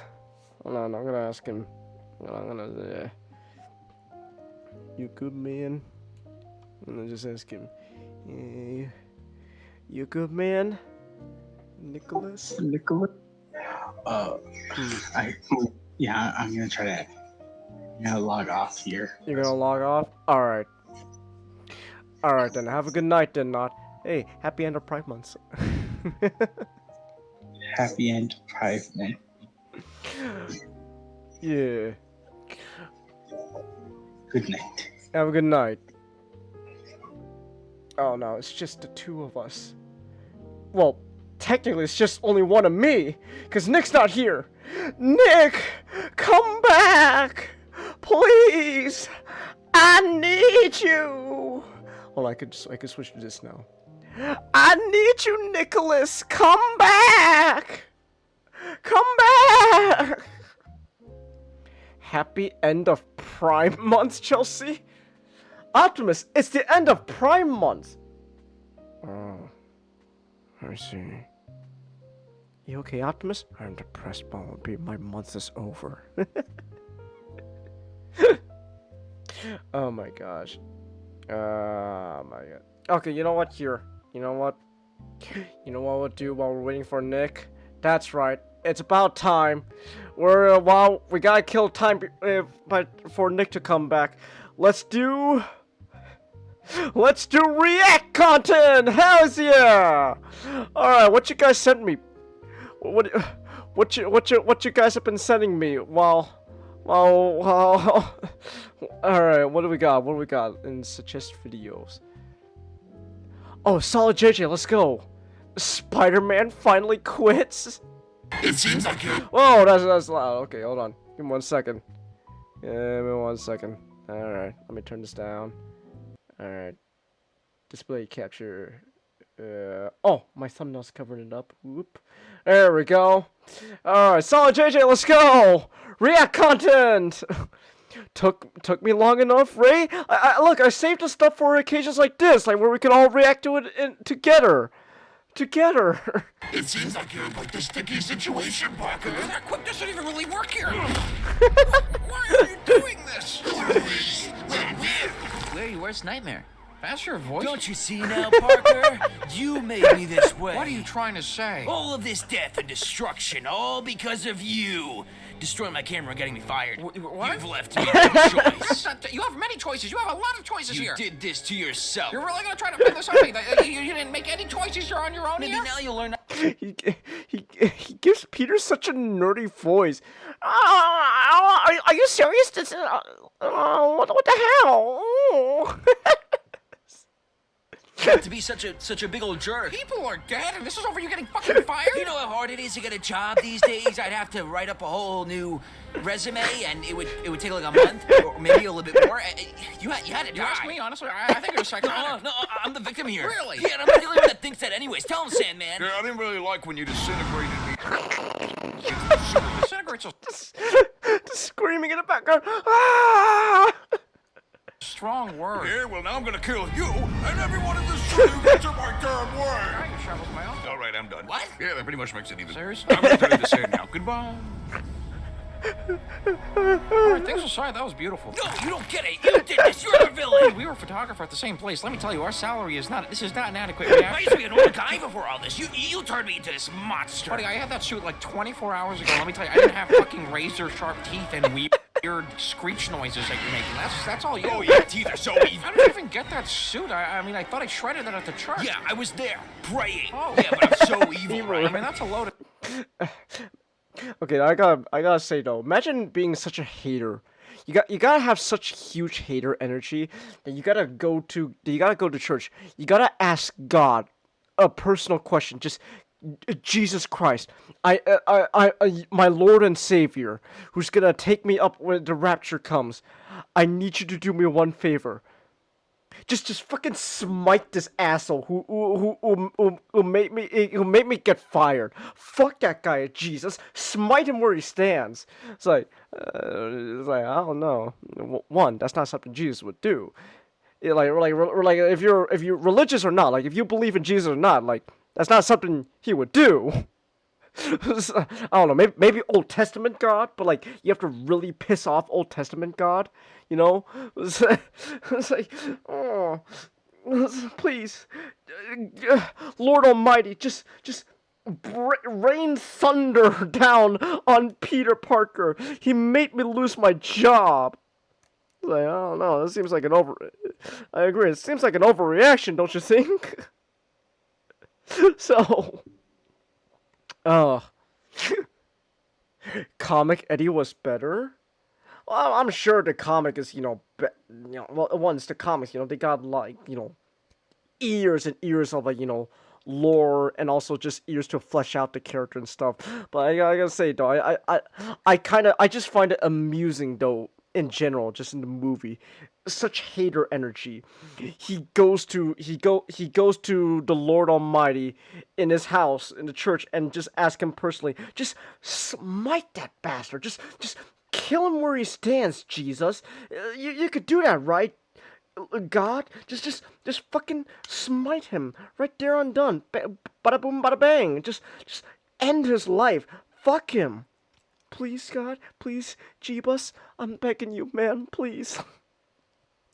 So I just find it personally amusing and funny. Like, man, the hater energy strong here. Also, I'm not gonna lie. I like Spider-Man 3. Okay, I like Spider-Man 3. Spider-Man 3 to me is what Amazing Spider-Man 2 is to Ninjago. There you go. What a question, but what were you praying for? Normal stuff. like goodwill and famine to end. You didn't pray for me to die, did you? No, because you're giving me like I would pray to kill somebody vibes, Wow, all right. Well, that's the first time I've ever heard that. You deserve to pay. You don't even sound sure of yourself anymore. Well, what do? I mean, I feel like I've invested so much time into this. I can't just. He was in the church because he was asking for forgiveness over a failed in Minecraft attempt. Holy shit! Whoa! Goodness, Comic Eddie, what happened, buddy? Holy shit! What the fuck? Damn. Turn back now. Here, let me make it easy for you. I quit. You quit? Yeah, dude, the last guy I thought was trying to build the sun, and he went like psychotic, and I had to knock his shit out. And that was like at least somewhat understandable. I mean, he went insane. I broke your camera, and now you're trying to fucking kill me, and frankly, I don't even know how I'm supposed to go from beyond this. I mean, the image of Spider-Man is completely fucked. I mean, what am I supposed to say? Oh, he was the evil Spider-Man. The other color one. Yeah, that's gonna be a fucking nightmare, man. So you know what? I'm just gonna put my chips in, and I'm done. I mean, you're only here for me, right? So if I just remove myself from the equation, then what? I haven't thought that far. You know, everyone says that. I haven't thought that far. Like, oh, I never thought that far. Well, fucking just figure it out. Like, you're gonna kill me, right? And then what? You're just gonna swing around like an asshole? You're just gonna swing around like an ass. Hey, I'm back. Hey, did I tell you about the time yesterday that my sister hit me in the balls with a cookie? No? Okay. Okay. Oh my gosh. Okay. Okay.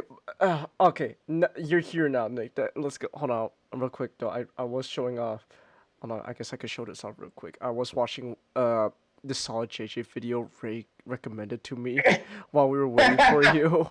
It's hold on. I can show you how far I got. We could like finish it together. Wow.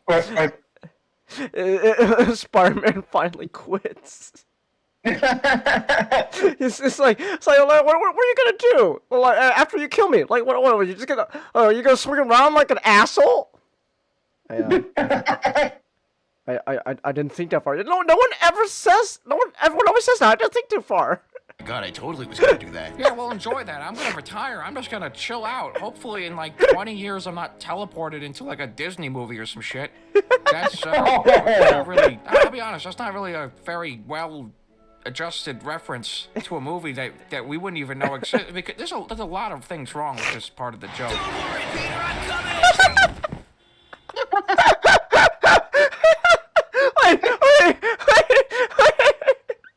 Just fucking hits his head on the fucking. Things wrong with this part of the joke. Don't worry, Peter, I'm coming. Just hits his head on the fucking. Was that James Franco? This video is. Oh my gosh! Holy shit! Was that James Franco? Oh my gosh! Oh shit! Was that James Franco? Oh my gosh! He sounds like fucking Peter Griffin.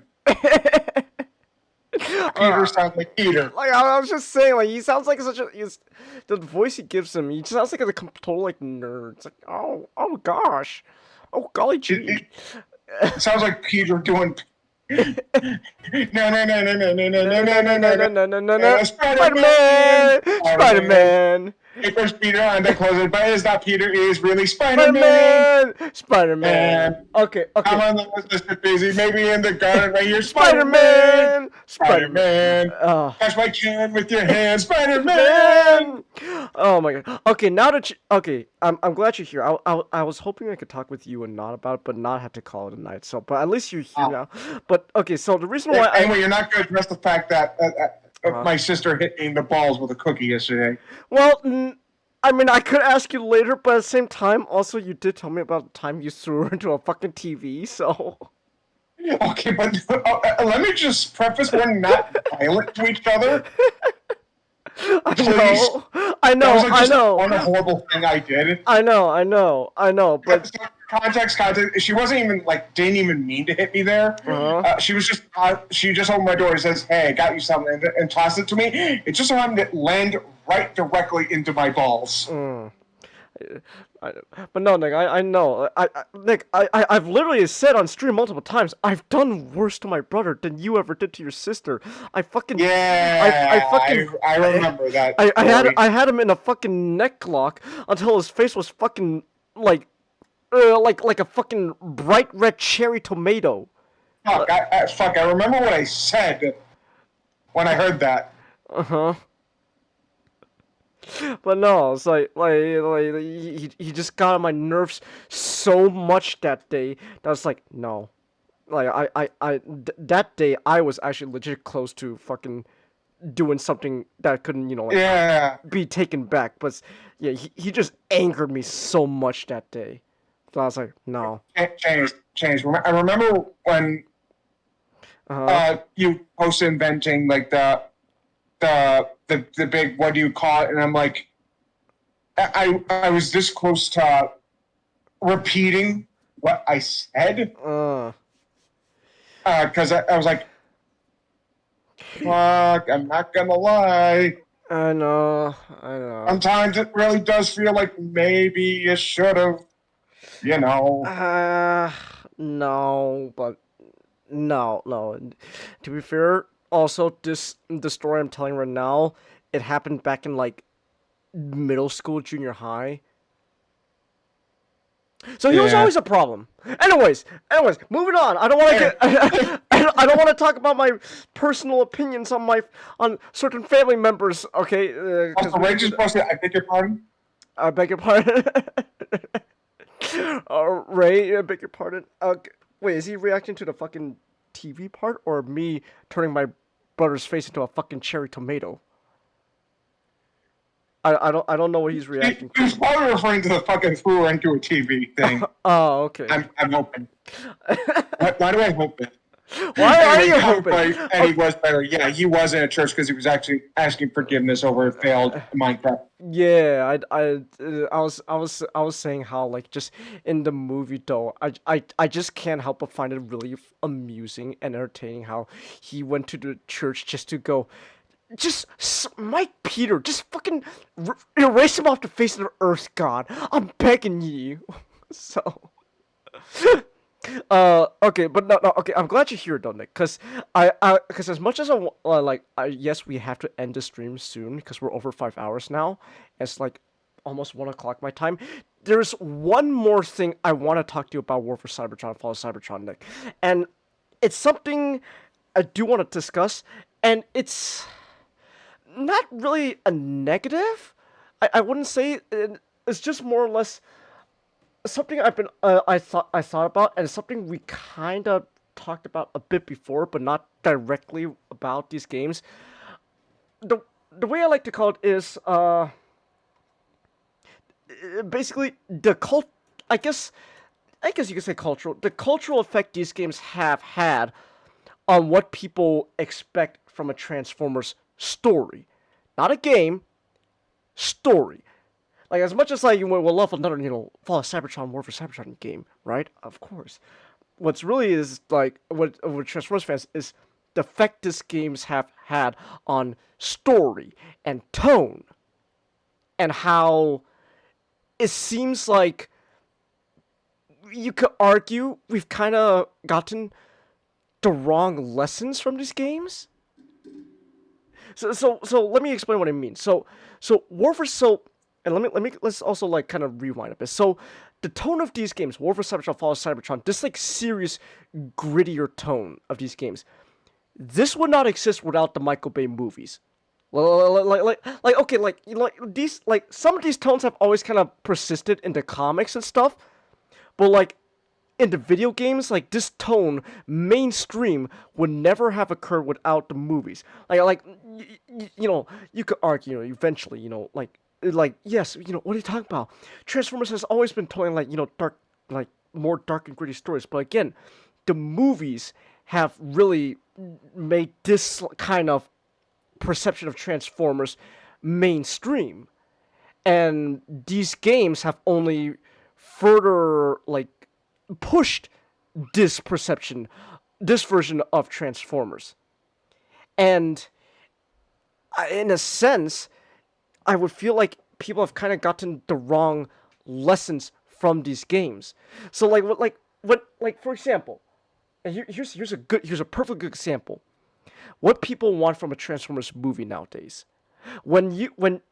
When we talk about like good Transformers movies, Nick, we talk about stuff like the Bumblebee movie, or hell, even the original 2007 movie was actually really good. You could hate the Bay films all you want, but you cannot. But I would argue, I will defend that the 2007 movie is still actually a pretty good movie in general, even for Transformers, right?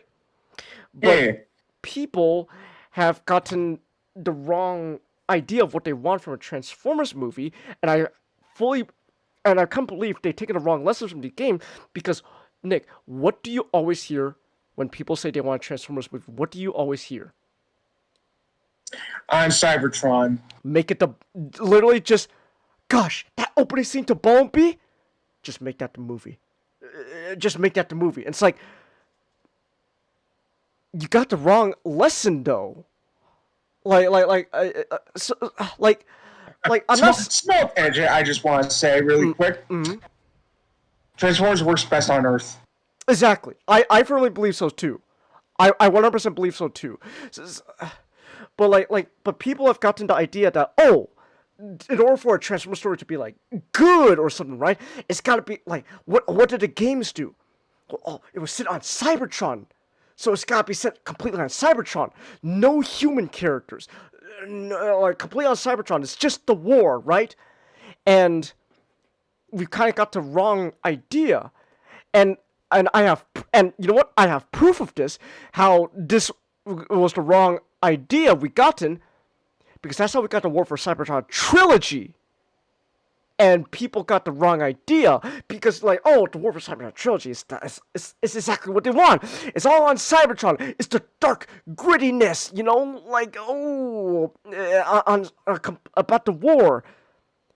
But that trilogy was fucking dog shit. That sucked ass. I hated it. I despised it. It's like, no, you got the wrong idea. That's not what makes Transformers good. Like that's not the key to making a good Transformers story, right? There's more to it than just that. But like, I feel like we've gotten the wrong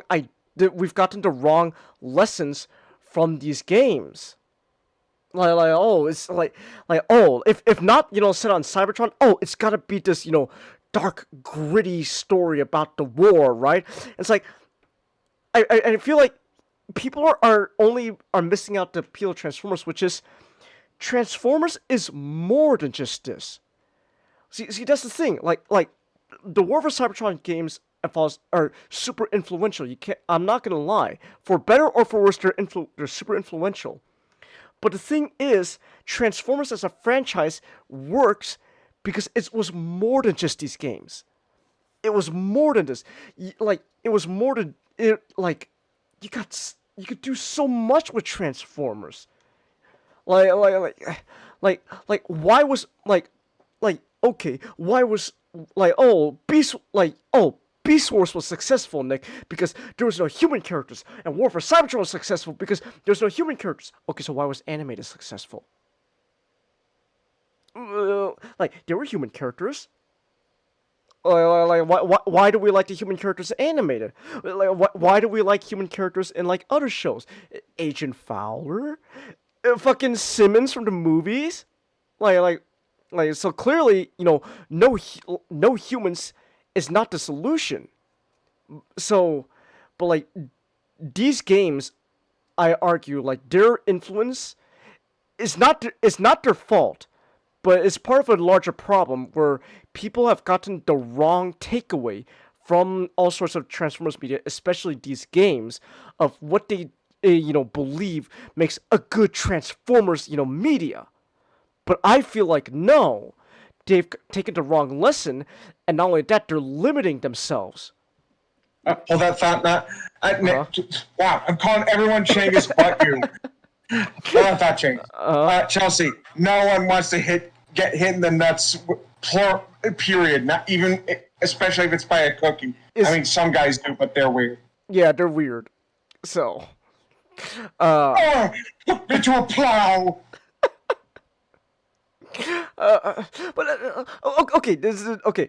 I've said it before. Not a very good source of criticism to like always compare like official works to like a fan made like thing. But I personally believe like one of the appeals to the comedy series, Nick, is just we're just doing whatever with it. We're just doing goofy ass whatever shit. What do you mean Shockwave is a fucking like hypersexual deviant? Where did that come from? But that's what makes it fun. But that leads to the larger point. It's just the appeal of Transformers is you could do so much with it, and if you just want, and the fact that people think, oh, it's just gotta be like the games, the opening scene to the Bumblebee movie, it's limiting the potential of this franchise, and so like I would argue that like you could kind of see it start to wear off. People are starting to want to see more different things, right? Now I would argue how successful they are with more different things varies.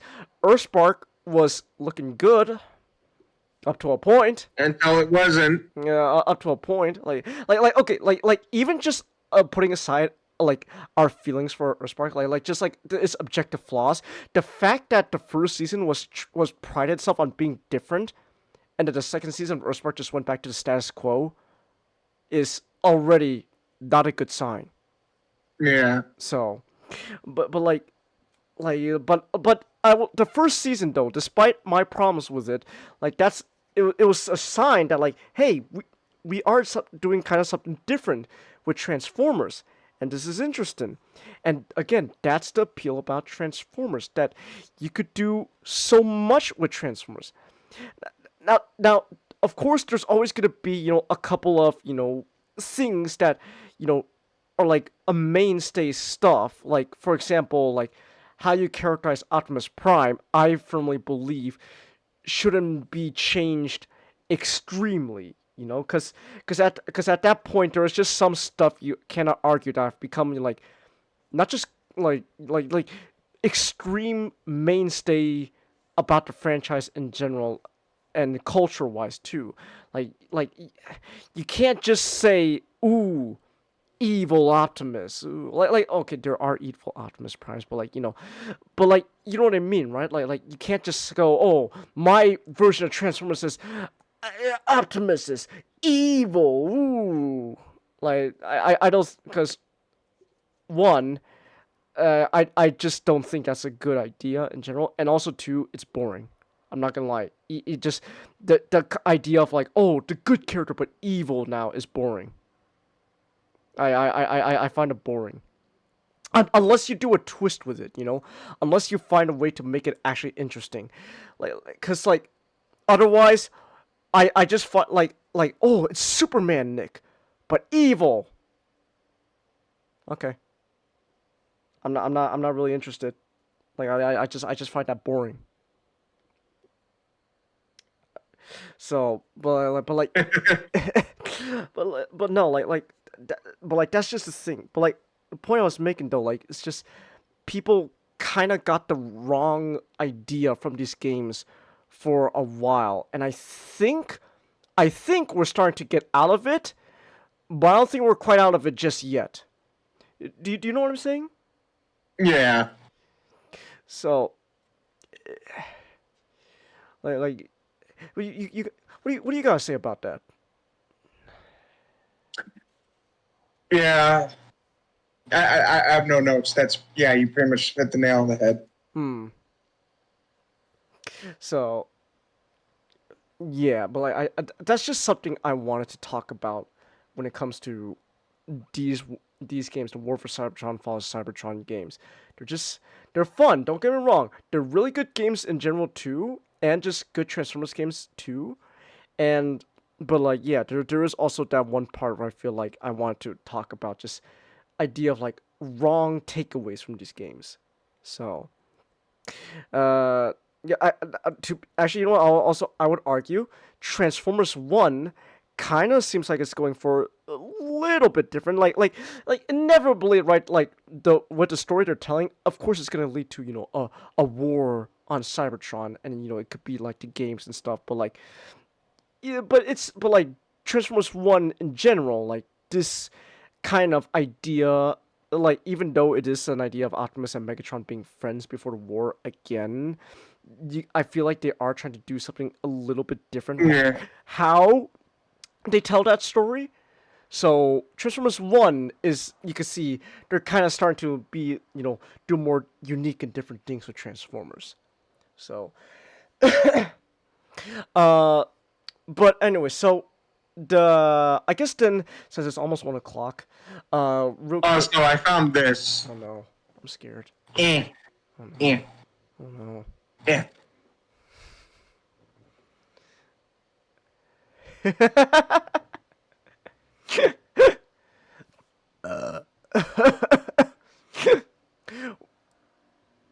Okay.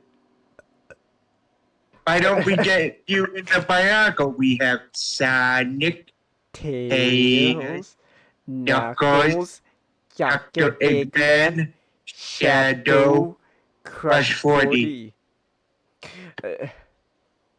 Okay. I 100% understand what you're going for with this meme, Nick, but because of you, there's also stuff I just kind of go, feel like Lee will honestly fit Knuckles more.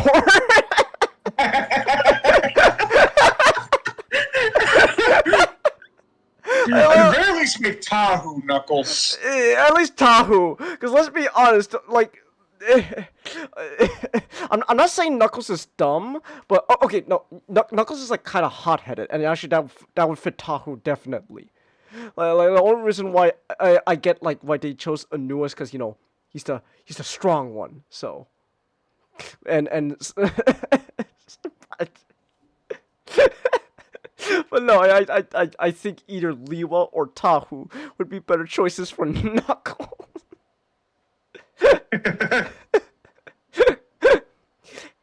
Hey, wanna see me get brainwashed again?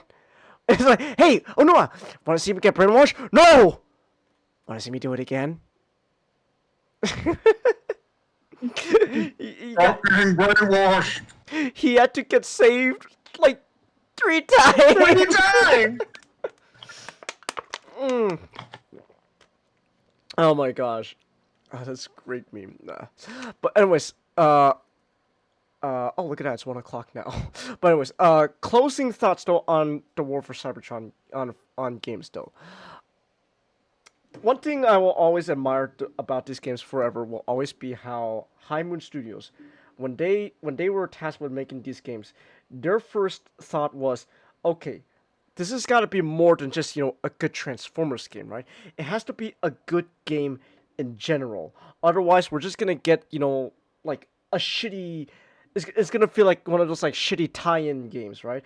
Like the 2007 movie game was alright. I had fun with it, and you know I haven't played Revenge of the Fallen, so but I think it could be fun. But like these games though, Nick, like they were influential also just because they were just good games that involved Transformers, but it's also a good Transformers game too, and that's honestly just what makes these games really good and fun, and I want to play them. I definitely need to play War for Cybertron, but I want to play them though. Now I know August 21st is the anniversary to Fall of Cybertron, so expect a Fall of Cybertron stream August. So yeah. But yeah, just overall though, go play these games. Go play these games. They're great. I love these games. I love these games. Even if I haven't played War for Cybertron, just like the story and the characters alone have already sold me on it. So, but yeah, you got any final thoughts on these games, Nick? I love Transformers. I love Transformers too, man. I love these toy robots from the 1980s. So, yeah. Anyways, I'm going to be calling this stream here. By the way, all month long, I made 0 money off of streaming. So, this man, please.